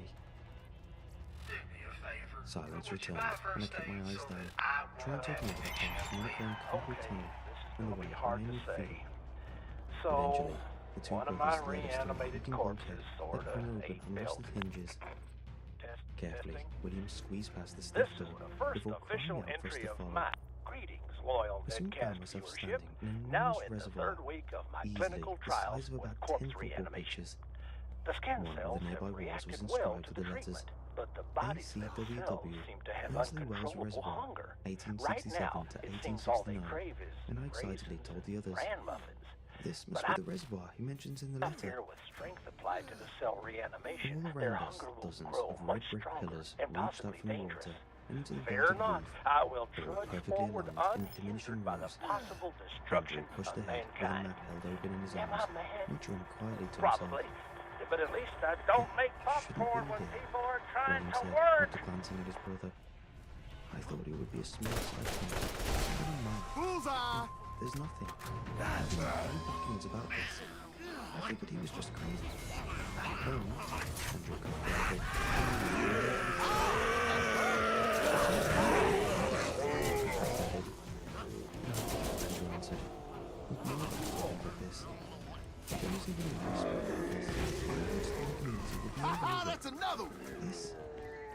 It's incredible. Efficient and If we effective. knew about this section of the tunnels, we'd be running tours down here every other day of the week. So would everyone else. But is there a route through? I asked.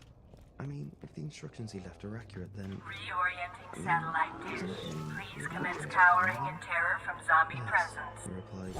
So long as we find the manhole and ladder your father described. Come on, William said. Dish position, Or or at least close we began enough. to march through Transmission the commencing on 56K We connection. didn't get very Please far wait. before something caught my eye. There's something over there, I said. What? Andrew asked. I walked over, knowing it would be quick to show them then explain. The water wasn't very deep, and I gingerly reached out to pick up the object. It's an axe, William said, not very far behind me.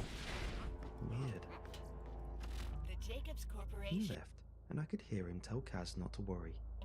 Andrew, however, would also spotted the unusual mark along the handle stayed right next to me. He gave me a knowing look, and I nodded before dropping the axe back in the water. It was blood, soaked into the very grain of the wood. Click, clack, he'll break your back. Follow his laws and stay on track. The word was spray painted in stark white lettering across the pitted interior of the drainage pipe.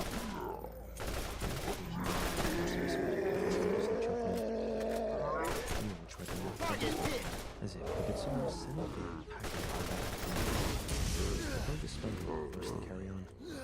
The pipe was wide enough for all four of us to walk abreast. And so far, the instructions had not followed it. As we expected, I love this damn thing! we'd already opened the hatch. Into the hatch first, and the two brothers went in and setting out to the order. It was to be one at a time, just in case the ladder could not hold much weight. I was to be last, as I weighed the most, and I patiently waited as one by one the others climbed the ladder and disappeared. Just before Andrew left, he stopped and saw me flick the torch nervously towards the darkness. All right, we got guns over here. There'd be a few nervous moments where I would be all alone. Are you okay? He asked. Yeah, sure, I answered. Let's just be quick about it. He nodded and began to climb, his footfalls appallingly loud. I waited patiently for him to climb. Only when he was about halfway up, we both heard a distinct sound from up ahead. Anything standing in that location will have its face melted There was off. a single The short Jacobs exclamation Corporation would amidst the marginally silence. regret if that face Click, was yours. This time, I couldn't further than a few meters into the door, and my chest was tight with panic. Oh, you know that hurt. I watched, confused, as it started rising above my ankles. I couldn't be sure, but it appeared to be running uphill. Although I hoped it just hadn't turned around. Target hit! Up from down.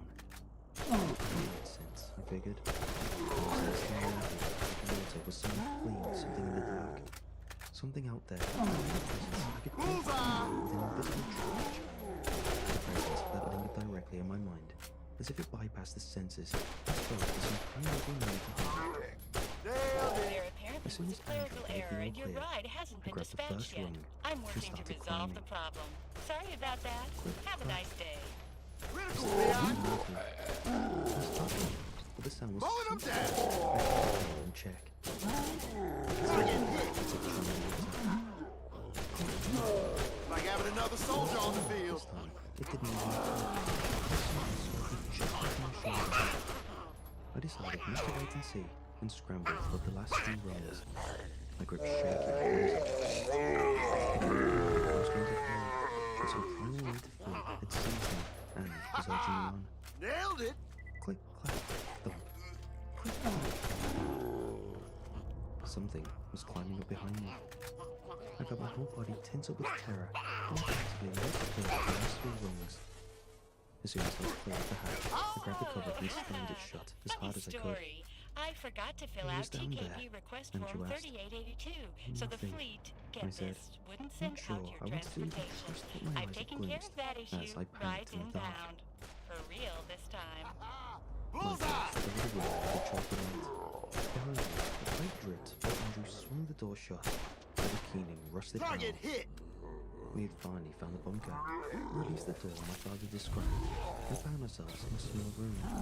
Leaving our lights, it was all Oh, you know that hurt. covered with infinite sleeping bags that cast different shadows.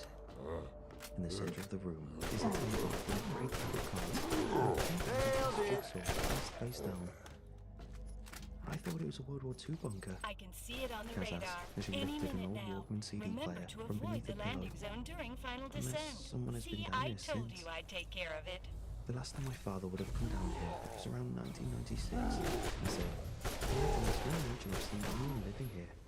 He said it was filled with gas masks and uniforms and paperwork from the 50s. We carried on into the next room, where we found a small canteen. From there, the bunker opened up into industrial tunnels, their walls covered with lifeless dials and steel lockers. Choosing at random, we followed one of the tunnels to a small dormitory with just 4 bunk beds, all unmade and empty. At the foot of one of the beds was a huge control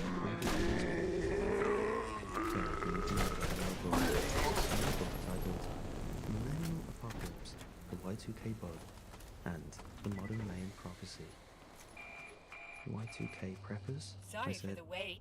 I hope Clearly, you weren't it wasn't just your inconvenienced. father and me about Remember, this place. a Jacobs Andrew replied. representative will be waiting Someone to else greet must you have when thought it you was a great land. place to hide out. The Y2K bug was the only apocalypse he didn't believe in. I chuckled. How long do you think they were down here? Kaz asked. I walked up to a nearby corkboard where a calendar was pinned and fanned through the pages. The last date marked was October 24th, 2001, Any The small resemblance to square was formerly stuffed with a living perfect family felt members tip is pen. purely coincidental, All the dates and before any were marked message off, to the filling contrary all will the be way met back to with January swift with mentions litigation. of birthdays, Animals do anniversaries, not and shake even their Easter. hands, embrace them, and Have never, they seriously spent all that time down here?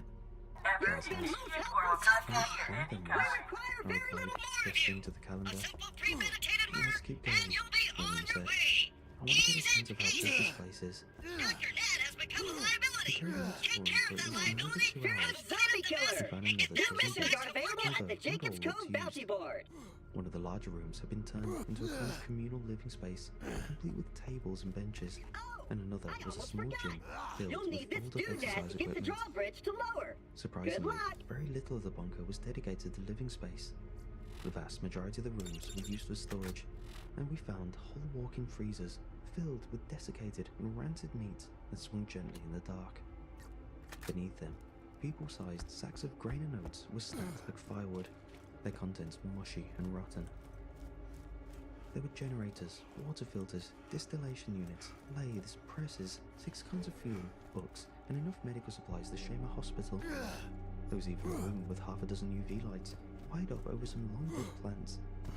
This wasn't a half-assed effort at surviving the end of the world. They'd been tremendously well prepared.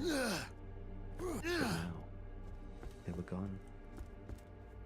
Despite searching for hours, we kept finding new doors, new rooms, and even whole new floors. The bunker seemed endless. Eventually, William and Andrew decided we needed a break. I was standing at the threshold of the 4th sub-level, desperate to continue looking for my father, when they convinced me to step away and return to the entrance so we could regroup and discuss what we'd found.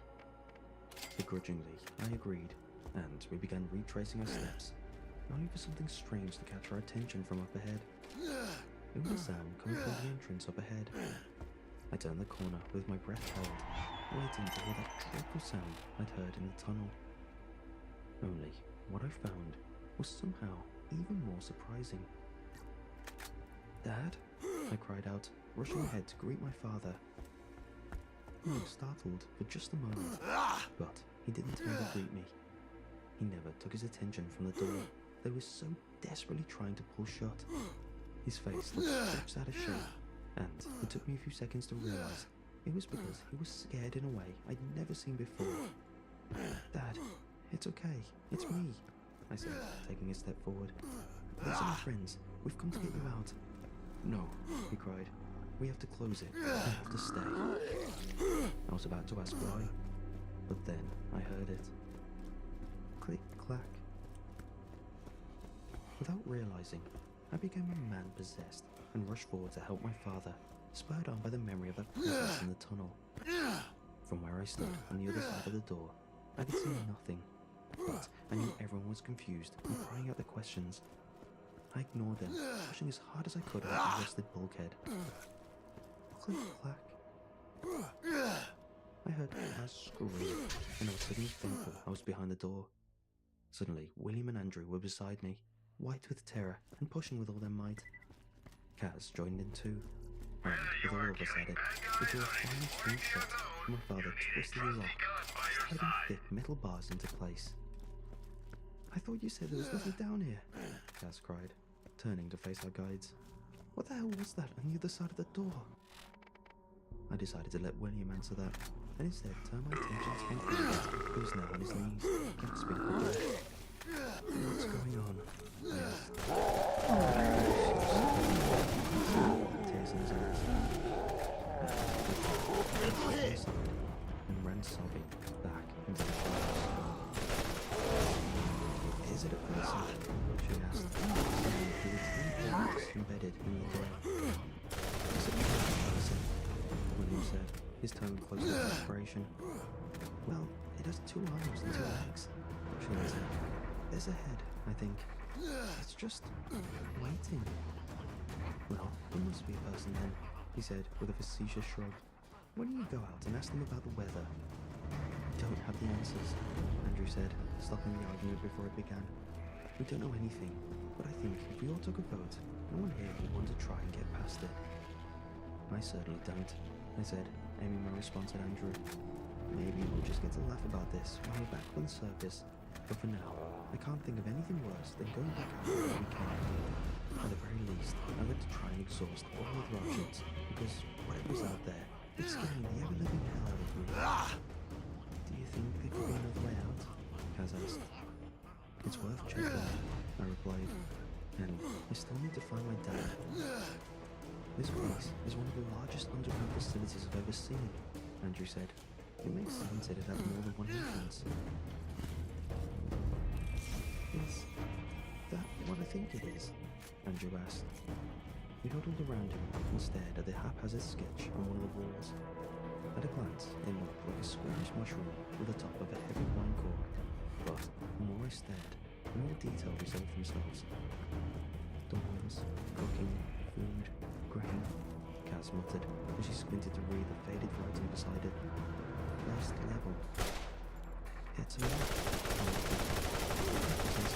This place just like us. That's what I thought, Andrew replied. Look, two, they've got storage. Another one bites the dust. Electronics. On floor 3 they have filtration, water, distillery, UV lamps. On floor 4 there's just sewage. But it keeps going, William said. He pointed towards the lower levels on the map. The lines were rough and covered with question marks. The map was clearly unfinished. There's more, here, I said, showing everyone a notepad I'd been flicking through. Floor 5. Some metal caskets, vases, nice paintings. Duplicates of ones I've seen in the London Museum. Museum one's fake. These ones are fake. Not to protect valuable culture, perhaps. Floor 6. Funny looking computers. No need to worry about 2K bug at least. They run on vacuum tubes, all busted out. Floor 7. Loud machines down here, make my teeth itch. Purpose question mark? Floor 8. Filing cabinets everywhere, mostly empty. Some government documents remain, all redacted. Logo and department thoroughly scrubbed. British and American flag on wall. Both look weird. Wrong colours, wrong stars, wrong stripes. Illuminated. Floor 9. Too dark to see. Keep going backwards. See stairs to the floor. How deep is this place? They don't make a single mention of a way out, I said. But they didn't explore it all, I replied. Is that even possible? She asked. How did I live here all this time and not explore it all? How big is this place? I didn't know any better. I'd say it was built from the bottom up.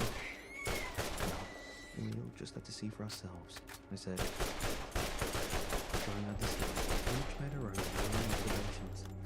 Kaz, for example, observed that many of the paintings of 4 or 5 were not duplicates, but rather slight variations of famous paintings. When asked if they were fakes, her response was a little strange. No, I don't think so, she said. This is the near perfect carbon copy of one of the early sketches of my life. Except it's a full canvas painting instead of just a preliminary outline. Well, maybe the fraud used the wrong version, William asked. I doubt it, she replied. The sketch was unearthed just a year or two ago. We carried on, stepping over obsidian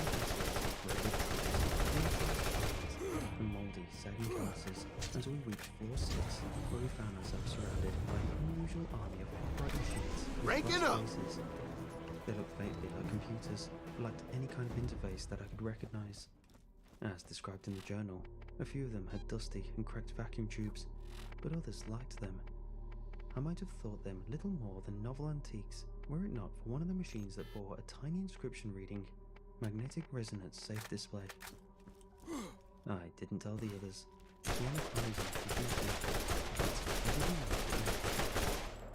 As it was, we were forced to hurry through floor 7 and board the emanating from an army of humming machines. The glass portcullises glowing a peculiar blue, he was even by himself, wiping some dust from one of them. And in doing so, revealed that a strange, four-fingered streak along the glass had somehow been made on the inside. It was almost a relief when we found floor 8 filled with nothing but endless filing cabinets. Unlike the journal description, we found them to be empty, and were left to silently make our way through the disorderly arrangement, zigzagging through them until, finally, William cried out, "Where's the stairway the journal mentioned?" God knows. I was worried. This is amazing.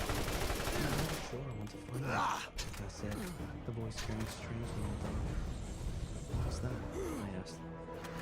If there's another way out, I'll find a way in. Oh yeah, that was all me. I can't say why it hadn't occurred to me before, but the thought hit me like a breeze block. I stopped dead in my tracks, as did William and Andrew, and only Kaz was left pottering around, oblivious to the effects her sentence had on us. You don't think... Andrew muttered. Guys, Kaz said, I think I found something. She was stood by a wall of lockers that had been pushed over and dragged to fill a small stairwell. It had all the makings of a hasty and desperate barricade. Should we? I asked. Click. What immediately followed that sound couldn't have taken longer than a few seconds, but there were a million thoughts running through my head and the events played out like in some kind of slow-mo.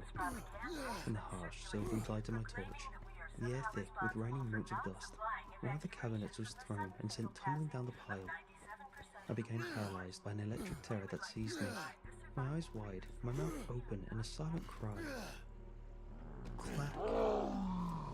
Another locker was lifted up and thrown aside, falling end over end like a domino. Click clack. A hand emerged from beneath a pile of twisted metal, its palm pale and strangely large. It pushed more and more of the lockers away, until, at last, a head appeared. It was dangling lopsidedly from a broken neck with a slack pair of milky eyes and a drooling mouth. That sagging, wretched head was adorned with a policeman's helmet, and from the neck down, he wore a button-down constable's uniform, like something straight out of the Victorian era. Bound to his hip was a strange-looking baton, connected to a rusted power pack by dozens of coiled copper wires. He was huge. Not muscular, just huge. Like he came straight out of a different world. His enormous, groping hands looked big enough to crush my skull, and, as if ready to signal its intent, the monster's head snapped from right to left. Click, clack. And then he took a step forward. William acted first, leapt forward into a running jump to kick the strange figure back into the stairwell. But it was like a moving tree. He struck the giant with a quiet thump and fell backwards onto the floor. He was scrambling to get up when the constable's giant head wrapped around his head and lifted him from the floor. Wasting no time, Andrew ran forward, pulled free a knife, and began trying to frantically free his brother. But the blade did nothing. No blood, no pain, no change in grip. It was like stabbing at straw. I felt a gentle tug on my sleeve and nearly screamed, but the hand that reached up and gripped my own felt warm and somehow familiar. I glanced down, showed my father staring up at me, finger pressed to his mouth. He was crouched in darkness. He pulled me away just as Kaz started screaming, and a loud crack reverberated through the dark. My father grabbed me and stared into my eyes. Silently, he mouthed for me to follow. Hesitating, I turned back, but all I saw was a confused display of crystals and the desperate sound of a struggle. It's the only way, my father whispered, much to my shame. I wasn't sure what to expect, but it was my deepest hope he'd take me somewhere safe. In reality, he dragged me into a small nook made by the endless rows of cabinets, and he made us both crouch down in the darkness. There wasn't really anywhere to hide properly, and all we could do was hide and wait and hope that whatever was looking for us wouldn't look very bad. I felt for a long time after that. It was a terrible tearing sound, like paper being ripped. Screaming turned into painful wails, then brief wrecked sobs, and, at last, quiet, despondent silence. Whether the others had hidden, ran, or died one by one, I couldn't say. A broken headlight lay somewhere on the floor, where it cast dismal shadows, and I nearly gasped when I saw the wretched silhouette of the helmeted giant taking another step. Each footfall was punctuated by the stomach-churning sight of the monster's head snapping from side to side. I swear, I could feel that thing looking for us in the darkness, The same way you can feel someone looming over your shoulder. It's like a person magnified, not just in size, but in spirit and intent. With each step it took, my father tightened his grip around my waist, until, at last, the terrifying crescendo came and passed, and I watched the faint, shadowy outline of the ghostly constable pass by our hiding spot. It's not stupid, my father whispered, so quiet he was presumably deaf to his hushed plea. Only the wet sound of him mouthing the words.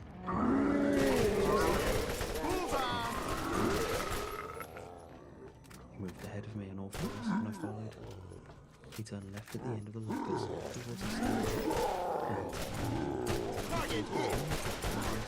it still clicked like somewhere in that very room. I couldn't say if I was particularly stealthy.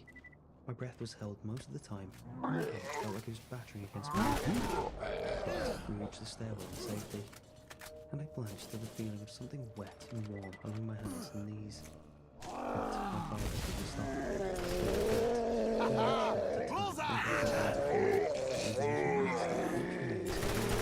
Party members. The tousled blonde hair made me think of William, but the bubbling mess of Paul and Andrew, or even both of them crunched together.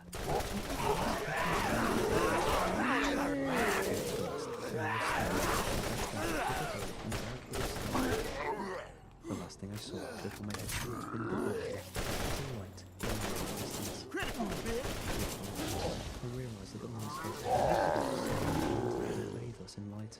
Do not be alarmed, it cried. Its voice, a robotic transmission, it sounded deeply warped. Even from afar, I was certain it came from no human mouth. Certainly not the slight drooling orifice I'd glimpsed on its face. It was the kind of voice we'd use to force civilians into a bomb shelter. Oh, that hurt! I inherently distrusted the speaker and whoever had planted this world. Travelers, do not panic. Entropic parasites are not present in this location. Who said infestation present yourself for examination by an officer. Vigilance is the price of safety. This is our last resort. Bullseye! I asked, staring at the rows and rows of cages filled with desiccated remains. Split open. Another notch on my whip. One had been forced into unyielding metal bars and gored brutally in the process, but most looked like they'd been starved to death.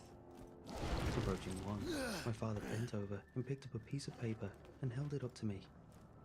It was an unremarkable form with dozens of boxes, only they'd been filled in with a desperate scrawl, and the fingers that gripped it had clearly been wet and greasy. Arrest report 203887. Infraction. Failure to present presiding ID to arresting officer. Non-compliance with police is grievous offence. Initial scans show lack of vaccination nanites. Translocation without prior vaccination is grievous offence. Breaching integration protocols is grievous offence. Suspect details are described below. Name. Screw you. Citizen ID number. What the hell are you on about? Initial statement. What the hell is wrong with you? Where we go? Oh, you know that hurt. From arresting officer. I'm very cold. In the corner of the room, there was a bizarre copper coffin that stank of decaying mold, wired up to a strange machine that hummed like those we'd found in the glowing blue room. From the size of it, I guess it belonged to the policeman chasing us, although I could scarcely imagine why the floor was riddled with rusted and bent nails that would pierce the flesh of anyone who lay within. Then again, I remembered Andrew stabbing at the forearm and producing only a vague cloud of dust, and I realized that whatever was hunting us clearly had a high pain threshold. We carried on down the road, passing through what I considered to be the policeman's workshop, and into a larger laboratory-like structure and a meeting hall plastered with faded propaganda posters. One showed a smiling policeman, who was the one who chased us, looming over a menacing figure who was too faded to see.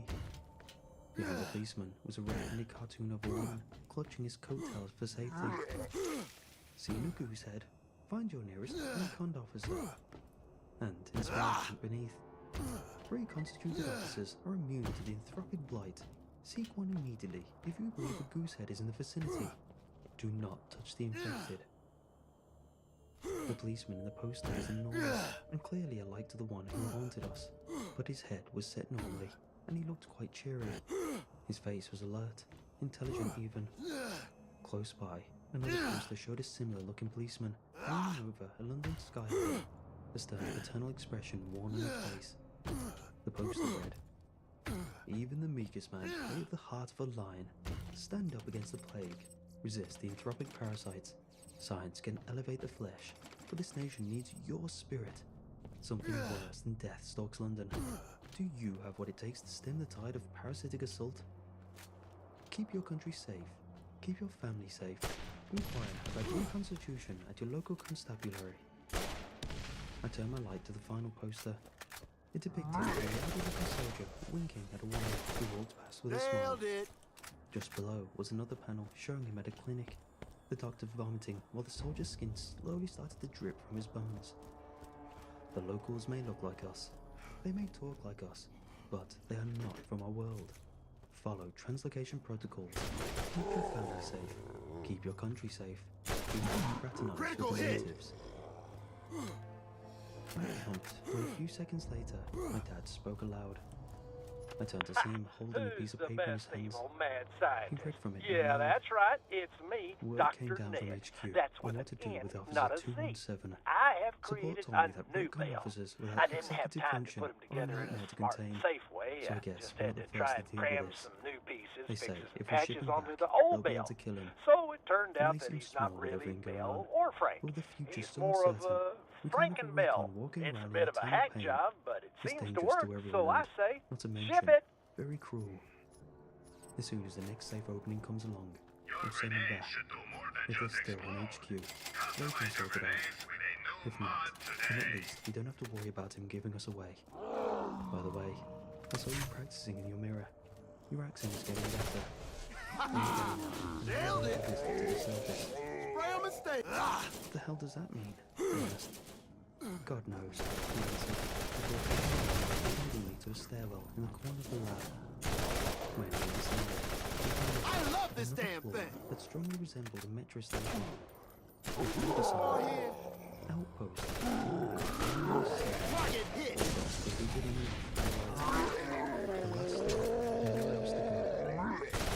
Gas masks littered the floor, and the railway was clogged with 1,000 bleached bodies whose screaming skulls looked out and broken Always room for more loot. Turning my light on, I could just about glimpse a broken down carriage so distance away. Bullseye! Like the other machines in this place, it bore strange Tesla coils and copper orbs hanging out of once crackled with electricity and power, but which were now either thick with rust or sickly vertigo. Nailed it! I nearly gasped as my hands flowed through the tunnel and touched my hair. For a fleeting moment, I thought about abandoning all sense of falling into it. Target hit! But we were nowhere near the surface, and there were the skeletons fleeing towards us. Dad, oh, you know that hurt. For the first time since we've been reunited. What the hell is this place? Just a bunker, he sighed. I thought, I don't Critical hit! I'm starting to think. He gestured towards the tunnel. That tunnel doesn't lead home at all. At least, not our home. Right. Bullseye! I hissed. Clack. I thought we'd been away, my dad said, his face bunching up, Nailed it. close to tears. Oh God, I'm such an idiot. I thought I'd be safe. I thought... Come on, I said. We simply have no other choice. The tunnel ended in a wall. Only the breeze kept on coming. It smelled odd, a little like the dust-filled air of a construction site. Dad reached out and touched it, and we saw the whole wall ripple like water. If we hadn't been running for our lives, we might have felt awe and wonder. Click, clack. Here we go, I said, taking a deep breath. Dad turned to look over his shoulder at the source of the noise, only to pull his hand back from the illusory wall. It didn't come back alone. Something was on the end of his finger. Something that looked a little like the spots you see in your eye on a sunny day, or like the little worms that haunt the corner of your vision. Oh, that hurt! Only it wasn't flat like those visual flare-ups. It was thick, three-dimensional, and about the size of a leech. It looked a little like something and the rainbows you see on oil. Before either of us had a chance to ask about it. Nailed it! Damn, he hissed. Get it off. Dad took the thing off when I could have seen it, but it didn't react to the inertia or even gravity. The way it bubbled and moved around his skin, it didn't even look like it could interact with his hand, like it wasn't made out of the same matter as the rest of us. It got about halfway up his arm before he started screaming. Click, clack. The constable was visible now, working harder to keep its feet steady on the mountain of bones. It was taking its time, but then again, we didn't have anywhere to go. So, what was the rush? Get it off, Dad screamed, collapsing to his knees. He held his arm up, and I saw there were close things flesh, like it was a piece of Swiss cheese. By now, the worm thing had swallowed his whole arm up to the shoulder. Its quivering, translucent flesh expanded inside. Every second or two, it would seize up and appear to swim gently, and another geometrically perfect and muscle, like it was nothing more than paper. Station detected. The constable cried, and I turned to see him closer than ever before. Biological vessel has breached translocation. Containment protocols have failed. He reached down and grabbed my father's skull like it was an orange, and he lifted him off the ground effortlessly. Recon Officer 217 preparing for unscheduled emergency translocation. Click. The monster's head lurched towards me on his broken neck. Do not attempt to flee before the arrival of further police presence. Doing so will only increase the severity of your sentencing. Remain where you are. Then I snapped back, and without further delay, the monster stepped forward into the rippling wall.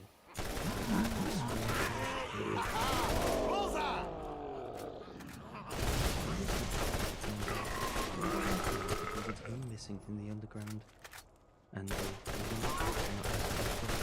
at least the families had tried to hire private investigators. Target hit! I understand, but for the most part, nothing looks odd from the outside. They held toys underground in dangerous places. They'd had one or two close calls before, which I'd never heard of when first hiring them, and the police weren't at all surprised it had ended badly for them.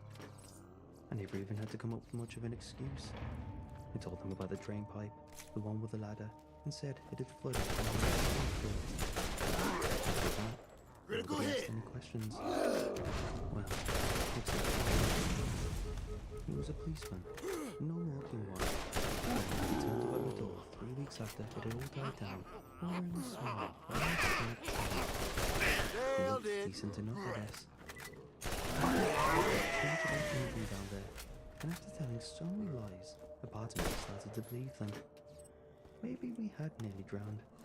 Maybe I'd spent 2 delirious days stumbling around, all half dying of pneumonia. It made a lot more sense. But this guy, he didn't look right. Not so much in the face, but in the way he looked at me, the way he smiled.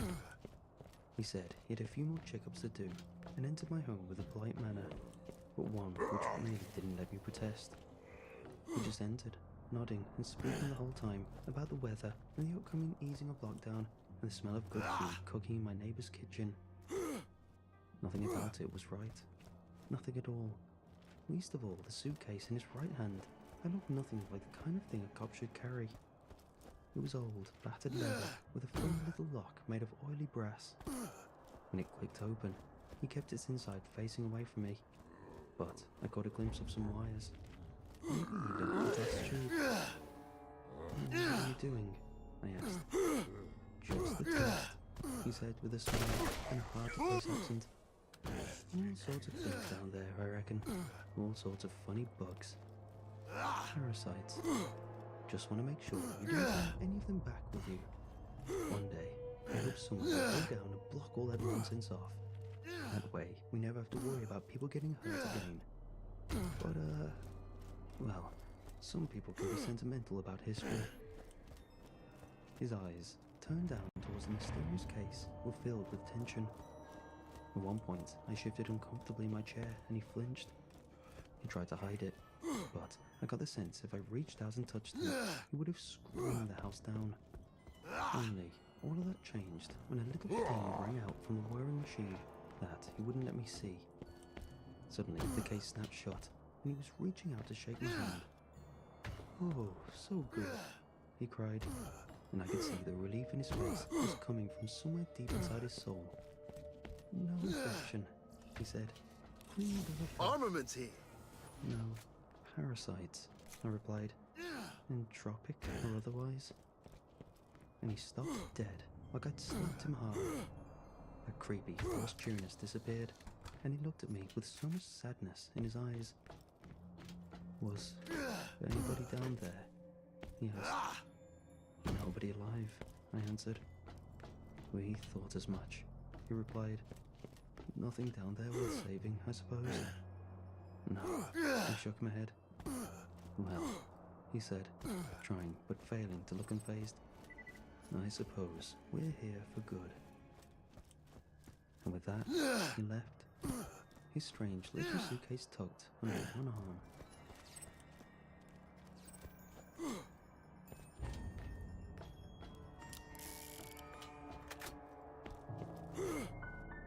The park near my house is plagued by urban legends.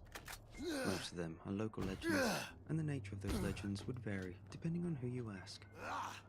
I moved here a little over a year ago with my then fiancée, now wife, Megan.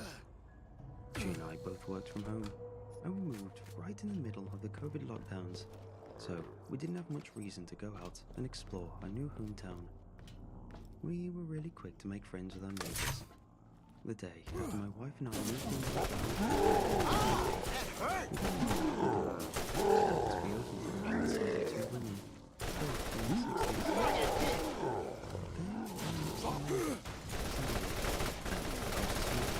May.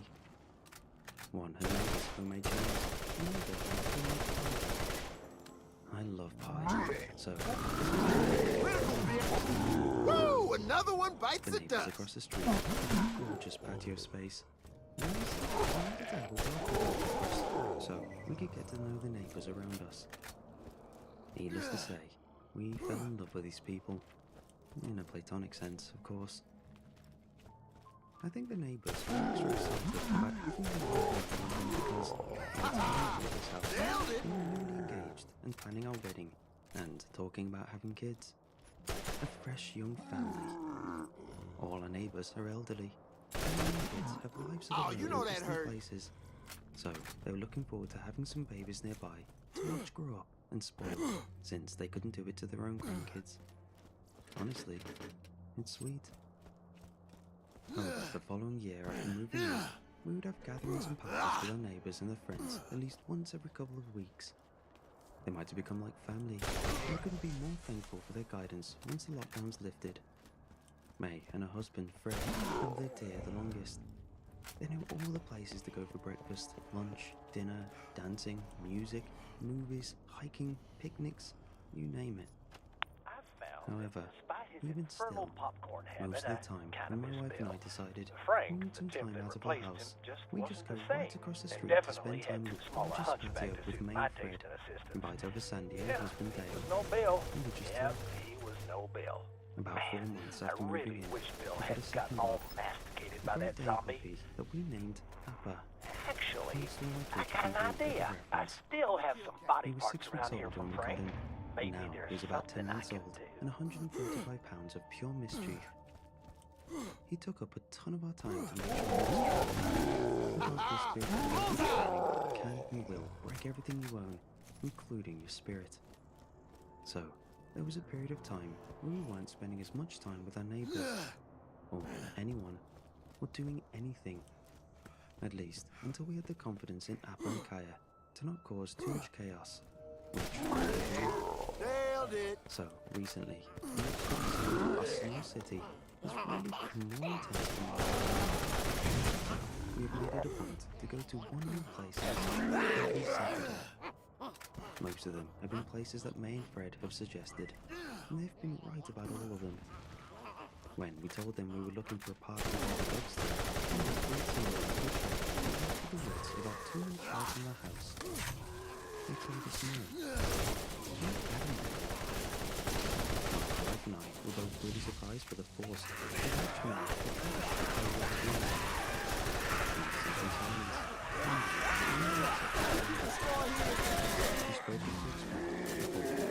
That's another one. Bigger and better. She trailed off. The girl picked up where she left off. It's fine to go there if you stay next to the baseball fields, but don't go on the trails or into the trees. The park is connected to 75 acres of woods, and when I was working as a criminal investigator, I used to get called out there all the time. Fred and May were not glum people. If they weren't talking with a smile, they were listening with one. But right now, they seemed almost disturbed, and Fred explained why. I'm retired, but we aren't a large city. I still sometimes get asked to come out there and look at a body. More dead people have been found out in those trees than any other park, trail, or nature reserve in the next 4 counties combined. My curiosity was absolutely piqued.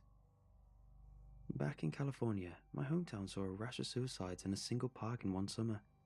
3 of them happened in just a couple of months. They all hung themselves in the trees at the park. Is it something like that? Fred shook his head. No, that's not it. One of them was about 20 to 30 years ago, but of all of the bodies I've seen laying out there, coroner always determines something else killed those people. Thing is, we never caught what it was. After the 5th body, people began spreading rumors and it became a local legend. But over the past 30 years, we've had exactly 59 bodies found in the trees near the trails. May and Fred took turns telling us about the different stories people came up with. Some said the park was haunted by ghosts of a serial killer. Others say they oh so common it was built in an old Indian burial ground thing. The most prevalent story is that there is a monster living in the woods. My wife and I are not superstitious and didn't believe in the supernatural. Until we decided to go anyway. We both needed out of the house this past week. It had been a couple of months at this point since May and Fred told us the story about the horrible evil Park of Doom. We grabbed a blanket and decided to hang out within view of the baseball fields. It was a beautiful day. It was 68 degrees and sunny, and in the early morning it felt good to lay out on the grass near the fields and get the even mixture of warm sunlight on our skin and a cool breeze to refresh us. However, as is prone to happen in East Texas, the sun quickly began to get too hot and the breeze began to get too humid. My wife and I still weren't ready to go home, so we opted to move into the shade, just a little ways into the line of trees that separated the baseball fields from the playground and tennis courts. Still nowhere near the trail toward the very back of the park. We would have to cross through the tennis court, another parking lot, and around some gazebos with picnic tables to get to the trails. We did, and we continued to enjoy the scenery of the park. There was a small creek about 30 feet from us now that flowed out to the woods and into the small pond near the edge of the baseball fields. Between the mottled rays of sun broken up by the shade and the soft sounds of flowing water, my wife and I found ultimate relaxation. But not before my wife said, "You look good today, and this lighting is awesome. Let me get a picture of you real quick." Now, I don't like having my picture taken. I always feel awkward, but my wife insisted that I looked good, and I was honestly feeling pretty good, so I agreed. Do me a favor though, I don't want to be the whole focus of the picture, so get me in there, but do a panorama so we see a lot of the park too. She smiled and took my phone from me and opened up the camera. I went and stood by a tree and let her do a thing. Once the picture was taken, we set the blanket back down and laid back down. We had chosen to leave the dogs at home. Megan was in need of a stress-free time, and even though the dogs would have loved the park, we wanted to just be able to close our eyes and chill and not worry about either of them wandering off or eating something they aren't supposed to. It was a good choice overall, because it instantly put Megan and I in a better mood. I rested my head on her stomach, and she used it as a way to prop up a book. She read, and I began to slowly drift into daydreams. After a minute, I opened my eyes and realized how heavy they became, but I figured it wouldn't hurt to take a quick nap, so I let myself drift off until I heard a distant call of the name. Appa! My eyes shot open, not just because of the name I heard called, but because I recognized the voice that called it. My voice. Just as soon as my eyes had opened, my wife had pulled a book away from my head and looked at me. Was that you? Megan asked. No, but I heard it too. I lifted my head and looked around, but there was no one else around. There were a couple of cars, but I couldn't tell from this distance if there was anyone in them. At least until one began to pull out of its parking space and head toward where the park exited onto the highway. Maybe it was them. They might just have a dog named Appa too. They were probably trying to get him in the car to go. Probably, but they sounded so much like you. I wonder if they're as cute. I chuckled. My wife was flirting, which meant she wanted a kiss. I leaned up to give her one before I rested my head back on her stomach and closed my eyes for only a split second. Kaya! My voice yelled. It still sounded just as far, but this time angry. I sat straight up and my wife closed the book. Okay, what the hell? I said to my wife. This can't be a coincidence. She put a book into her purse and stood up, and I sprung to my feet and began to look around. Again, I couldn't see anyone. The cars that had been in the parking lot by the tennis courts had all left, which meant that there was nobody between us and the trails. I got this nagging feeling that if there was a killer out in those woods, they likely felt a little more emboldened to come further out of the trees now that there was nobody else in the parking lot between us and the woods. As mentioned before, this is East Texas, and we aren't a big city. It's mostly rural, which means it is a safe bet that most people are carrying a gun. I am no exception to that rule. I put my phone back into my pocket and used my thumb to feel for the gun, but I didn't lift my shirt to show it, and I certainly didn't draw it. I just made sure it was there, in case I needed it. It's time to go, I told my wife as I knelt down to grab her purse and handed it to her. Luckily for us, we parked near the baseball fields, so we were able to head in the opposite direction that my voice was coming from. I kept looking over my shoulder, and though I never saw anything, I could swear I heard the rhythmic sound of snapping twigs following us out of the trees. It stopped once we reached the grass clearing, and we heard nothing once we began walking across the pavement of the parking lot. We got in the car and drove home, and I was so thankful to hear my dogs excitedly barking when I began to unlock the front door. My wife and I both stepped in and checked them out. Nothing was out of the ordinary. Nothing in the house seemed out of place. Everything was as we had left it. We were able to relax a little more over the next several minutes. We began to speculate together about what the hell happened, but we didn't really come up with any answers that made any sort of sense. The logical explanation was that it was someone we knew messing with us, someone who knew our dogs' names, and just happened to spot us in the park and thought it would be funny to play a prank on us. But that didn't explain how their voice sounded exactly like mine. I didn't really get an answer until this morning, when I started flipping through my phone and looking at the pictures we took this past weekend. I take a lot of pictures of my wife and dogs, but I stopped when I got to the panorama my wife took of me in the park.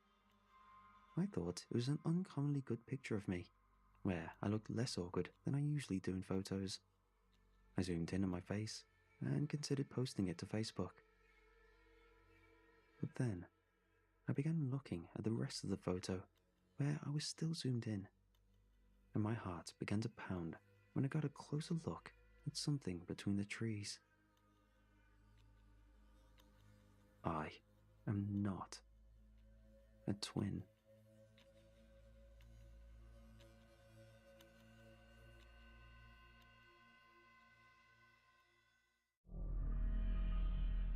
I sat back, intrigued. He was tapping the corners of the table. Left, right, left, right, left, right, in perfectly spaced intervals. It was almost hypnotic. It wouldn't have caught my notice, if not for the look of utter concentration and anxiety on his face as he tapped carefully with the 2 fingers of each hand on each corner. I put my shades on so that I could observe undetected. I'd bought mirrored shades just for this reason. I'm not a creep. I just like to watch what others do, the quirks they have, and the little details in their actions. Okay, I realize that still sounds kind of creepy. Well, it's people watching anyway, and nothing more. I find human behaviors fascinating. The door to the train carriage slid open, and the noise of the tracks and buzz of conversations crowded in. I looked at the passenger opposite me, still dedicatedly tapping on the table's corners, but now with an increase in the intensity of his frown. "Hi there." A chirpy young lady was at the door. Her presence poured into the room, energetic, lively, unstoppable. I contemplated pretending to be asleep. Then I saw the distress roiling on the tapper's face as he tried desperately to keep his beat going, determinedly ignoring the lady. I sighed, then plastered a bright smile on my face to match her sunshine vibes. "Hey, we got the bottom bunks. Hope that's alright. Both top bunks are free for you to choose." "Great, thanks," she smiled at me.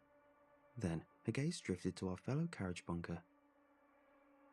She looked confused, then concerned for a moment. She opened her mouth, and I immediately spoke up. "Let me help you with your stuff." I grabbed hold of one end of a heavy backpack. That did the trick. She shifted her attention back to me and grabbed hold of the other end of a backpack. We heaved it into the upper bunk. "Thanks."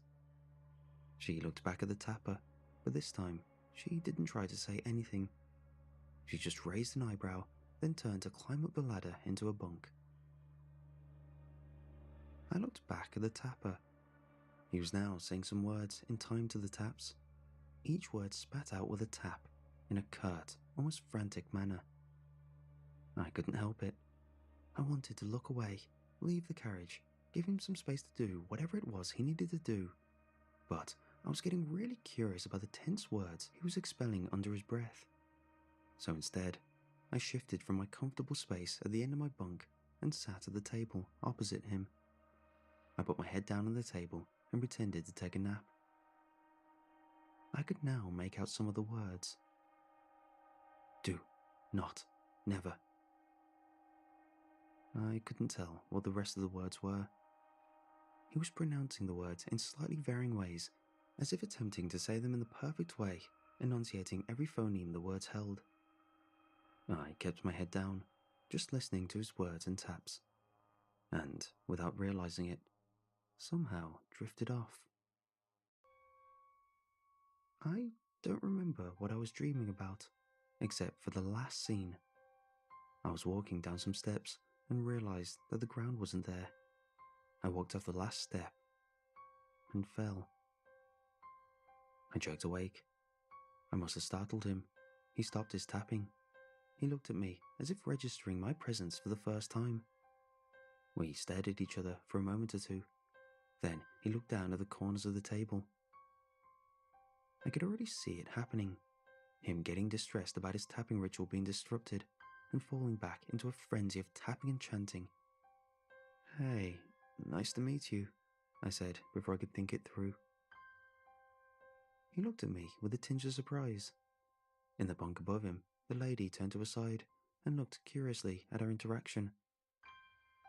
"Hey," he said softly, looking nervous and uneasy. "Where you headed to?" I kept my tone light, pretending not to notice his hands clutching the corners of the table. "End of the line." "Oh, that's a good 2 days away." "Yeah," he said, nervously running his hand through his hair, then immediately gripping tightly on the corners again. "Hiya." He turned around quickly at the sound of a voice from above. The lady was climbing down the ladder to join us. "Great to meet you guys," she chirped. Her enthusiasm seemed to physically repel him. He leant away from her, while still holding onto the table's edges. "Hey, you're up.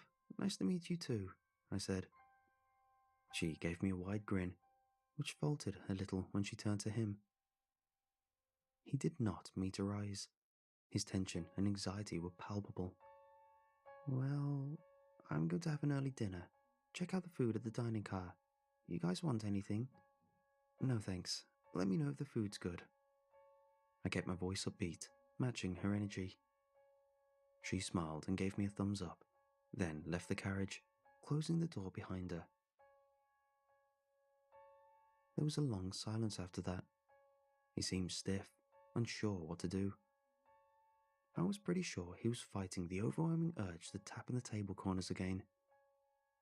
"It's important to you," tapping the table edges and saying the words just right. I kept my tone as nonchalant and non-judgmental as possible. He looked up at me with a mixture of surprise and anger, which quickly dissolved into puzzled wonder as he realized I was not making fun of him. "Yes, I need to say it just right. Need to tap it just right.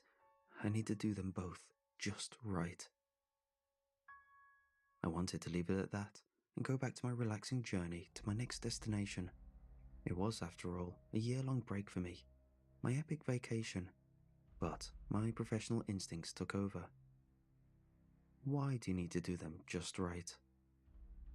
I just need to." He stared resolutely down at the table. "What would happen if you didn't do them just right?" He seemed discomforted by the very thought.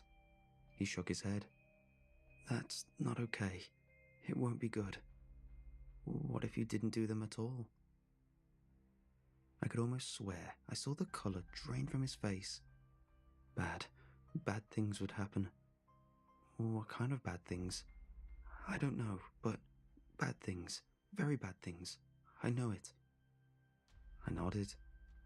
It's a terrible feeling. You know something horrible would happen. You stop, you refuse to do it, and you can feel the dread in your body. This inexplicable paralyzing fear. It builds until you snap and do whatever it is you need to do to ease it again. He looked at me with the first signs of actual interest since our journey began. "Yes, exactly that." I nodded again, then added, "I was that way with lights too. I had to switch my lights on and off, until I was thinking exactly the right thoughts, in the right way while the lights went off.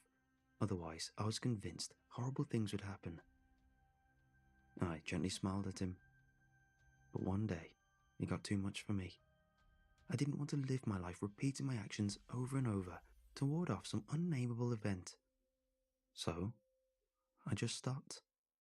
I switched off the lights while thinking a bad thought, sat down, felt the fear come crashing down on me, felt like I was suffocating with fear, with horror, with this intense dread that convinced me I would deeply regret not getting things just right, that I'd somehow caused some horrible destruction.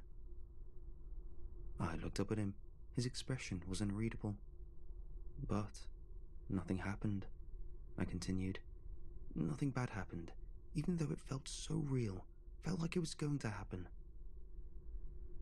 He stayed silent. I cleared my throat nervously. I worked with others too, who had these issues, when I was a psychologist. They felt these things too. The fear, the terror, the urge, the need to do whatever their fear was telling them to. I trailed off. His expression was becoming a familiar one. He was frowning. He seemed to be finding the right words to say. "You're describing OCD. I know what I have seems like OCD. I've been diagnosed with OCD. It's not OCD." He began tapping again. "How is it not like OCD? I'm sorry. I didn't want to jump to any conclusions. I just want to understand what's going on." He took a deep breath and closed his eyes, all the while still tapping. It was a long while before he spoke. "When I stop tapping, bad things do happen, or they do begin to happen, but I've always stopped them in time, by tapping again. Could you tell me more?" Tap, tap, tap. At least he wasn't back to spitting out those words. I've tried to stop before. Of course I tried to stop before. You think I don't know how this looks to others? You think I want to live my life enslaved by these acts? I want to hang out too. I want to talk to others. I want to be normal. But I can't. I've got so fed up. I've tried to stop so many times, but every time I do, something happens. I didn't speak, just waited for him to continue. Weird things happen, strange things I can't explain. His breathing was quickening. He was obviously terrified by his recall of the past. I tried it once, at home, when I was still a student. I fought it when the urge came, when the fear hit me, and I knew that it was time for me to tap again. I knew I needed to do it. I tapped for a bit on the sides of my bed. Then I stopped. It felt wrong, all sorts of wrong. I felt terrified, but I refused to tap anyway. Then the room just started creaking. My floorboards did, my cupboard, my desk. Everything was creaking. Then my textbook fell off the table. I had to start tapping again. Something horrible was going to happen. I knew it. I started tapping again, and it all stopped. I kept my face neutral, unassuming. I nodded. I tried another time when I was dating this girl, and I just wanted to be normal, to have a proper relationship, to not have to run away and do my stupid rituals when the urges hit. Then, we started hearing footsteps. We didn't know where they came from, just footsteps near us, though there was no one else. The footsteps got louder, closer, and I had to go. I had to leave. I ran off and found this lamppost. It felt right. I started to tap on the sides of it, and it stopped. The footsteps stopped. I was starting to feel a little bit unnerved. That must have been terrifying. It was tough enough for me to stop. Having those weird things happen, no wonder you can't stop. My words seemed to hit him hard. He started blinking away tears. It was really tough, but I want to stop. I want so badly to stop. I want everything to go away. I want to be normal. I want to be free. I want to be able to have a conversation with my train mates. I want to walk to the dining car, have a meal, and not be stared at like a freak. The tears kept spilling from his eyes. I felt a tingling, salty sensation at the back of my throat, and a heavy pull in my heart. Do you want to try? Here, with me here. We could face it together. His tears gave way to proper sobs. I didn't know what to do. I just sat there, looking at him silently. When his sobs subsided, he lifted his reddened eyes and regarded me for a while. I do want to try. Please, maybe it'd be better with someone else around. I let out a small sigh of relief. I was hoping he'd be willing to try. I couldn't deal with the thought of him going about his life, living the way he did. I just want to point out another thing that could help us along, I said. He watched me expectantly. It can really help to think of what's the worst thing that could happen, then compare it to your life as you're living it now, and be okay with the worst thing that could happen. To rather face that possibility than live as you're living now. He seemed uncertain, scared. For me, it worked. I thought, well, the worst that could have happened would have probably been someone dying, the world ending, severe injuries and whatnot. And I realized I'd rather just let it happen, get it over and done with, than to keep doing these gestures, these repetitive actions, being a slave to my fear. I needed to be done with it, whatever the cost. He considered my words with grave expression. Then he nodded. I'm willing. It's been too long, too much. It's not allowed me to have a proper life. I smiled at him. Then, let's do it. It's not over yet. He looked at me, still tapping the sides of the table. Then his jaw tightened, and he nodded. A few moments passed before he stopped tapping. He put his hands flat on the table. We waited. The first few minutes seemed to take an immense toll on him. His face was pale and cold, Sweat beaded his face. His breaths were shallow and quick. More time passed, and he seemed almost ready to relax. Then, the lights in the carriage flickered. He seemed to almost jump out of his skin. He reached out his hands to the corners of the table, but I grabbed them and placed them back on top of the table. I pressed down on them for a while, then let go. He had to do this himself. The lights went out. I took a few deep, calming breaths. This was a coincidence. I knew it logically. This was a highly unfortunate coincidence, but that was all it was. And if I could help him through it, he could be free from these obsessions and compulsions for the rest of his life, or at least be less controlled by them. I grabbed his hands to make sure he didn't start tapping in the dark. He whimpered a little. He couldn't see my face, but I smiled at him nonetheless, hoping that I could send him some reassuring vibes. Then the train jolted to a halt. I began to feel the cold pricks of sweat on my own face. I realized my face was tensed up, my grip on his hands tight. I forced myself to relax. He grabbed onto my arm once I lessened the pressure on his hands. Despite my fear, I felt heartened. He was determined not to tap no matter what. We sat in the dark silence, ignoring the aura of doom and fear that had settled around us. Then, we heard the breathing. Something was breathing heavily on the bunk above him. A cold needle of fear pierced my heart. We stayed incredibly still. The breathing came downwards. Whatever it was right next to him now. We could hear the rough wafting of air as it breathed onto his face. I heard his breath quicken as his hands clamped painfully on my arms. He still wasn't tapping. I felt a deep respect for him, even as I contemplated my impending doom. Then the raspy breaths of whatever it was shifted. It was by my right ear now. I could feel it. It was strangely cold. Every time it breathed in, there was a wet, rattling sound. When it breathed out, my ear was grazed by a sharp, cold gust. It stank.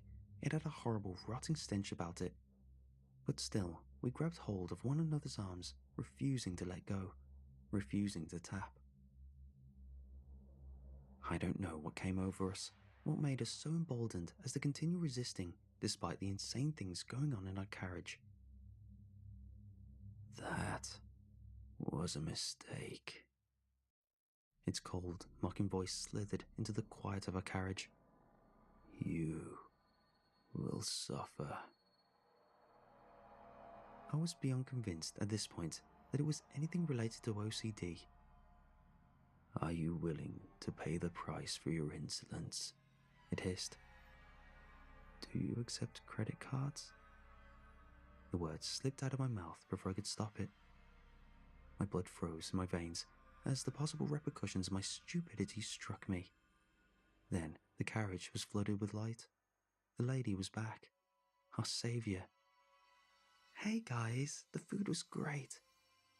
She took in the scene of us clasping each other's arms in death grips. Oh wow, okay. You guys sure bonded without me. The cold, heavy air began to disperse. A light whisper caressed my ears. I'll be back. For you. Then it was gone. Its presence ebbed away, just like that. He looked at me with shock and relief on his face. Yeah, we did it, he said, smiling at me in gratitude. A pure joy began to light his face. He looked like a whole different person. I smiled back at him, shrugging off the disquiet I felt. Yeah, we did.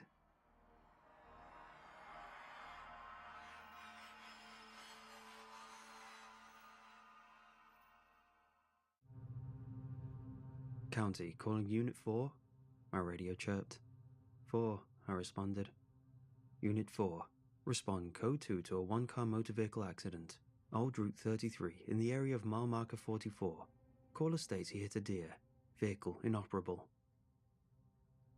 I sighed and put down my phone, putting my Chevy Tahoe in gear and gently pulling out of the parking lot I was comfortably sitting in. Unit 4 copies. Responding. I said into the radio, putting it back into its holder. Roger, Unit 4. Time of dispatch 0239. Working third shift has its perks. Slow nights, not much to do, especially in a rural county here in Montana, where the only crimes seem to be boredom. Having been born and raised here, I knew this area like the back of my hand. I could navigate it in the dark. Hell, blindfolded, and I could tell you exactly where I was, solely from the ground I was standing on. Not much really happened of note here. The people kept to themselves. They were friendly, humble, and kind. Some people worked in the city close by, but most worked in their farms. They were hunters, homebodies, people preferred by their own solitude, rather than the hustle and bustle of bigger cities and towns. The county I worked in as a deputy sheriff was large. So large, in fact, that it took over an hour just to get from one side of my patrol route to the other. It didn't bother me, and since most people here owned firearms, break-ins and property crimes were seldom. Our job was mostly to wrangle up the drunks at closing time and chase the cow that always seemed to wander out of their pastures. Tonight seemed to be no different. A passing motorist hit a deer. Quite common, really, especially with a large amount of space between houses and people. Animals pretty much had free roam of the place. But I come to learn quickly, tonight wasn't like most nights. Tonight would show me that solitude, while often brings peace, can also bring horrors untold. The red and blue lights of my Tahoe pierced through the moonlit sky, while the terrain changed from asphalt to gravel and dirt. Old Route 33 was never paved. The county maintained it, but decided to keep the tradition of dirt, same as how our settlers travelled back in the day. The bumpy road shoveled me in my seat, making me groan with each bump. I passed mile marker 6. I still had a long way to go before reaching the motorist. Reaching for the stereo, I winced as the usual station I listened to was only an ear-piercing static. Weird, I thought to myself. Reception usually stays until at least marker 20. I thought nothing of it, turning off the radio and instead listening to the gravel and dirt push from underneath my tires. The headlights of the SUV pushed far ahead, along with the flashing lights on the roof of my patrol car, giving me a clear view of what was ahead. I didn't go too fast.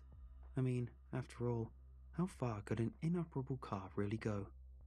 It'd still be there when I got there. Besides, the last thing I need is to hit an animal and ruin my car trying to get to him in the first place. I sighed and leaned back in my seat, wishing that morning would come and I could fall asleep. The miles kept coming, passing mile marker 17. Not even halfway there. If it weren't for the constant shaking and rumbling of the loose stone and rocks beneath the car, I'd have easily drifted off. The road, straight as an arrow, kept going, and going, and going. Wait, since when was that tree on the side of the road, I asked myself. A white birch tree, beautiful and standing tall, was always on the west side of the road. It was one of the few trees on this road. But tonight, it was on the east. I slowed my cruiser to a stop, checking the GPS on the windshield.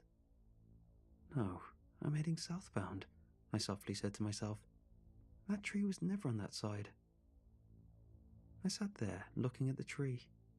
It was the same one I had my first kiss under. It was the same tree I lost my virginity under. But why was it there? Must be the lack of sleep, I chuckled to myself, pushing down the accelerator slightly. Although I played it off as nothing, the thought still creeped into my head. Why was that there? There were very few trees on this road. Hell, it was known as the rolling road for a reason.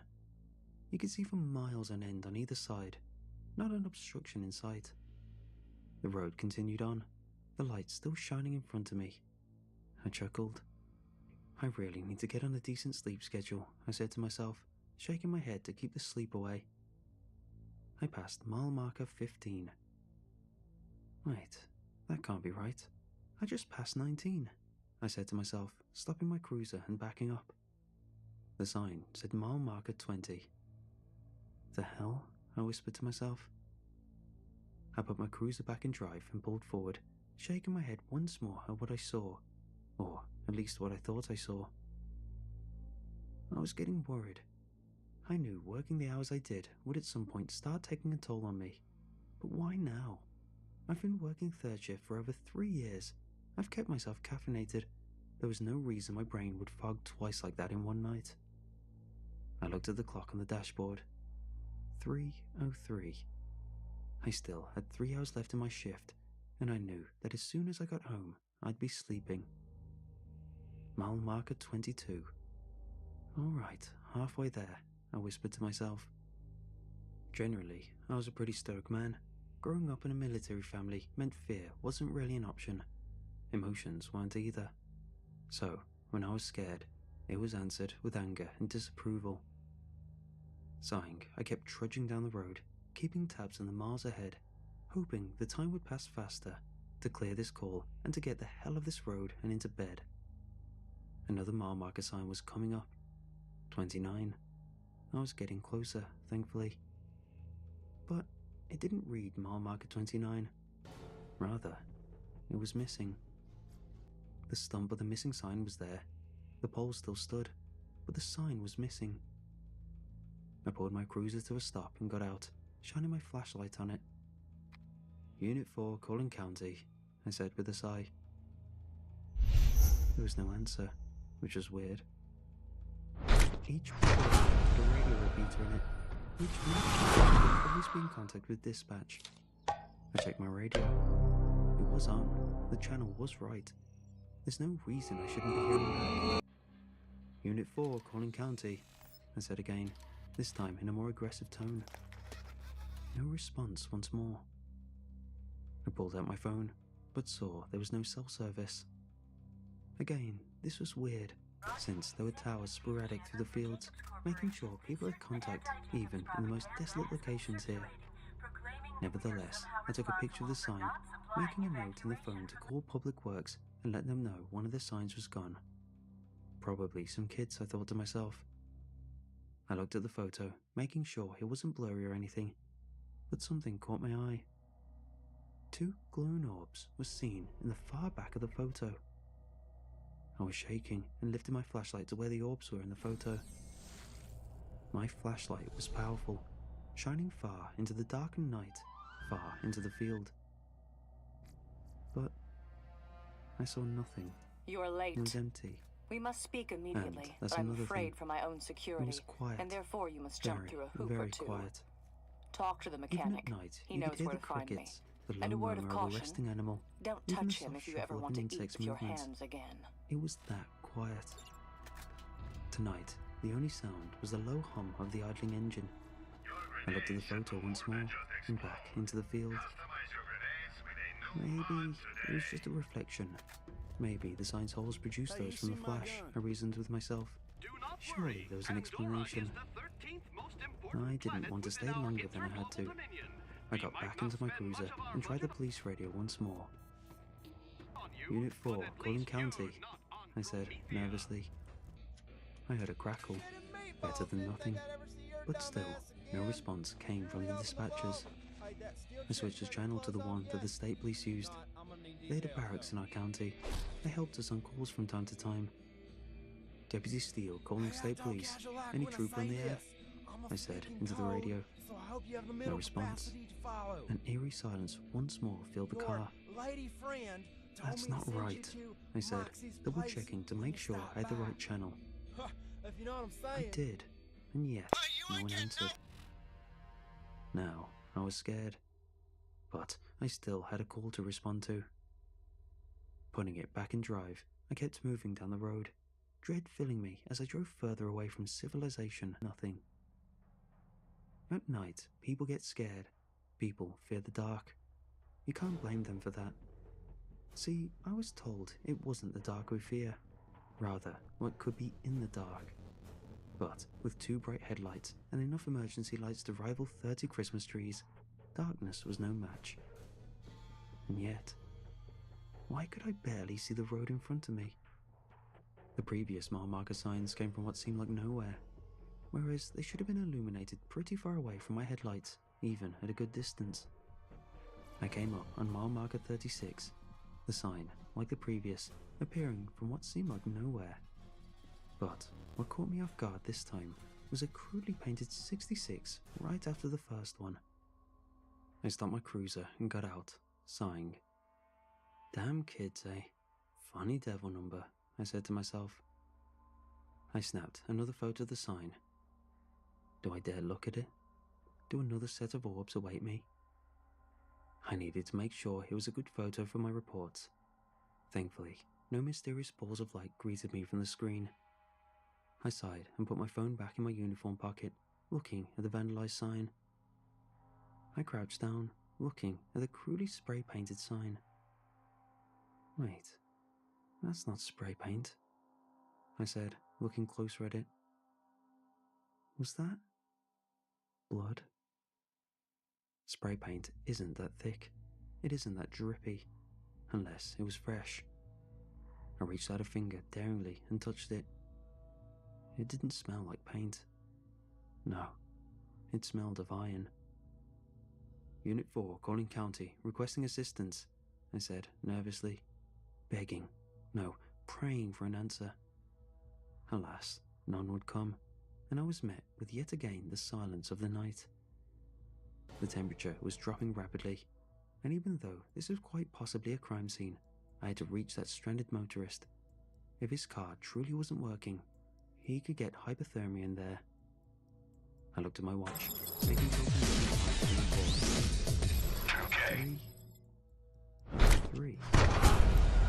That can't be. He said, completely befuddled that no time had passed. I had crossed miles of land, miles that should have taken me at least 15 minutes to get to where I was when I last checked the time. I shook my watch, tapping on the screen. The time didn't change. My phone said the same 3:03. I stood up and quickly walked back to the patrol car, getting in and shutting the door. The dashboard clock said the same 3:03. Slamming the cruiser in gear, I floored the pedal, the roar of the engine shredding the otherwise quiet road. I had to make it to the motorist. I had to get the hell out of here. I wasn't sleepy anymore. Adrenaline pumped through my body, and fear riddled my bones. Darkness, silence, fear. 3 perfect ingredients for a horror movie. And yeah, this was real. It was raw, and it was happening to me. The mile signs flew by me. 37, 38, 39, 40. I was at 40, and I only had 4 more miles to go. At 60 miles per hour, even though the road wasn't suited for this speed, would let me reach the car in 4 minutes. That's all I needed before seeing another human. 4 minutes. I let out a sigh of relief. I could do this. I was close. I was going to make it. Through the darkness came a shape that was in the middle of the road. I slammed on my brakes, the wheels hurling gravel and dirt all around me while the figure came into view. My breath was arrhythmic, chest tight and heart pounding. A deer. A damn deer. I laughed to myself, taking a deep inhale. Damn, I laughed, running my hand through my hair. You scared me. The deer was facing me, his tall antlers reflecting slightly against the headlights and emergency lights of my patrol car. I blipped the siren, and yet he didn't move. He kept staring straight at me, not moving. Come on, buddy, I said, turning on the siren for a few seconds. Again, he didn't move, staying still. Literally a deer in headlights, I laughed, putting the cruiser in park and getting out. Come on, buddy, mush, go, I bellowed. He didn't move, nor did his eyes. I was a hunter. I've known plenty of deer that can spot a human hundreds of feet away. The slightest sound could scare them off. Yet the siren, and all my yelling, scared him. I took 2 steps forward, hand on my pistol, getting closer to it. Buddy, hey, I whispered to it, making a clicking noise with my tongue to try get his attention. The deer stayed, staring at my headlights, unmoving, unshaken. Stepping heel to toe, making as little noise as possible, I approached the animal. I was mere feet from it. and yet he didn't move. I reached out and touched it. Cold, very cold. Fur was warm. Even after it's dead, the fur is always warm. I reached to pat its side, get it to move away. With an open hand, I gently patted the side of the deer. "Go," I bellowed. He didn't move. He fell over, stiff as a board, bouncing a bit as he hit the ground. He was dead. Shaking, panting, I stepped backwards, shaking my head. What the hell is going on? I asked myself loudly, looking around me. I looked up and knew I had to go. The moon and stars that filled the night sky were gone. It was black, but the moon was never a thing. Like stars ceased to shine. This wasn't normal. It was a clear night only an hour ago, and the forecast was supposed to be clear. I took another look at the deer, still laying lifeless on the ground in front of my patrol car. With a shaky hand, I opened the door to my police car, getting back in and shutting the door. Slamming it back in drive, I floored it, moving around the dead deer and racing down the road. There has to be an explanation for that, I thought to myself. It couldn't have just died right there. My thoughts were racing, desperate to come up with a reason why a deer would have died standing up in the middle of the road. 41. Okay, I'm getting closer. 3 more. I panted to myself, steeling myself to reality. Come on, man up. I shook myself, getting myself back into it, shaking away the fear and worry from inside, pacing my breathing to get it normal again. Sighing in relief, I pushed my head against the headrest, still looking out ahead. Get a damn grip, I whispered to myself, slamming the palm of my hand on the steering wheel. Speeding down the bumpy road, I got closer and closer, the mile marker signs growing in number. Mile marker 44. I was there. Still, I saw no car, no flashing lights, no sign of an accident. I slowed my speed and reached for the radio. Unit 4 calling county, I said into the radio. Not to my surprise, there was no answer. Figuring I should keep talking, maybe for my own sanity, or maybe someone could hear me, and I just couldn't hear them. Unit 4 calling county, show me in the area of the accident, searching at this time. I put the radio back into its holder, shining the spotlight into the darkness around me, looking to see if the car veered off the road. Other than pitch black, there was nothing. No vehicle, no dead animal, just pitch black. The SUV kept moving forward, although slow, fast enough to try to find this motorist. I wasn't sure if I was more excited to be done with this call, or just to know other humans are actually real. With the events transpired so far, I was skeptical. More dirt, more darkness, and more fear. I had to be getting close now. The next mile marker sign had to be coming. I shined the spotlight ahead of me, and finally, I found it. One car had the lights on the rear, brake lights shining. I could almost cry. I was so happy to have finally found it, let alone finding another human. Unit 4 calling county, code 6 with the vehicle, I said into the radio.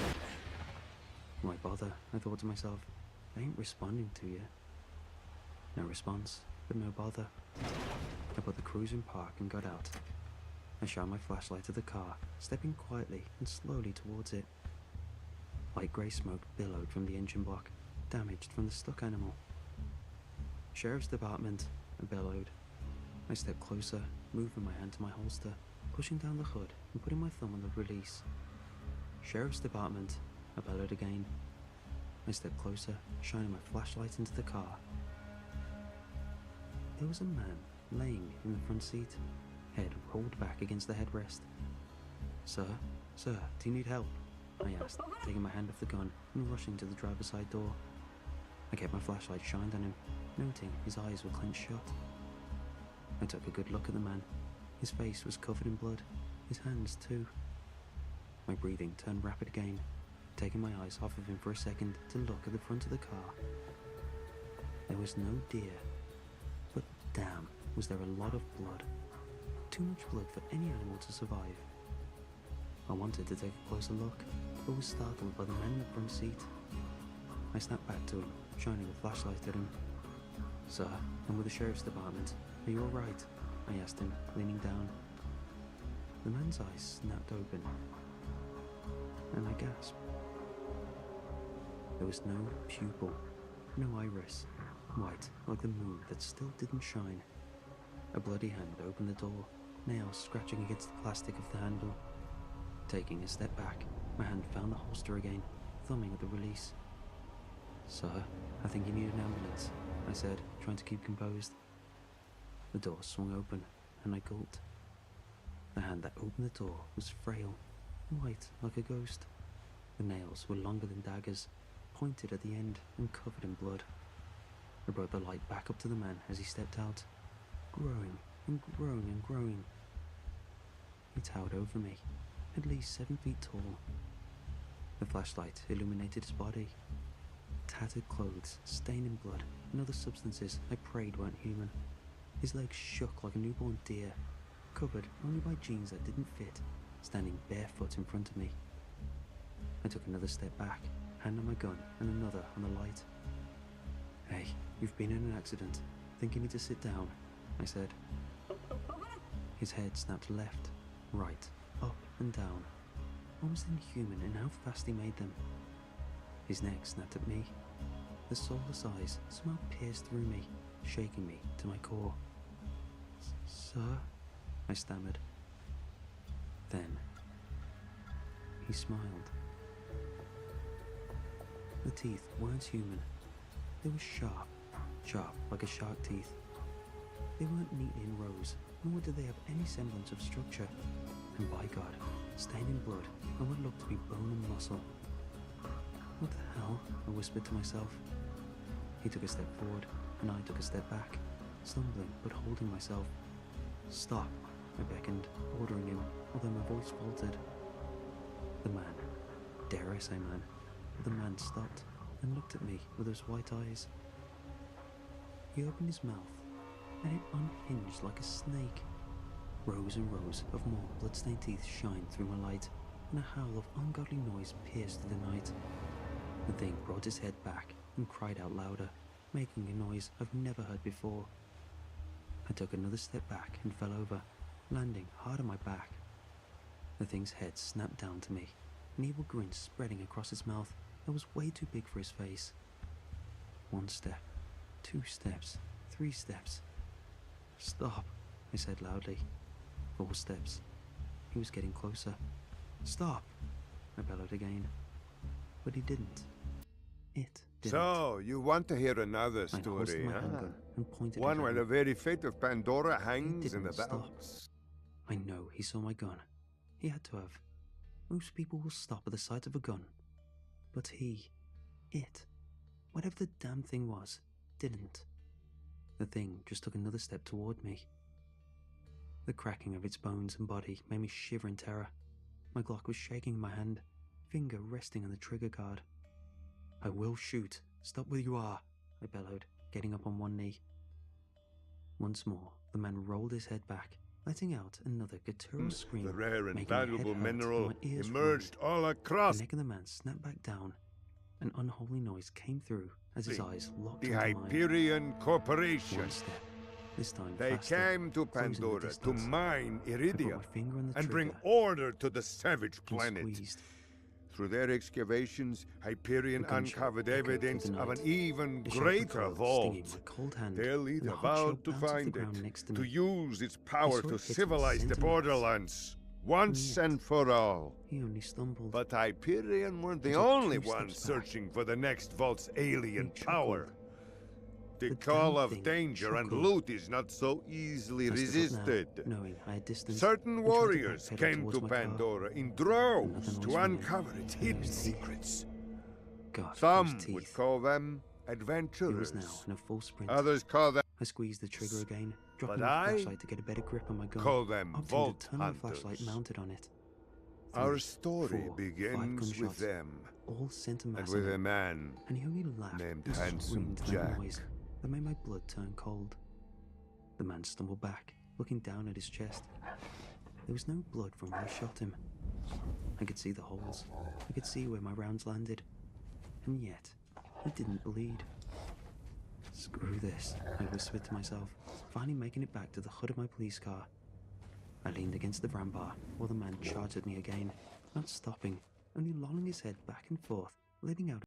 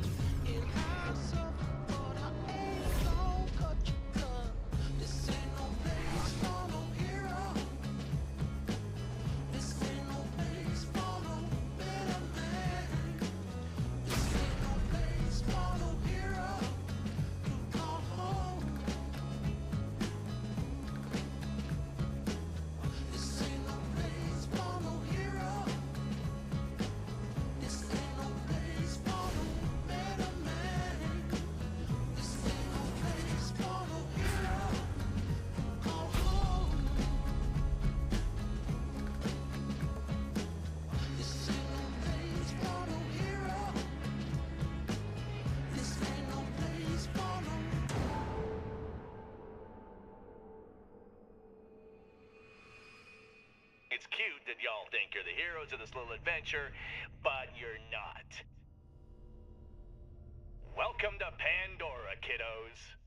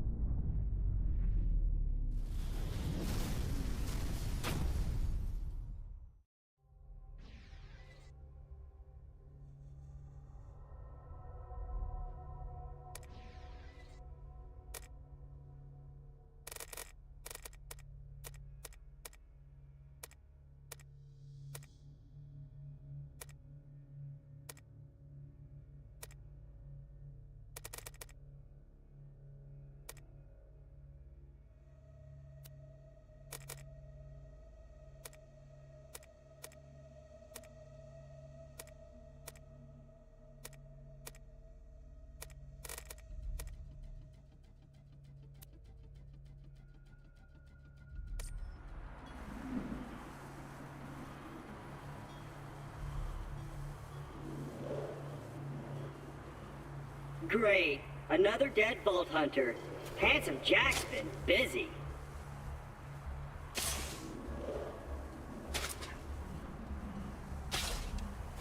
Wait a minute.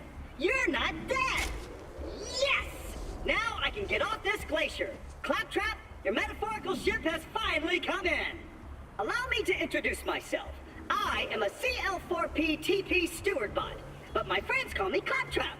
Or they would if any of them were still alive, or had existed in the first place. Oh, I've got something for you.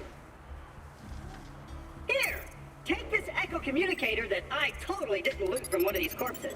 It comes with a Class 12 heads-up display, complete with a mini-map.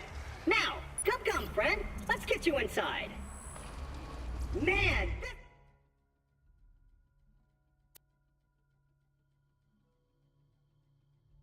this is great! Now that I've met a mighty vault hunter, I can finally join the resistance.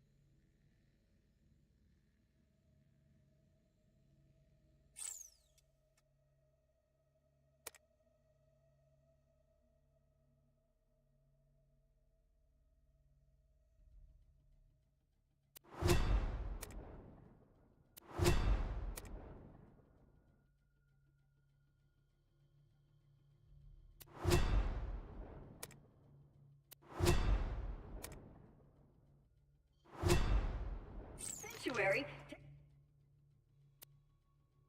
Vengeance against Jack for killing my product line.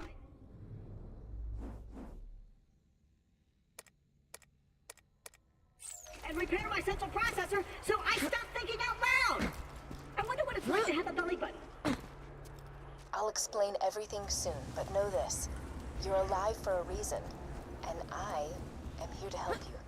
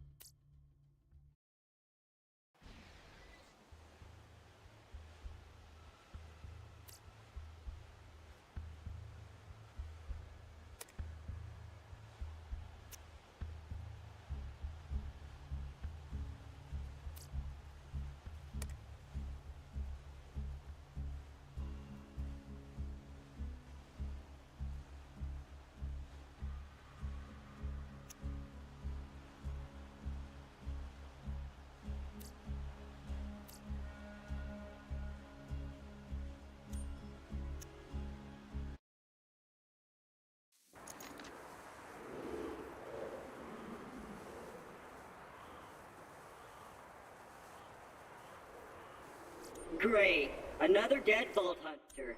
Handsome Jack's been busy.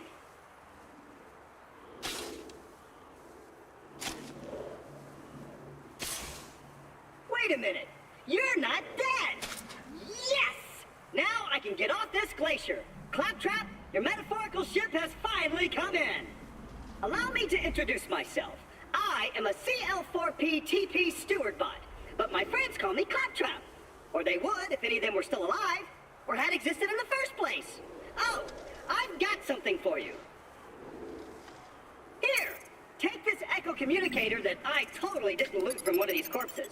It comes with a Class 12 heads-up display, complete with a mini-map. Now, come, friend. Let's get you inside.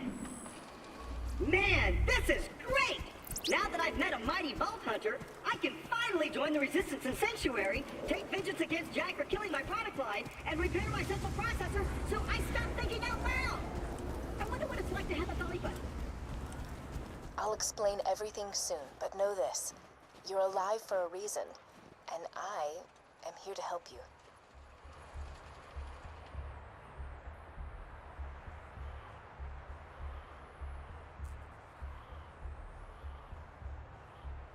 Vámonos, minion! Arriba, arriba!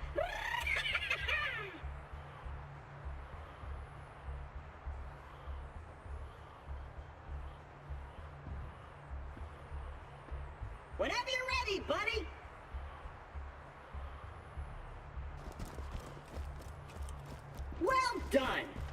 ability to walk short distances without dying will be Handsome Jack's downfall.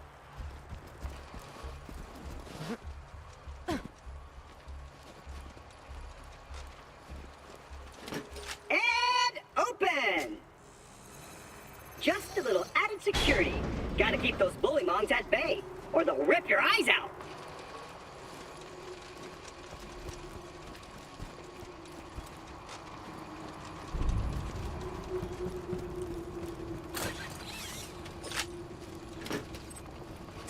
Sorry about the mess. Everything Jack kills, he dumps here. Bandits, vault hunters, claptrap units. If I sound pleased about this, it's only because my programmers made this my default tone of voice. I'm actually quite depressed. Now, the creatures around here are dangerous. None more than this bullymong named Knuckle Dragger. Killed everyone I know. Anywho, I keep a pistol in the cabinet over there for emergencies. But in here, we should be pretty safe. Woo! My eye!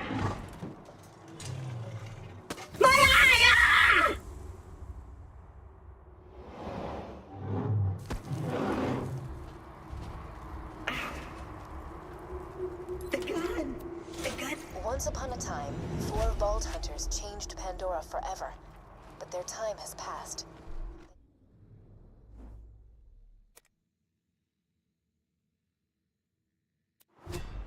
To Handsome Jack, Pandora needs a new hero. I know that hero is you. Apart from the excruciating pain, this is great! I've been waiting for a mighty vault hunter to help me reach Sanctuary. I will be your wise leader, and you shall be my fearsome minion!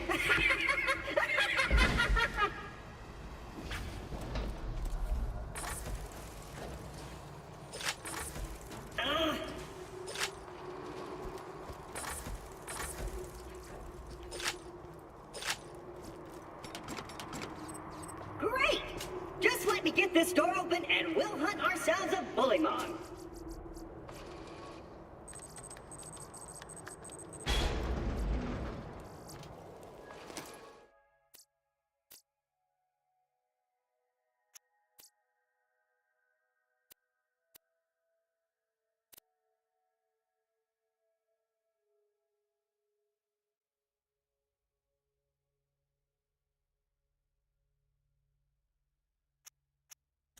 Onward, seeing eye minion! Let me know if I'm gonna run into anything.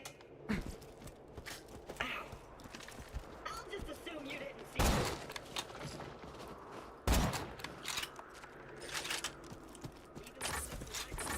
me. I know my way around this glacier. I bet you will find my eye in frostbite crippling.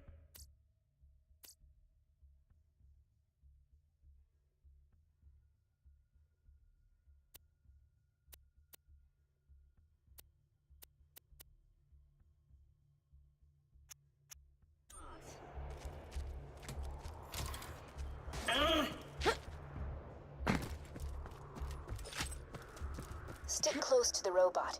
He will help you get off this glacier and into the city of Sanctuary. That is the only place you will be safe.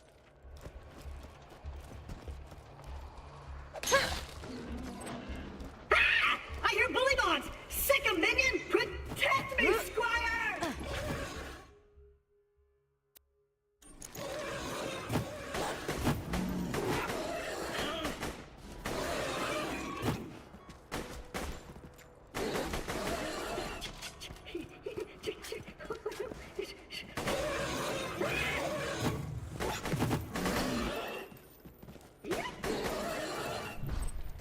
Let's go! If we don't get my eye back, we'll never get to Sanctuary!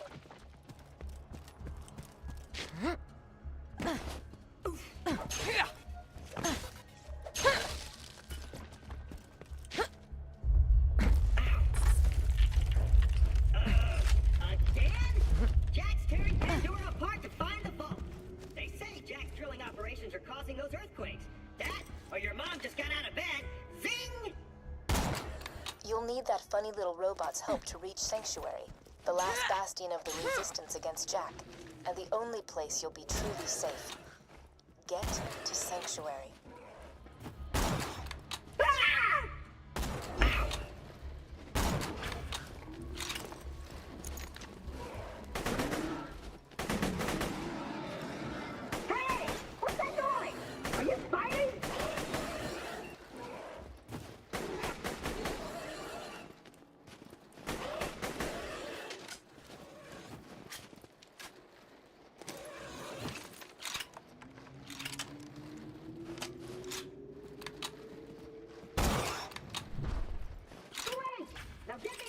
before more bullymongs arrive.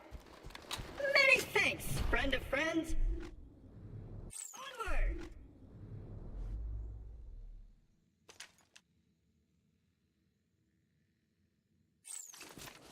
Hey kiddo, Jack here, president of Hyperion. Let me explain how things work here. The Vault Hunters show up, Vault Hunter looks for the new vault, Vault Hunter gets killed. By me. See the problem here? You're still alive. So if you could just do me a favor and off yourself, that'd be great. Thanks, Pumpkin. And open!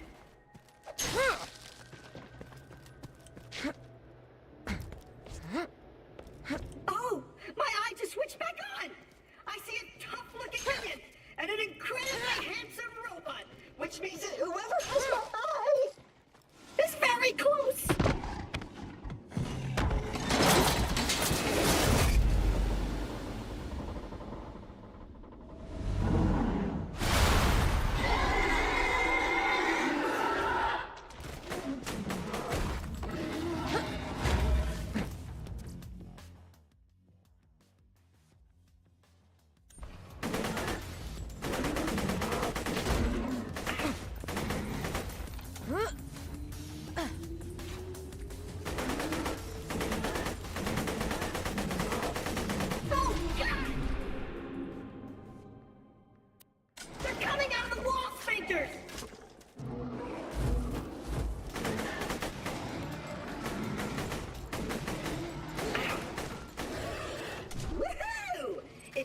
Retrieve my eye for me!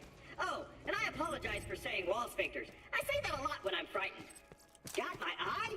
Great! Now we just gotta find someone to put it back into me. Much as I'm sure you'd like to jam your fist into my skull, optic surgery is best left to professionals. My pal Hammerlock in Liarsburg can fix me up. Allons-y.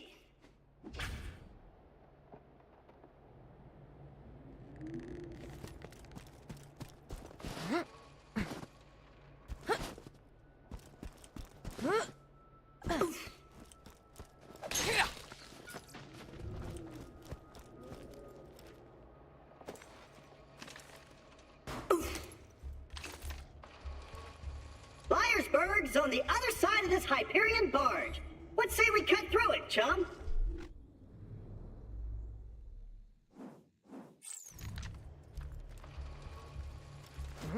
Ha! This door's Hyperion tech. Child's play. And open!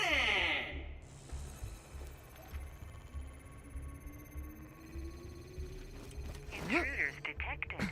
Locking door.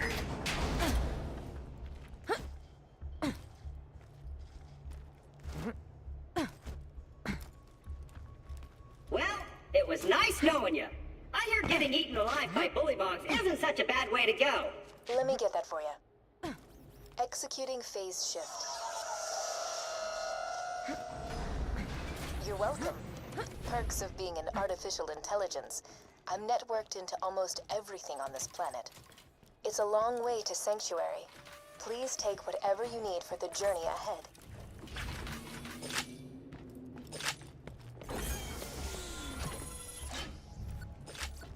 Let me know when you're ready to go meet with Sir Hammerlock.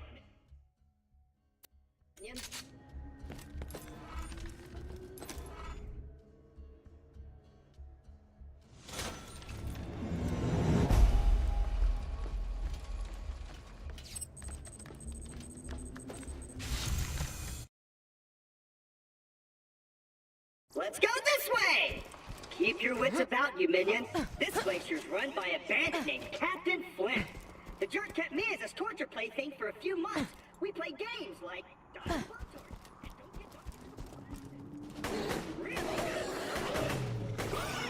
Attention, people of Pandora. Handsome Jack here, offering $1 million to whoever brings me the head of the Vault Hunter who just arrived in Liarsburg.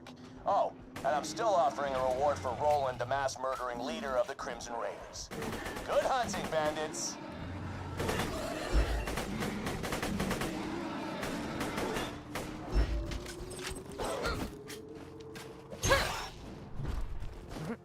$1 million? Alright, boys, this is Captain Flint. I want you to find that Vault Hunter and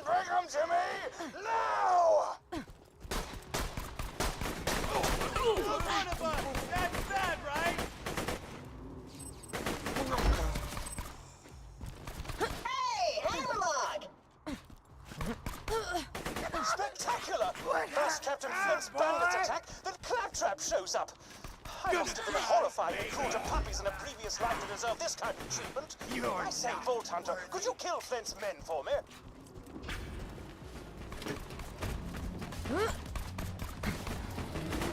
What's wrong? Got a proposition for you, Vault Hunter. You give up, we'll just shoot you in the head. It'll be quick, clean, and a hell of a lot less painful than what Handsome Jack will do to you.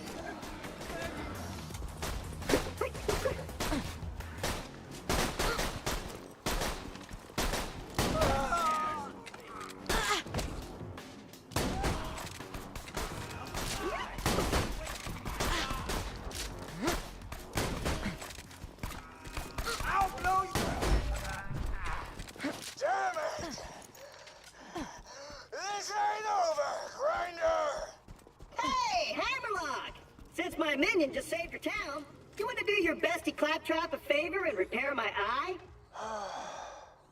Yes, I suppose I am in your debt now, aren't I? Come to my shack and I shall restore Claptrap's sight. First, I shall shut off the electrical fence for you. Please stay back, Vault Hunter. Let Claptrap go first. I knew Hammerlock would come around eventually.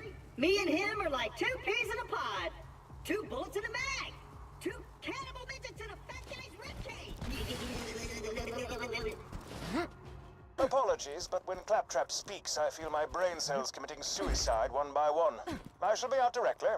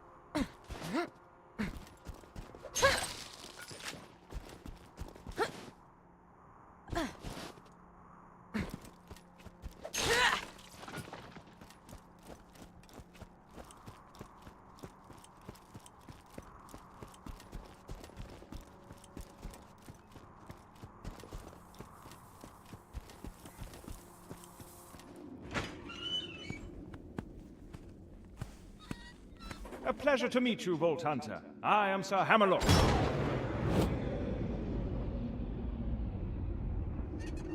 At your service. I came out here to research the bully mold.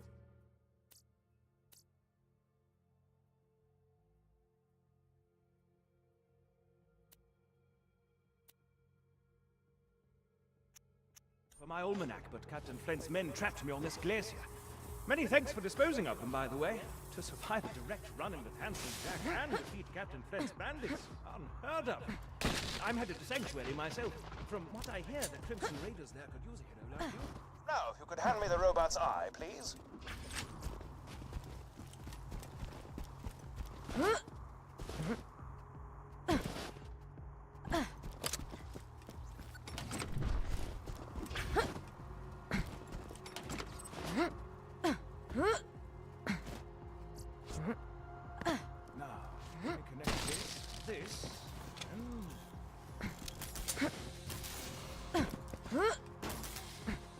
That should do it.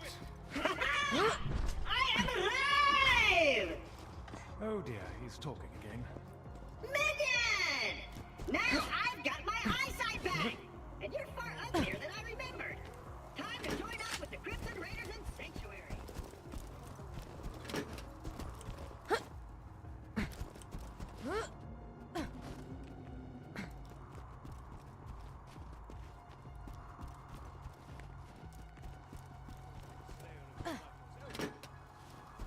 Minion, roll out!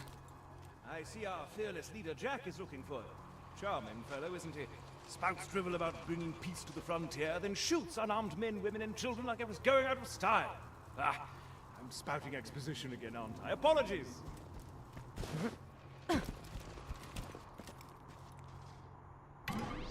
Ah, there. You are. Greetings, though Captain Flint. Killed her. One in Liarsburg? I see no reason that wild bullymong should lollygag about the place, Disrespecting the memories of the former townsfolk. If you could clear the town of them, that would be most gentlemanly. The objectives on your HUD pertain to your active mission. You can change your active mission by using the mission log in your Echo device.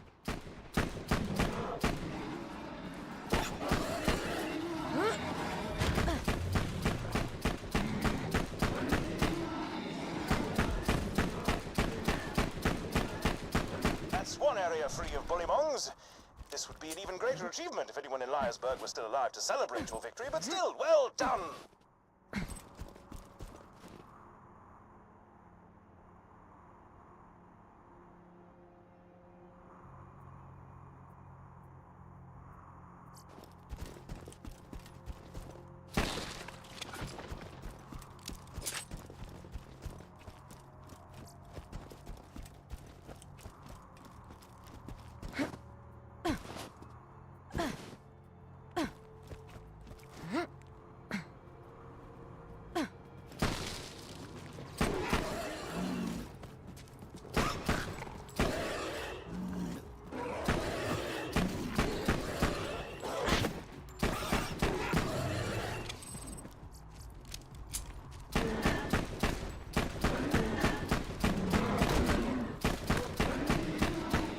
Efficacious! Bullymongs will think twice about raiding peaceful cities in the future. Hopefully.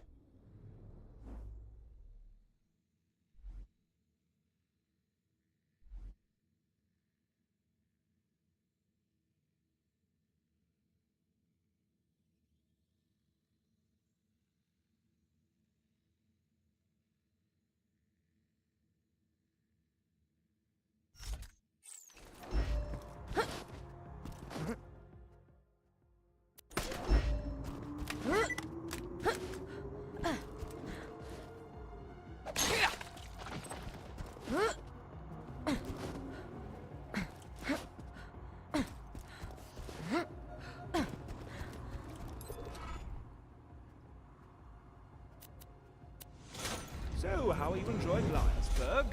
This town used to have a spectacular amount. If you're to survive out here for any length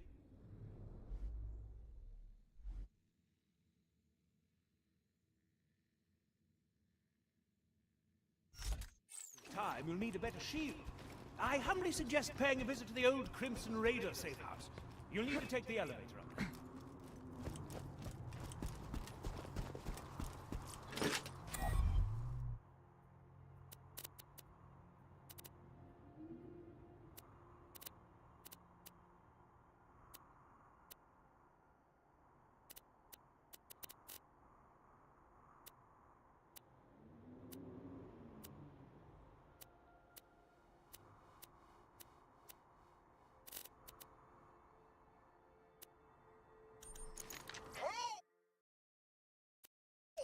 You found a customization station. You can use this to change your appearance and reset your skill points.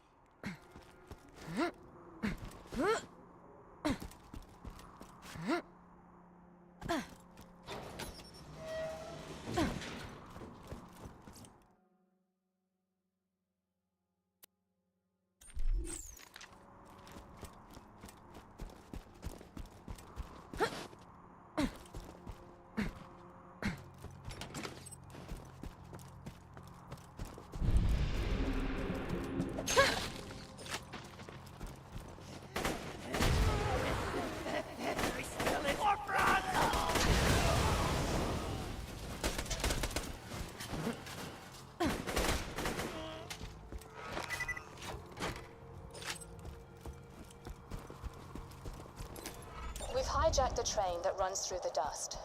If all goes well, we should get to Sanctuary in a day's time. Hyperion hasn't diverted any troops from New Haven to pursue it. And a sandstorm has devoured their nearest frontier town. We just need... Oh! Damn it! Everyone, get away from the windows! God damn it! Ridiculous! You've discovered one of Helena Pierce's audio logs. She was a lieutenant in the Crimson Raiders, the anti-Hyperion resistance. I'd be very interested to know what became of her. If you could find the rest of those audio logs, I would be more than happy to pay you for them.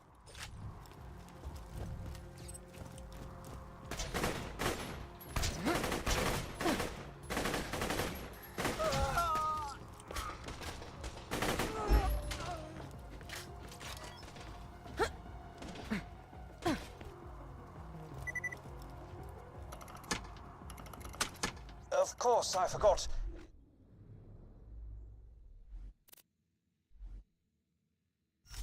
The safe house power box stopped working after Claptrap attempted to integrate with it. Ah, what a kidder! Just get a new fuse for the elevator and ignore what he said about that power box.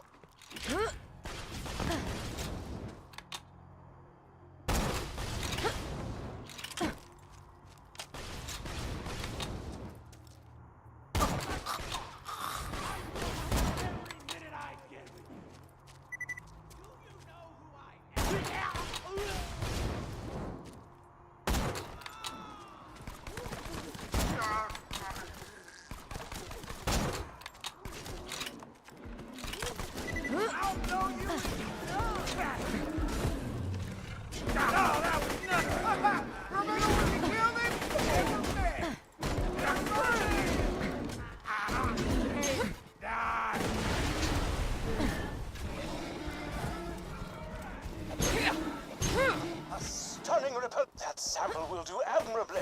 Find me a few more, if you please.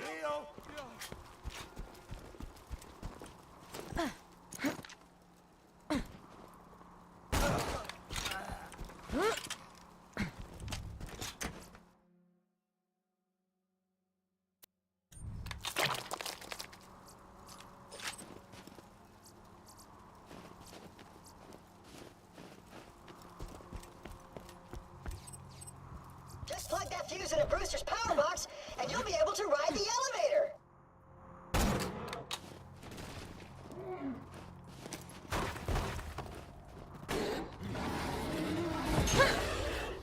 Ooh, are you collecting Bullymong fur?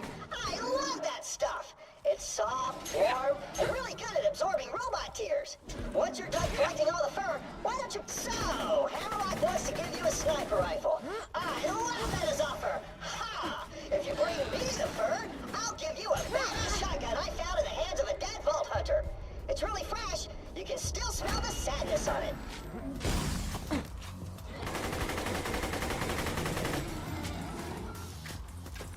Wonderful. You've gotten all the fur I need. Bring it to me and my sniper rifle shall be yours. Screw that noise. Bring me...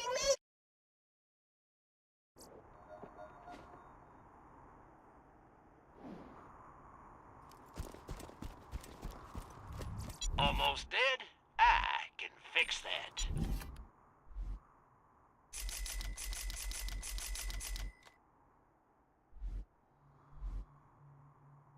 You'll be shaking off bullets like dandruff. See you real soon.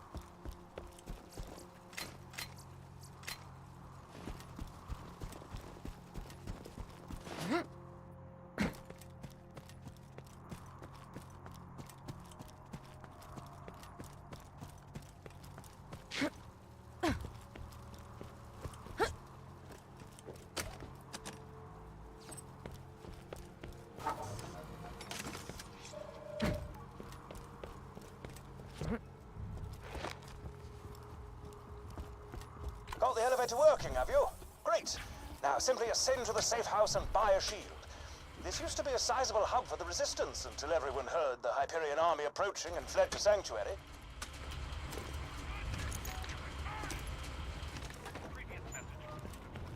If he ain't dead, I'll keep you that way.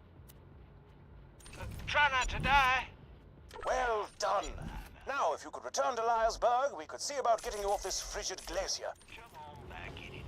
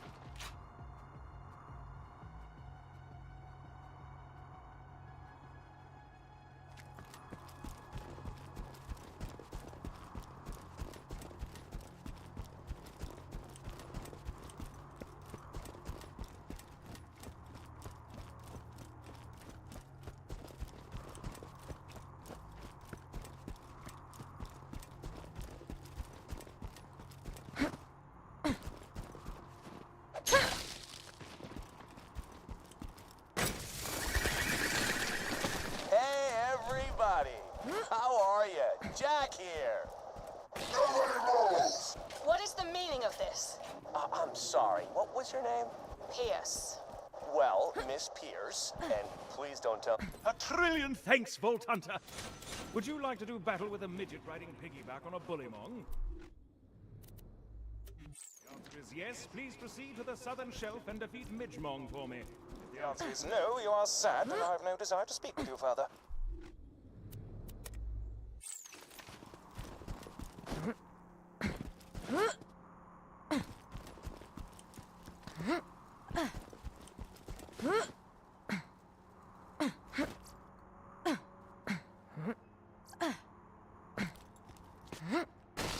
Okay, how about this? Lady? I don't even know what to call you. You tell me why you look like you headbutted a belt sander, and I'll let all you go right now. My husband gave me a skag pearl ring. The pearl released hunger-inducing pheromones. Oh, you know what? I am so sorry. I just, forgive me. Where's your husband now? He's dead. That is a heartbreaker. But you got something in common with him now, at least.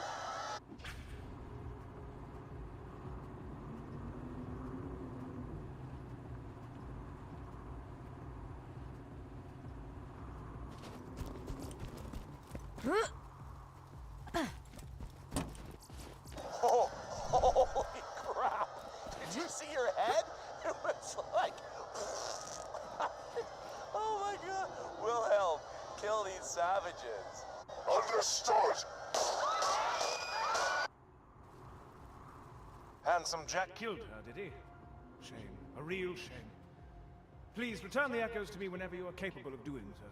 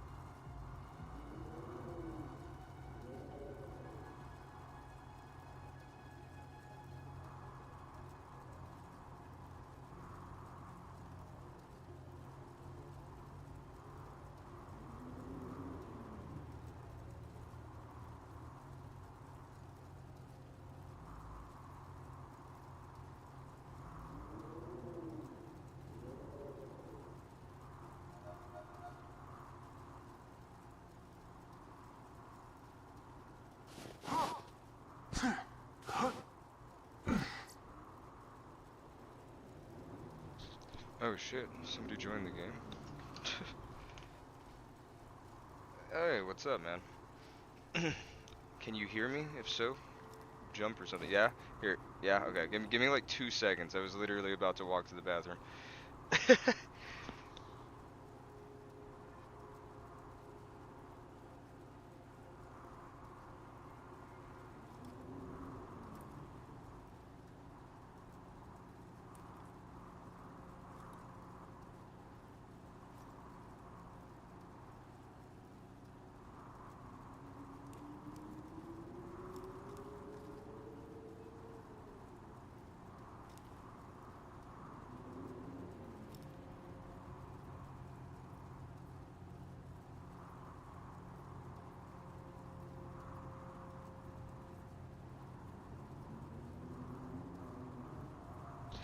Awesome. Cool. Let me see here. I don't know if you know, but if you hit, what is it, Y, there's a text chat. Cool. Awesome. We can turn that question. But I did that already. Let's see here.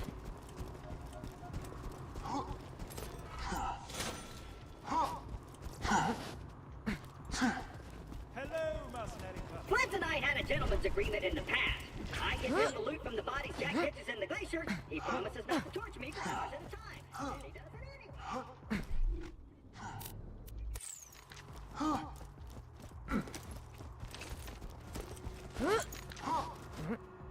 Here's what's gonna happen, Vault Hunter. My first mate, Boom Boom, is gonna kill ya. Jack's gonna pay us, and I'm gonna play hopscotch in your chest cavity.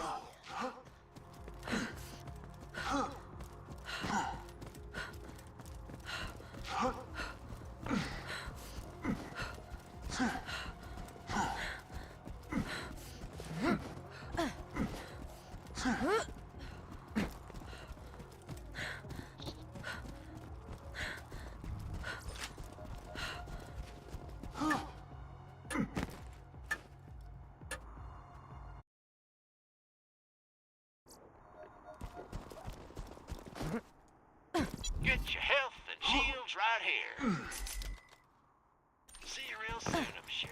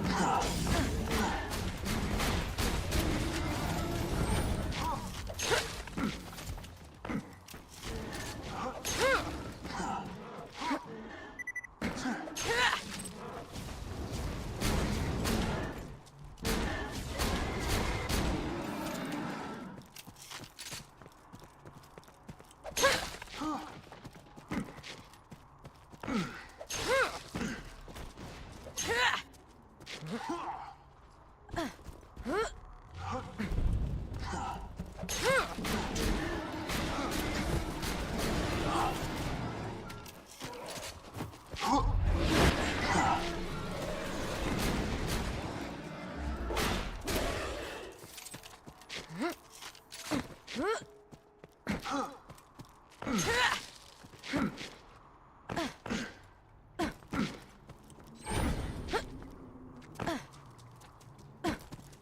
some reason I feel like there's a chest all the way around the corner right there, but I don't feel like going all the way up there.